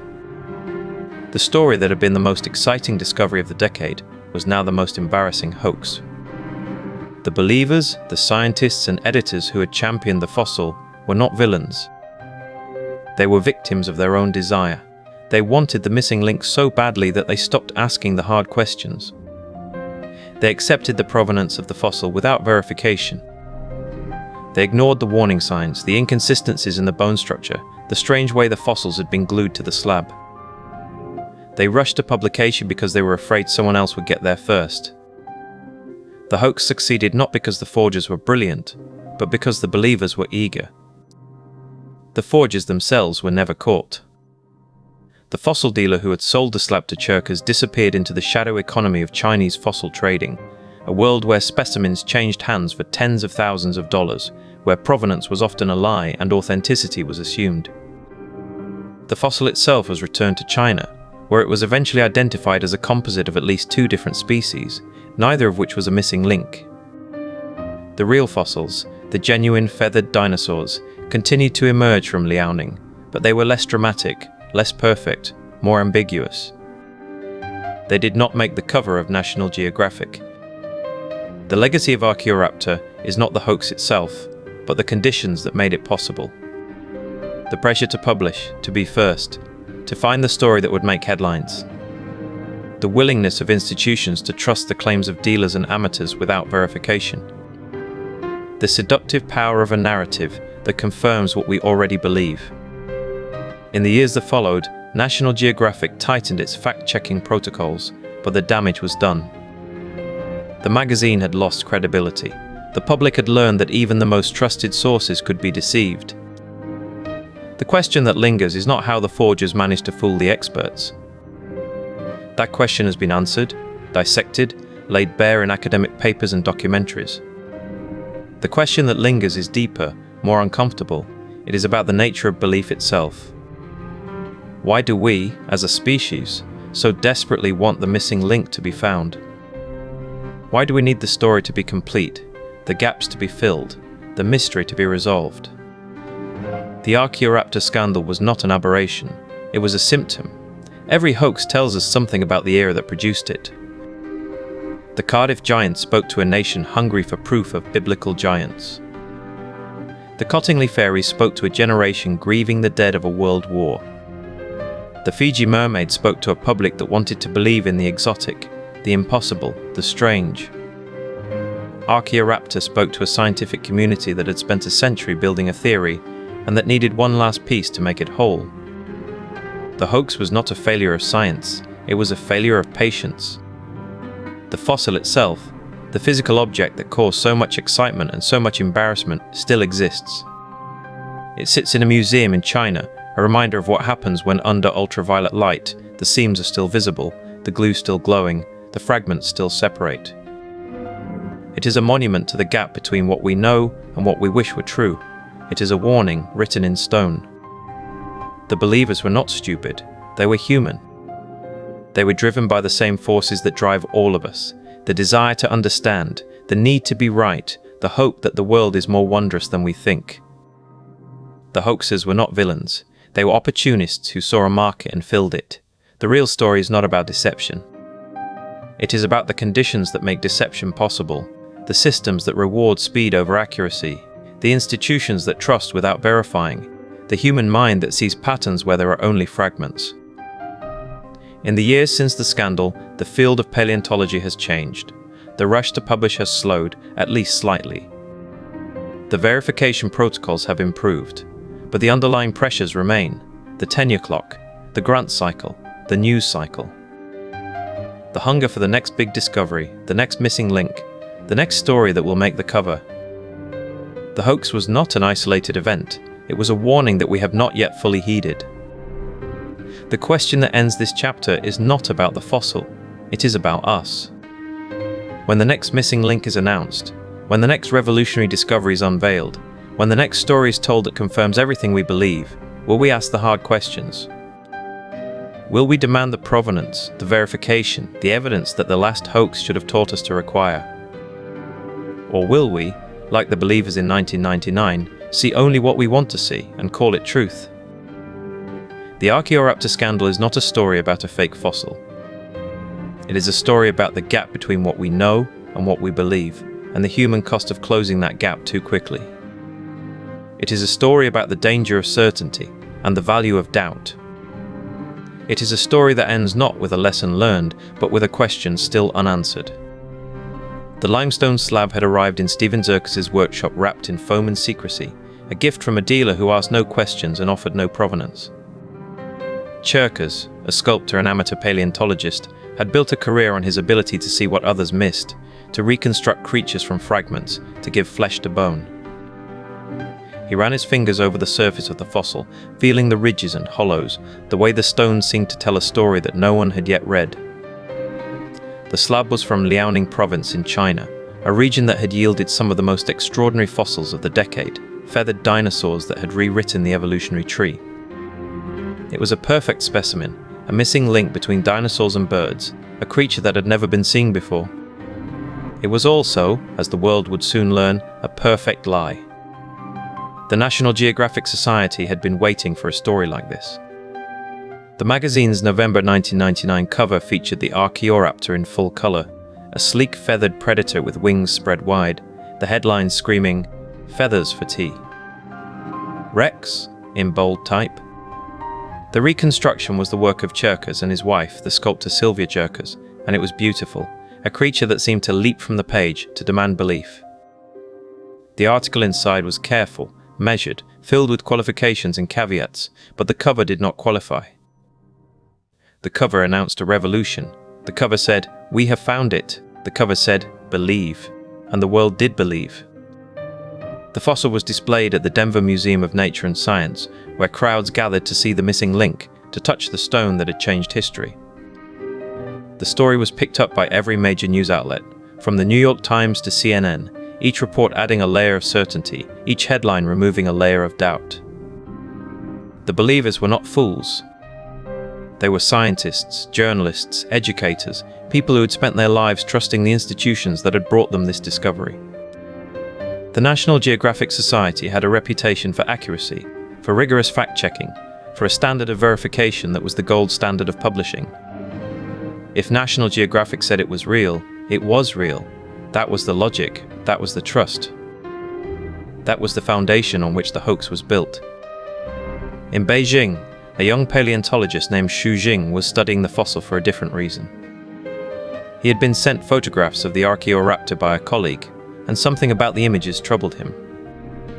The bones seemed too perfect, the arrangement too symmetrical, the gaps too convenient. He requested access to the actual specimen, and when it arrived in his laboratory, he began a different kind of investigation. He placed the slab under a CT scanner, a machine designed to see through stone, to reveal the hidden structure of the fossil. The images that emerged were not what anyone expected. The bones of the Archaeoraptor did not belong to a single creature. They belonged to at least 2 different animals, and possibly 3. The tail was from a dromaeosaur, a small feathered dinosaur. The body was from a primitive bird. The legs were from a different dinosaur entirely. The fossil was a composite, a mosaic of death, assembled by someone who knew exactly what they were doing. The forgery was sophisticated. The bones had been glued together with a mixture of resin and crushed rock, the seams filled with a paste that matched the color of the limestone. The surface had been sanded and polished to hide the joints, then treated with a chemical that made the entire slab appear aged. Under normal light, the forgery was invisible. Under UV light, the seams glowed like wounds, the different pieces of the puzzle revealing themselves in a ghostly fluorescence. The hoaxer had used fossils from different species, different geological formations, different regions of China, and had combined them into a single creature that had never existed. It was a work of art. It was a work of deception. It was the most sophisticated paleontological forgery in history. The exposure came in stages, each more damaging than the last. First, a Chinese paleontologist named Zhou Zhonghe published a paper identifying the tail of the Archaeoraptor as belonging to a known dinosaur. Then, the National Geographic Society announced that the fossil would be returned to China for further study. Then, the CT scans were made public, and the forgery was undeniable. The retraction press conference was held in Washington, D.C., in a room filled with journalists who had written the glowing stories, who had believed the narrative, who had helped build the hoax. Bill Allen, the president of the National Geographic Society, read a prepared statement, his voice flat, his eyes fixed on the paper in front of him. The fossil was a composite, he said. The magazine had failed to verify the provenance. The trust that readers had placed in the institution had been betrayed. The words were careful, legal, designed to minimize damage, but the damage was already done. The believers reacted with shock, then anger, then a kind of grief. The scientists who had staked their reputations on the Archaeoraptor found themselves defending a forgery, their careers tarnished by association. The journalists who had written the stories found themselves questioning every other discovery they had ever covered. The readers who had bought the magazine, who had displayed the cover on their coffee tables, who had told their children about the missing link, felt a profound sense of betrayal. The hoax had not been the work of a single villain. It had been the work of a system that rewarded speed over accuracy, that celebrated discovery before verification, that trusted institutions more than evidence. The believers were not stupid. They were human. They wanted the story to be true. The aftermath was a reckoning. The National Geographic Society implemented new verification protocols, requiring that all fossils featured in the magazine be examined by independent experts, that provenance be documented, that the chain of custody be traced from the field to the page.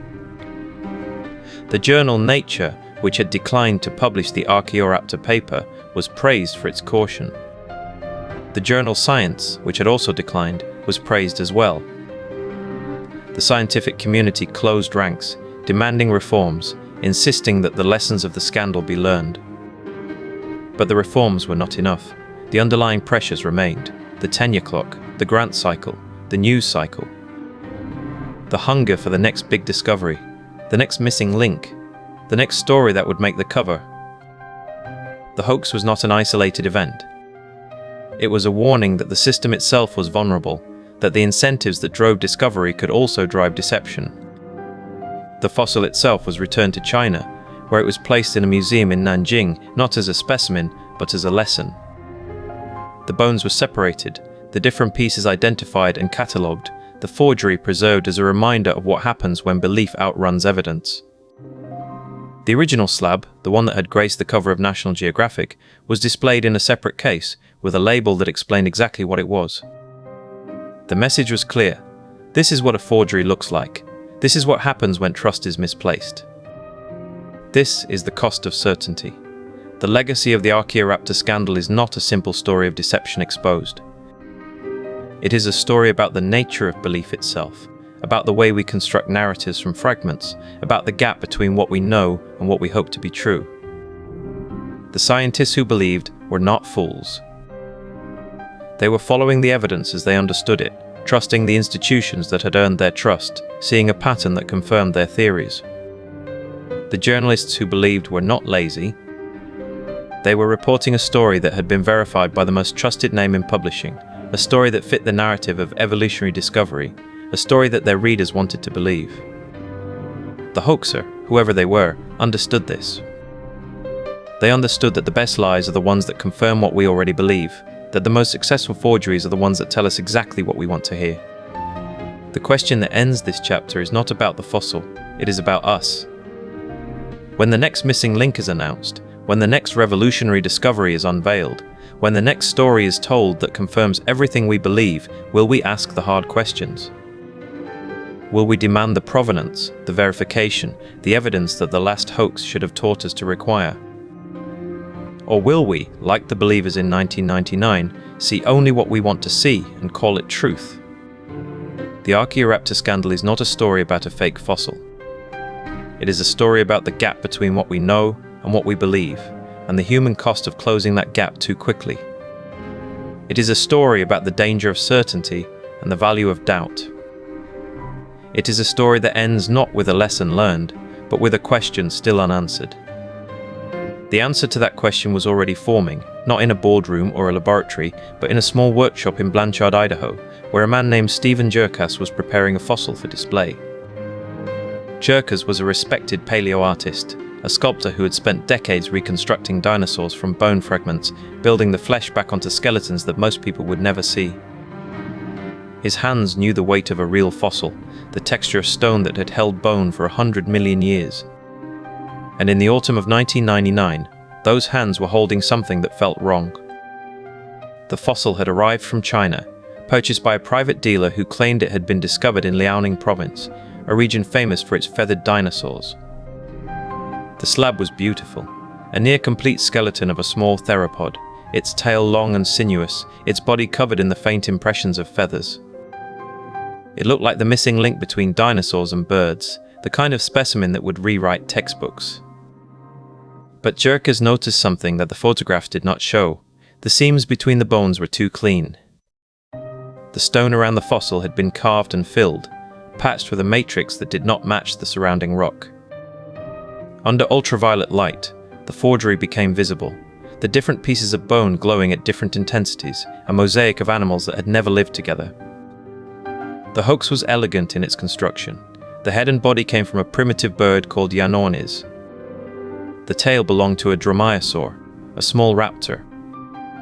The feet were from a different species entirely, an unknown dinosaur that had been glued into place. The forger had taken 4 separate animals, buried them in the same slab of fake rock, and sold the composite as a single creature. It was a masterpiece of deception, a fossil that had been assembled with the precision of a watchmaker, each piece chosen to tell a story that the scientific community was desperate to hear. But the story had already begun before Jerkas could raise the alarm. In October 1999, National Geographic had received word of the fossil from an amateur collector who had seen it at the Tucson Gem and Mineral Show. The magazine had been looking for a cover story to mark the new millennium, something that would capture the public imagination, something that would demonstrate the power of science to reveal the past. The Archaeoraptor, as it was already being called, was perfect. It was a missing link, a feathered dinosaur that proved once and for all that birds evolved from theropods. It was the kind of discovery that made headlines, that sold magazines, that brought in the subscriptions that kept the lights on. The magazine did not wait for peer review. They did not wait for the fossil to be examined by independent paleontologists. They did not wait for the Chinese authorities to confirm its provenance. They had a story, and they had a deadline, and they had a public that was hungry for wonder. The editors believed that they were doing the right thing, that they were bringing a revolutionary discovery to the world, that the scientific establishment would confirm what they already knew. They were wrong. The article appeared in the November 1999 issue, a 12-page spread that featured a full-color reconstruction of the Archaeoraptor, a creature that had never existed, a dinosaur that was as fictional as any dragon in a medieval bestiary. The author was a respected science writer named Christopher Sloan, who had interviewed Jerkas and other paleontologists, who had been assured that the fossil was genuine, who had written the article in good faith. But the magazine had made a decision that would haunt them. They had chosen to publish before the science was done, to announce a discovery that had not been verified, to tell a story that was too good to check. The backlash began almost immediately. Chinese paleontologists, who had not been consulted about the fossil, who had not been given access to the specimen, who had not been told that a national treasure was being sold on the international market, were furious. Xu Xing, a paleontologist at the Institute of Vertebrate Paleontology and Paleoanthropology in Beijing, had seen photographs of the fossil and had recognized the bones. He knew that the head belonged to Yanornis, a bird that he had named. He knew that the tail belonged to a dromaeosaur. He knew that the fossil was a fake, and he knew that National Geographic had been deceived. In December 1999, Xu Xing traveled to the United States, to the Jerkas workshop, to see the fossil for himself. He brought with him a CT scanner, a device that could see through the stone, that could reveal the hidden structure of the forgery. He placed the slab in the machine, and the images that emerged were devastating. The bones were not connected. They were not articulated. They were fragments scattered across the slab, arranged to look like a single skeleton, but separated by gaps that had been filled with fake rock. The forgery was not just a composite. It was a collage, a Frankenstein's monster of dinosaur parts, assembled by someone who understood anatomy well enough to make it convincing, but not well enough to make it real. The exposure was public and brutal. In January 2000, National Geographic announced that the fossil was a forgery, that they had been deceived, that they would retract the article. The press conference was held in Washington, D.C., in the National Geographic Society headquarters, a building that had stood for more than a century as a monument to exploration and discovery. Bill Allen, the editor-in-chief, stood at a podium, his face pale, his voice strained, admitting that the magazine had made a mistake. He said that they had been too trusting, that they had been too eager, that they had failed to follow their own protocols.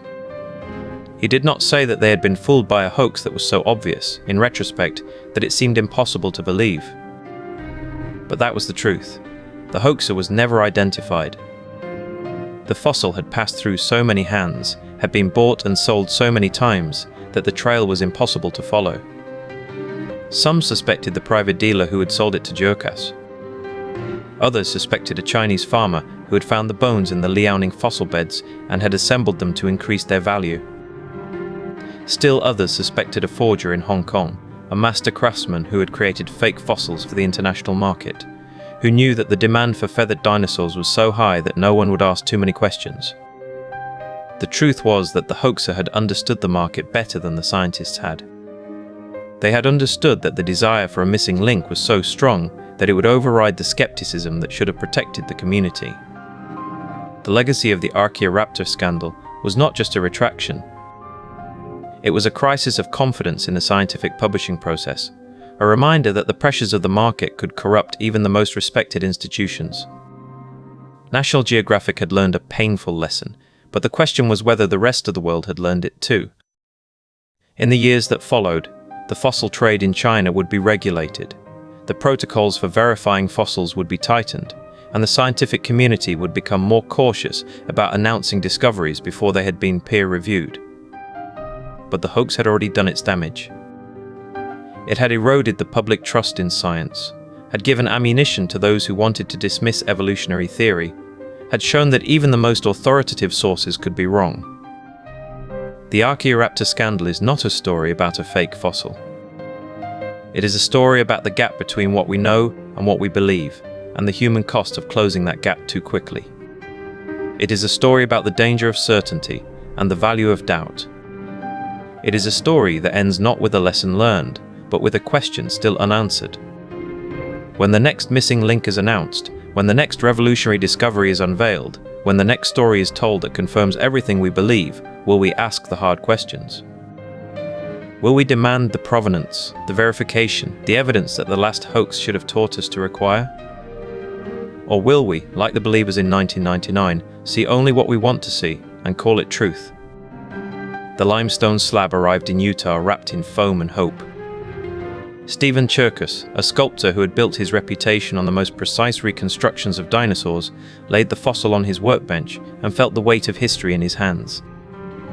The creature preserved in the stone seemed impossible, a dinosaur with feathers, a missing link between the terrible lizards of the Jurassic and the birds that sang in the trees outside his window.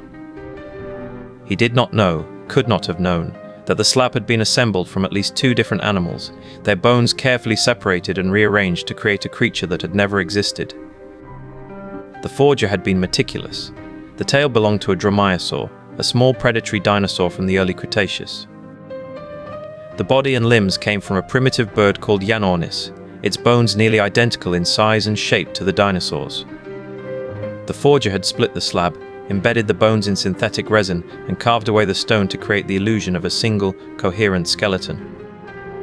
The seams were invisible to the naked eye, hidden beneath a layer of glue and crushed limestone. The fossil had been smuggled out of China in 1999, purchased by a dealer who knew exactly what he had and sold to Stephen Jerkes for $80,000. Jerkes believed he had acquired the most important paleontological discovery of the decade. He contacted the National Geographic Society, which had funded his previous work, and told them he had found the missing link between dinosaurs and birds. The editors at National Geographic were ecstatic. They had been searching for a story that would define the new millennium, a discovery that would reshape our understanding of evolution. They scheduled the announcement for their November 1999 issue, the cover story, the feature that would be seen by millions. The magazine had always been the most trusted source of scientific information for the American public. Its yellow border was a symbol of authority, a guarantee that what lay inside had been verified by experts. But the pressure to publish, to be first, to deliver the story that would sell copies and define the era, had created a blind spot. The editors did not wait for peer review. They did not send the fossil to independent laboratories for verification. They trusted Stephen Jerkes because he was Stephen Jerkes, the man who had built the most accurate dinosaur models in the world, the artist who had worked with paleontologists for decades. The story broke on October 15, 1999, at a press conference in Washington, D.C. The National Geographic Society had invited journalists from around the world, had set up a stage with a banner that read, "The Discovery of the Century." Bill Allen, the editor of National Geographic, stood at the podium and announced that the magazine had obtained exclusive rights to the story of Archaeoraptor leoningensis, a feathered dinosaur that would revolutionize paleontology. The fossil was displayed in a glass case, the reconstruction behind it showing a creature with feathers, teeth, and a long bony tail. The public response was immediate and overwhelming. The story appeared on every news broadcast, every front page. The November issue sold out within days. Teachers brought the magazine to classrooms, students wrote reports on Archaeoraptor, and the debate about evolution and creationism reached a new intensity. Creationists seized on the discovery as proof that the fossil record was incomplete, that the gaps in evolution could not be filled. Evolutionists celebrated the discovery as the confirmation of a theory that had been waiting for this evidence for 140 years. But in Beijing, a young paleontologist named Xu Xing was looking at the fossil with growing unease. Xu had been studying the feathered dinosaurs of Liaoning province for years. He had discovered some of the most important specimens in the fossil beds, had published papers that had reshaped the understanding of dinosaur evolution.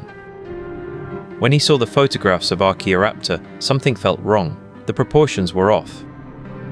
The bones did not articulate in the way they should. He requested permission to examine the fossil, and when it arrived at his laboratory, he knew immediately that he was looking at a forgery. The CT scan revealed the truth with brutal clarity. The bones of the tail were denser than the bones of the body, a difference that could only exist if they came from different animals. The synthetic resin appeared as bright white lines on the scan, showing where the forger had glued the pieces together. The forger had even added a fake feather impression, carved into the stone with a tool that left microscopic marks that matched a sculptor's chisel. Xu Xing contacted the National Geographic Society and told them that the fossil was a hoax. The retraction came slowly, painfully, in stages. National Geographic first announced that the fossil might be a composite, then that it was definitely a forgery, then that they had been deceived. Bill Allen issued a public apology, his face pale as he stood at the podium and admitted that the magazine had failed in its duty to verify the discovery. The November issue was pulled from circulation, but it was too late. Millions of copies had already been sold. The story had already entered the public consciousness. The damage to the magazine's reputation was permanent.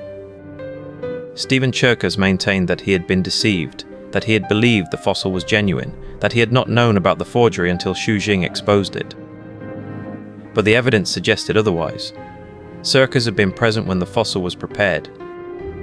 He had worked with the forger, had paid for the work, had signed the documents that brought the fossil out of China. He had never submitted the fossil for peer review, had never allowed independent scientists to examine it before the announcement. The question that haunted the paleontological community was whether Jerkes was a victim or a participant in the hoax. The forger was never identified.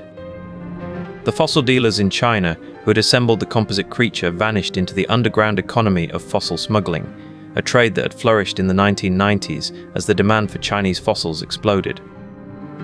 The Liaoning fossil beds had produced some of the most important discoveries in paleontology, but they had also produced a black market where fossils were sold for thousands of dollars, where the pressure to find the next missing link had created an incentive for forgery.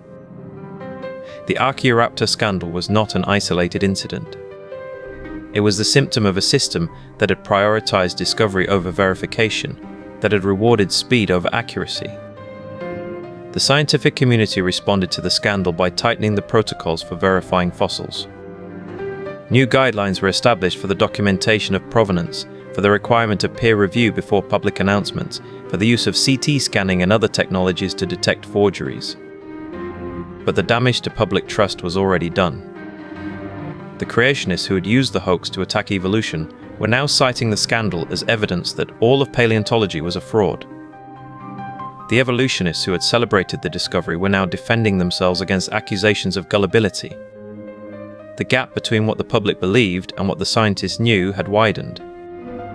The question that lingers is not about the fossil itself, but about the conditions that made the hoax possible. Stephen Jerkers wanted to believe, the editors at National Geographic wanted to believe, the public wanted to believe. The desire for a missing link, for a discovery that would confirm the story of evolution, was so powerful that it overrode the caution that should have governed the process. The hoax succeeded because it told people what they wanted to hear, because it filled a gap in the narrative that had been waiting to be filled. The Archaeoraptor Scandal is not a story about a fake fossil. It is a story about the human capacity for self-deception, about the way that hope can blind us to evidence, about the danger of certainty in a world that is more complex than our stories can contain. It is a story that ends not with a lesson learned, but with a question that echoes through every subsequent discovery, every announcement of a missing link, every headline that promises to rewrite the textbooks. When the next revolutionary discovery is unveiled, when the next story is told that confirms everything we believe, will we ask the hard questions? Will we demand the provenance, the verification, the evidence that the last hoax should have taught us to require? Or will we, like the believers in 1999, see only what we want to see and call it truth?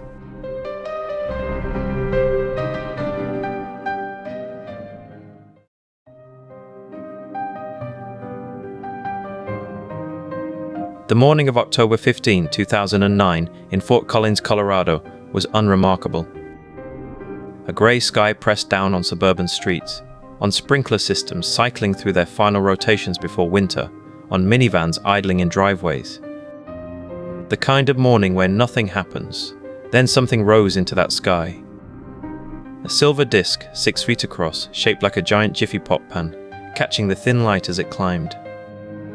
A boy named Falcon Heen, 6 years old, was reported to be inside. The balloon drifted east, carried by winds at 15,000 feet, and the nation stopped. The world that was ready for this story had been built over 2 decades. By 2009, cable news had perfected a grammar of crisis, the split screen, the chyron, the anchor leaning forward with practiced concern. The reality television boom had trained viewers to expect drama in ordinary lives. And the internet had collapsed distance. Everyone watched the same balloon drift across the same farmland, together in real time. The Heen family was not unknown to this ecosystem. Richard Heen, a storm chaser and aspiring television personality, had appeared on ABC's Wife Swap. He had pitched a reality show concept about his family's storm-chasing adventures. He understood the language of television, the beats, the hooks, the moments that made producers lean forward. The balloon itself was a marvel of simple engineering. A frame of balsa wood and plastic sheeting, held together with tape and string. A platform suspended beneath. It was not designed for flight. It was designed to look like flight. When it lifted off, the family called 911. The dispatcher asked if the boy was inside. Richard Heen said yes.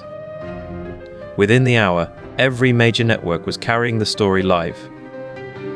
The balloon drifted over farmland, and an F-16 fighter jet was scrambled to track it. Helicopters from local news stations circled at a respectful distance. The chyron read, "Chilled trapped in runaway balloon."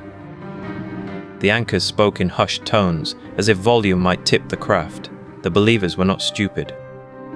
The conditions that made belief possible were the conditions of modern media itself. A 6-year-old boy could climb into a homemade balloon. The balloon could drift for miles. The military could track it. These were all plausible. The implausibility was in the timing, in the perfect narrative shape the story took, but that shape was exactly what made it believable. The balloon landed 50 miles away, near Denver International Airport. It settled gently into a field, the silver plastic crumpling against dry grass. Emergency workers approached carefully, as if the craft might contain a child who had survived a miracle. They opened the platform. It was empty. The search shifted. Falcon Heen was not in the balloon, he was somewhere else. The narrative inverted itself in a single broadcast cycle, from rescue mission to missing child case. The same anchors who had tracked the balloon now tracked the search of the Heen home, the nearby lake, the fields where a small boy might wander. But Falcon was not lost. He was in the attic of his own home. He had been there the entire time, hiding in a cardboard box while helicopters circled overhead. When police entered the house, they found him. The boy was unharmed. The story, it seemed, had a happy ending, until someone asked the wrong question. The wrong question came from a sheriff's deputy. How did a 6-year-old climb into the attic by himself? The answer did not come from Falcon. It came from the boy's older brother, who told investigators that the whole thing was a hoax, that they had planned it. That Falcon was never in the balloon. The next evening, the Heen family appeared on Larry King Live. It was supposed to be a victory lap, the family who survived a nightmare, the boy who was found. Richard Heen sat beside his wife Mayumi, their 3 sons arranged on the couch. The lights were hot. Larry King, in his suspenders and measured calm, asked the questions. The boys fidgeted. Mayumi's answers were careful, rehearsed. Richard's were expansive, emotional. Then King turned to Falcon, 6 years old, and asked a simple question. Why didn't you come out of the attic when you heard your parents calling? Falcon leaned into his microphone. His voice was small, but the microphones were sensitive. He said, "You guys said we did this for the show." The silence that followed lasted 3 seconds. On live television, 3 seconds is an eternity. Richard Heen's face froze. Mayumi's hands went still. The studio audience did not know how to react. Larry King, for once, had nothing to say. The exposure was not a single moment. It was a cascade. The Sheriff's Department announced an investigation. The FAA announced an investigation. The media turned on itself, analyzing its own coverage with the same intensity it had applied to the balloon. The chyrons changed. Balloon boy hoax. The anchors no longer spoke in hushed tones. Richard Heen's storm-chasing footage was re-examined. His wife swap appearance was replayed. The pitch for the reality show was unearthed. The pattern was clear in retrospect. A man who wanted fame, who understood the machinery of television, who built a balloon that could not carry a child but could carry a story. Mayumi Heen was charged with making false statements. Richard was charged with attempting to influence a public servant.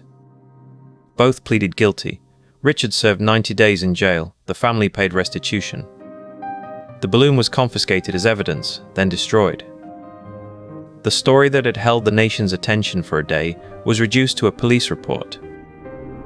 But the legacy of the Balloon Boy incident is not about the Heaney family. It is about the ecosystem that made their hoax possible, the 24-hour news cycle that needs content, the reality television format that blurs performance and life, the internet that amplifies every story to national scale within hours. The Heens did not invent this system, they simply exploited it. The believers were not stupid. They were viewers who had been trained to trust the grammar of live television. When a chyron says, "child trapped in runaway balloon," the format itself vouches for the information. When a helicopter feed shows a balloon drifting over farmland, the immediacy of the image overrides skepticism. The hoax worked because the medium was designed to be believed. Richard Heen was not a mastermind. He was a man who wanted what everyone in his era wanted, visibility. The balloon was crude. The plan was transparent. But the system was hungry, and he fed it. The irony is that he succeeded. The Heener family became famous. The fame was the punishment, not the reward. The Balloon Boy incident is often treated as a joke. a punchline about reality television and internet culture, but the laughter is uneasy. Because the same conditions that produced this hoax have only intensified, the news cycle is faster. The reality television format has spread everywhere. The internet has become the primary source of information for millions. Every day, stories are told that cannot be verified. Every day, viewers are asked to trust the format, the chyron, the anchor's tone of voice. The Balloon Boy incident was not an anomaly. It was a stress test of the information ecosystem, and the ecosystem failed. It did not fail because the hoax was sophisticated. It failed because the system was not designed to question itself. The Heen family returned to obscurity. The balloon was destroyed. The footage remains online, preserved in the amber of digital archives. It can be watched at any time, by anyone, on any device. The story is never really over. It is always waiting to be replayed, re-examined, relived. What does it mean to live in a world where the tools of information are also the tools of deception?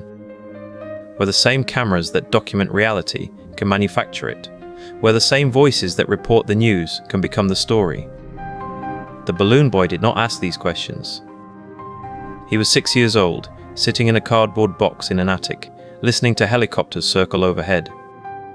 But the questions remain unanswered as the next story begins. The Heen family returned to obscurity. The balloon was destroyed. The footage remains online, preserved in the amber of digital archives. It can be watched at any time, by anyone, on any device. The story is never really over. It is always waiting to be replayed, re-examined, relived. What does it mean to live in a world where the tools of information are also the tools of deception?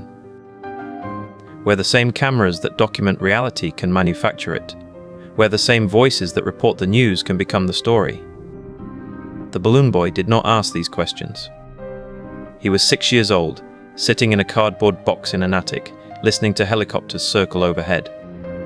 But the questions remain unanswered as the next story begins. The first images arrived at 11:30 a.m. Mountain Time on October 15, 2009. A local news station received a call from Richard Heen, who said his son Falcon had climbed into the experimental balloon and floated away. The station sent a helicopter. Within minutes, the footage was national. The balloon was a disc of reflective mylar, 6 feet wide, drifting at 10,000 feet, carried by winds across the Colorado plains. The chyron read, "Chilled, trapid in runaway balloon." The anchors spoke in hushed tones. The F-16 pilot reported the balloon was unpressurized, that a child could not survive at that altitude. The nation held its breath. The balloon drifted for 2 hours, covering 50 miles, before descending into a field near Denver. It landed empty. The search began for the boy who was never there. Falcon Heaney was found in the attic of his own home, hiding in a cardboard box. He had been there the entire time. The balloon had launched without him. The story was over, but the questions were just beginning. Why did the family wait so long to report the balloon was missing? Why did Richard Heen, a man with a history of seeking fame, seem so rehearsed in his panic? Why did the media never ask the simplest question? Did anyone actually see the boy climb into the balloon? The answer came on live television. 3 days after the balloon landed, the Heen family appeared on Larry King Live. Falcon, sitting on his father's lap, was asked why he hid in the attic. The boy looked at his father. Then he said, "You said we did this for the show." The silence that followed lasted 3 seconds. It felt like an hour. Richard Heen's face went white. He leaned forward, whispered something to his son. But the damage was done. The confession was immediate. Richard Heen admitted the entire event was a hoax, designed to generate publicity for a reality television show pitch. The family had rehearsed the story. Falcon had been coached. The balloon was launched empty. The F-16 was scrambled for nothing. The nation's attention was stolen for a television pilot that never existed. The Heens were charged with filing a false report, sentenced to probation and community service. Richard served 90 days in jail, but the story was never really about the Heen family. It was about the system that made their hoax possible. The 24-hour news cycle required a constant stream of content. The balloon story was perfect, visual, dramatic, unresolved. It had a child in danger, a chase, a mystery. It had everything except a victim. The media did not create the hoax. But it provided the platform, the amplification, the legitimacy. Without the Balloon Boy incident was not an anomaly. It was a stress test of the information ecosystem, and the ecosystem failed. It did not fail because the hoax was sophisticated. It failed because the system was not designed to question itself. The same technology that allowed the story to spread instantly also prevented anyone from pausing to verify. The same networks that competed for ratings also competed for speed. The same journalists who demanded accountability from others never demanded it from themselves. In the aftermath, there were apologies. News directors promised to be more careful. Anchors acknowledged they had been manipulated, but the structural incentives remained unchanged. The next crisis would arrive, and the same patterns would repeat. The Heen family returned to obscurity. The balloon was destroyed. The footage remains online, preserved in the amber of digital archives. It can be watched at any time, by anyone, on any device. The story is never really over. It is always waiting to be replayed, re-examined, relived.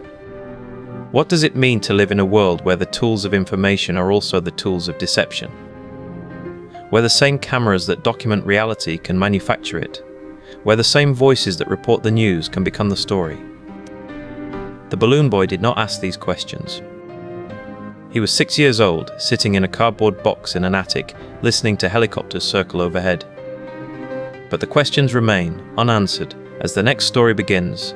The next story came quickly. There is always a next story.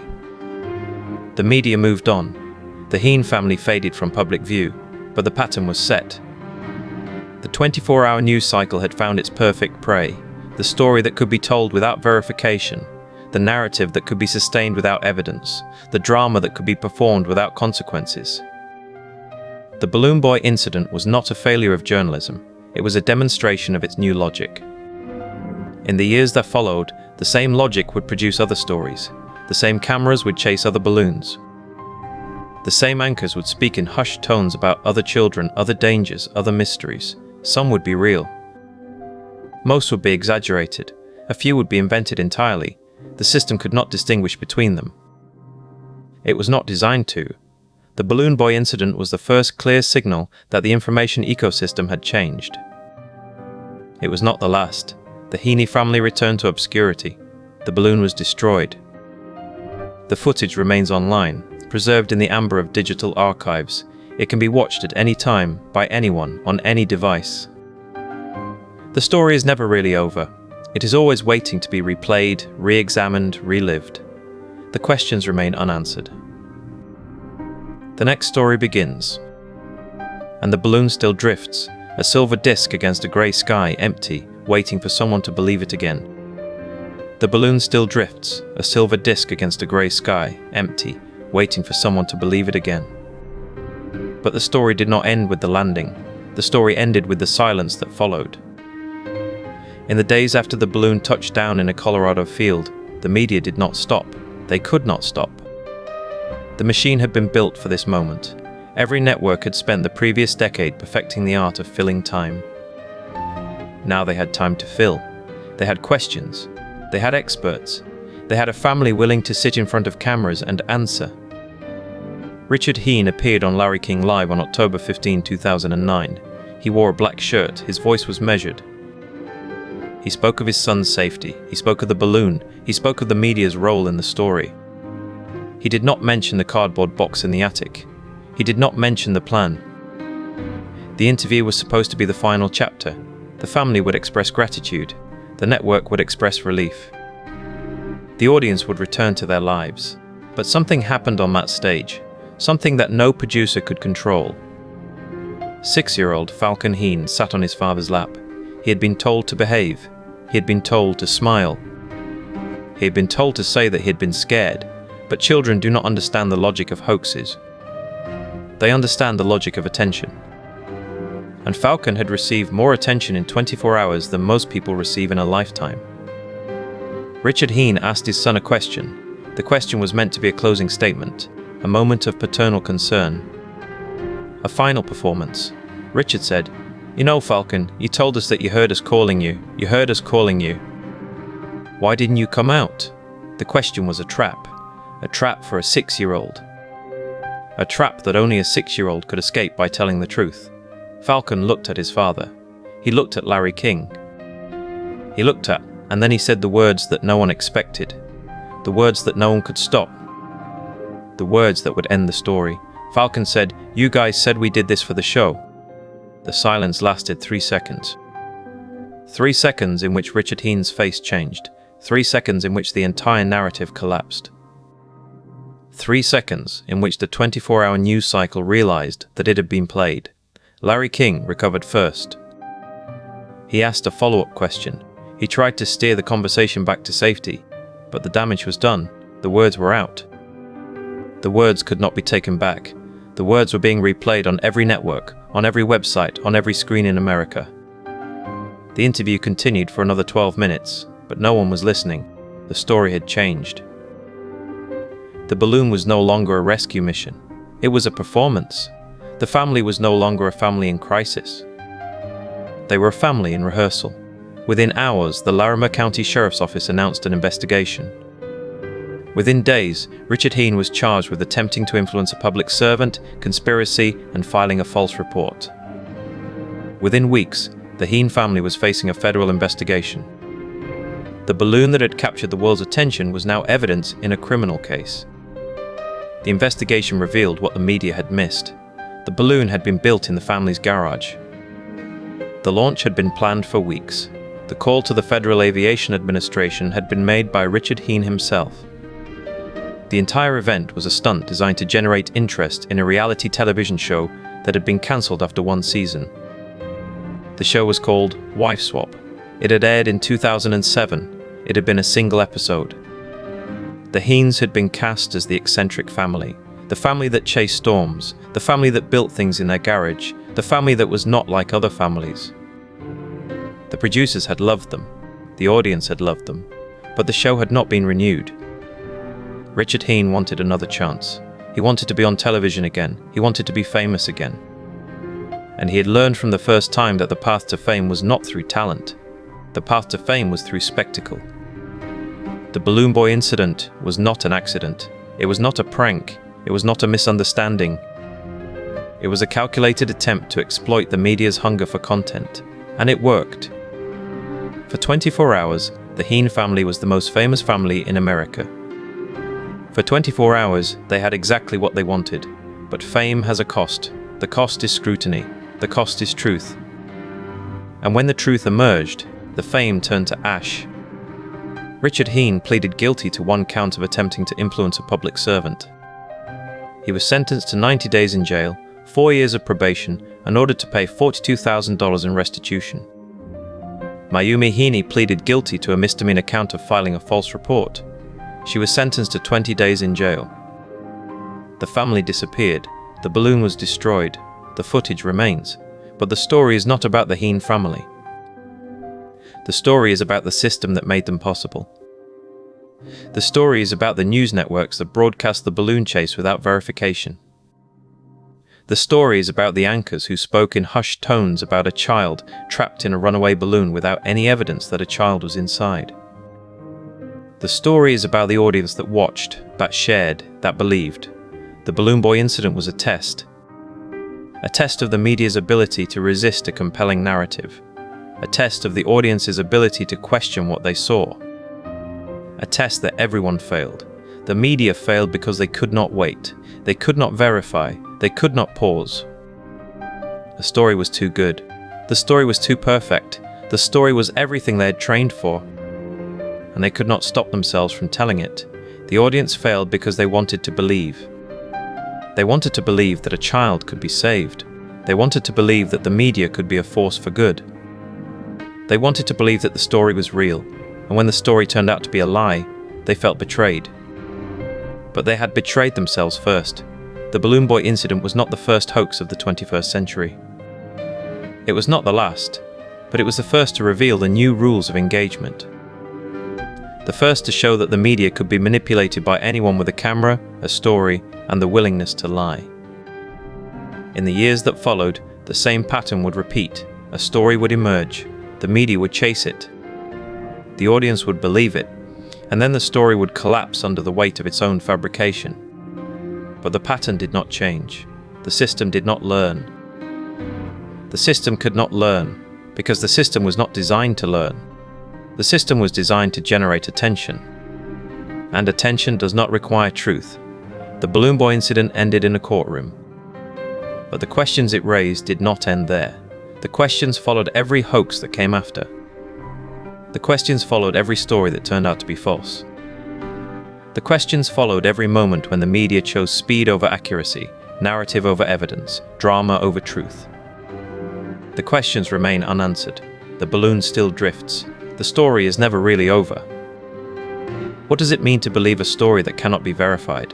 What does it mean to share a story that has no evidence? What does it mean to live in a world where the truth is optional, where the narrative is everything, where the balloon always drifts and the child is never inside?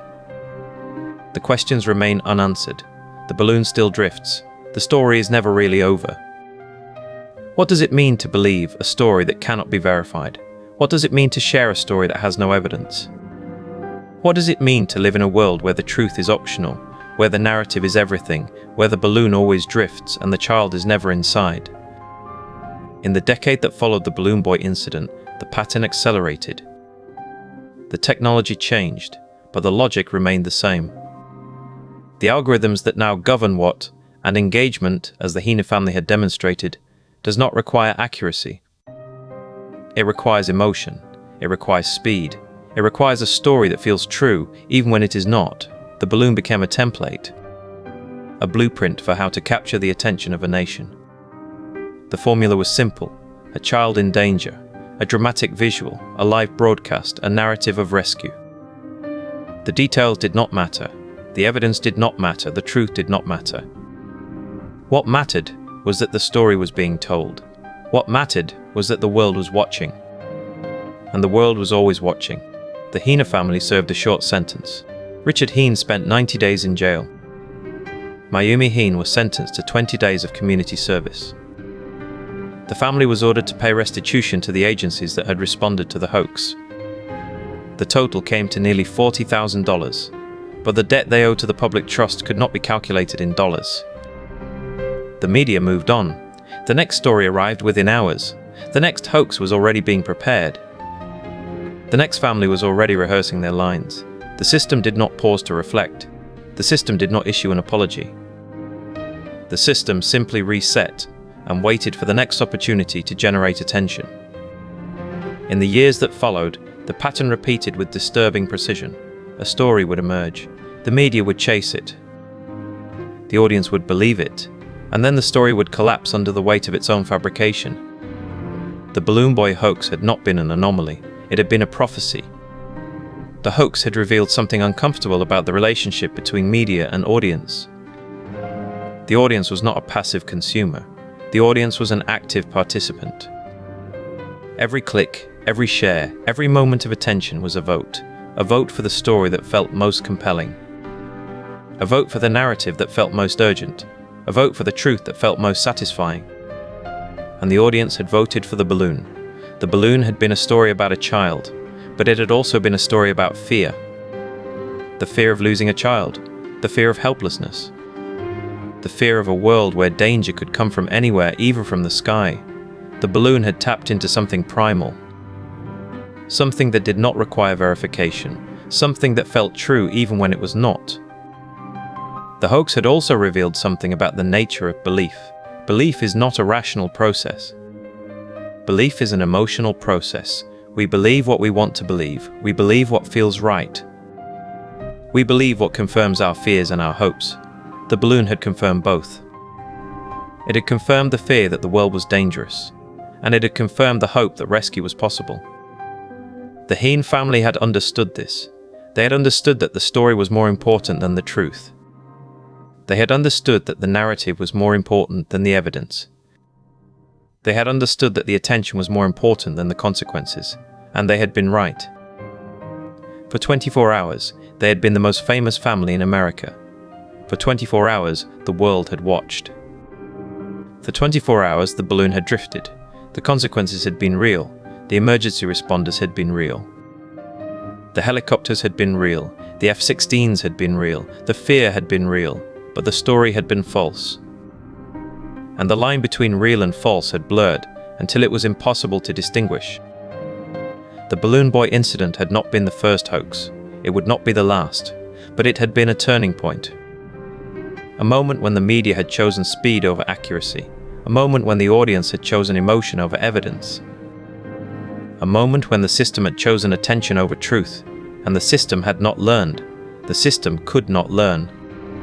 Because the system was not designed to learn. The system was designed to generate attention. And attention does not require truth. The balloon still drifts. The story is never really over. The questions remain unanswered. What does it mean to believe a story that cannot be verified? What does it mean to share a story that has no evidence? What does it mean to live in a world where the truth is optional, where the narrative is everything, where the balloon always drifts and the child is never inside? The Balloon Boy incident ended in a courtroom, but the questions it raised did not end there. The questions followed every hoax that came after. The questions followed every story that turned out to be false. The questions followed every moment when the media chose speed over accuracy, narrative over evidence, drama over truth. The questions remain unanswered. The balloon still drifts. The story is never really over. What does it mean to believe a story that cannot be verified? What does it mean to share a story that has no evidence? What does it mean to live in a world where the truth is optional, where the narrative is everything, where the balloon always drifts and the child is never inside?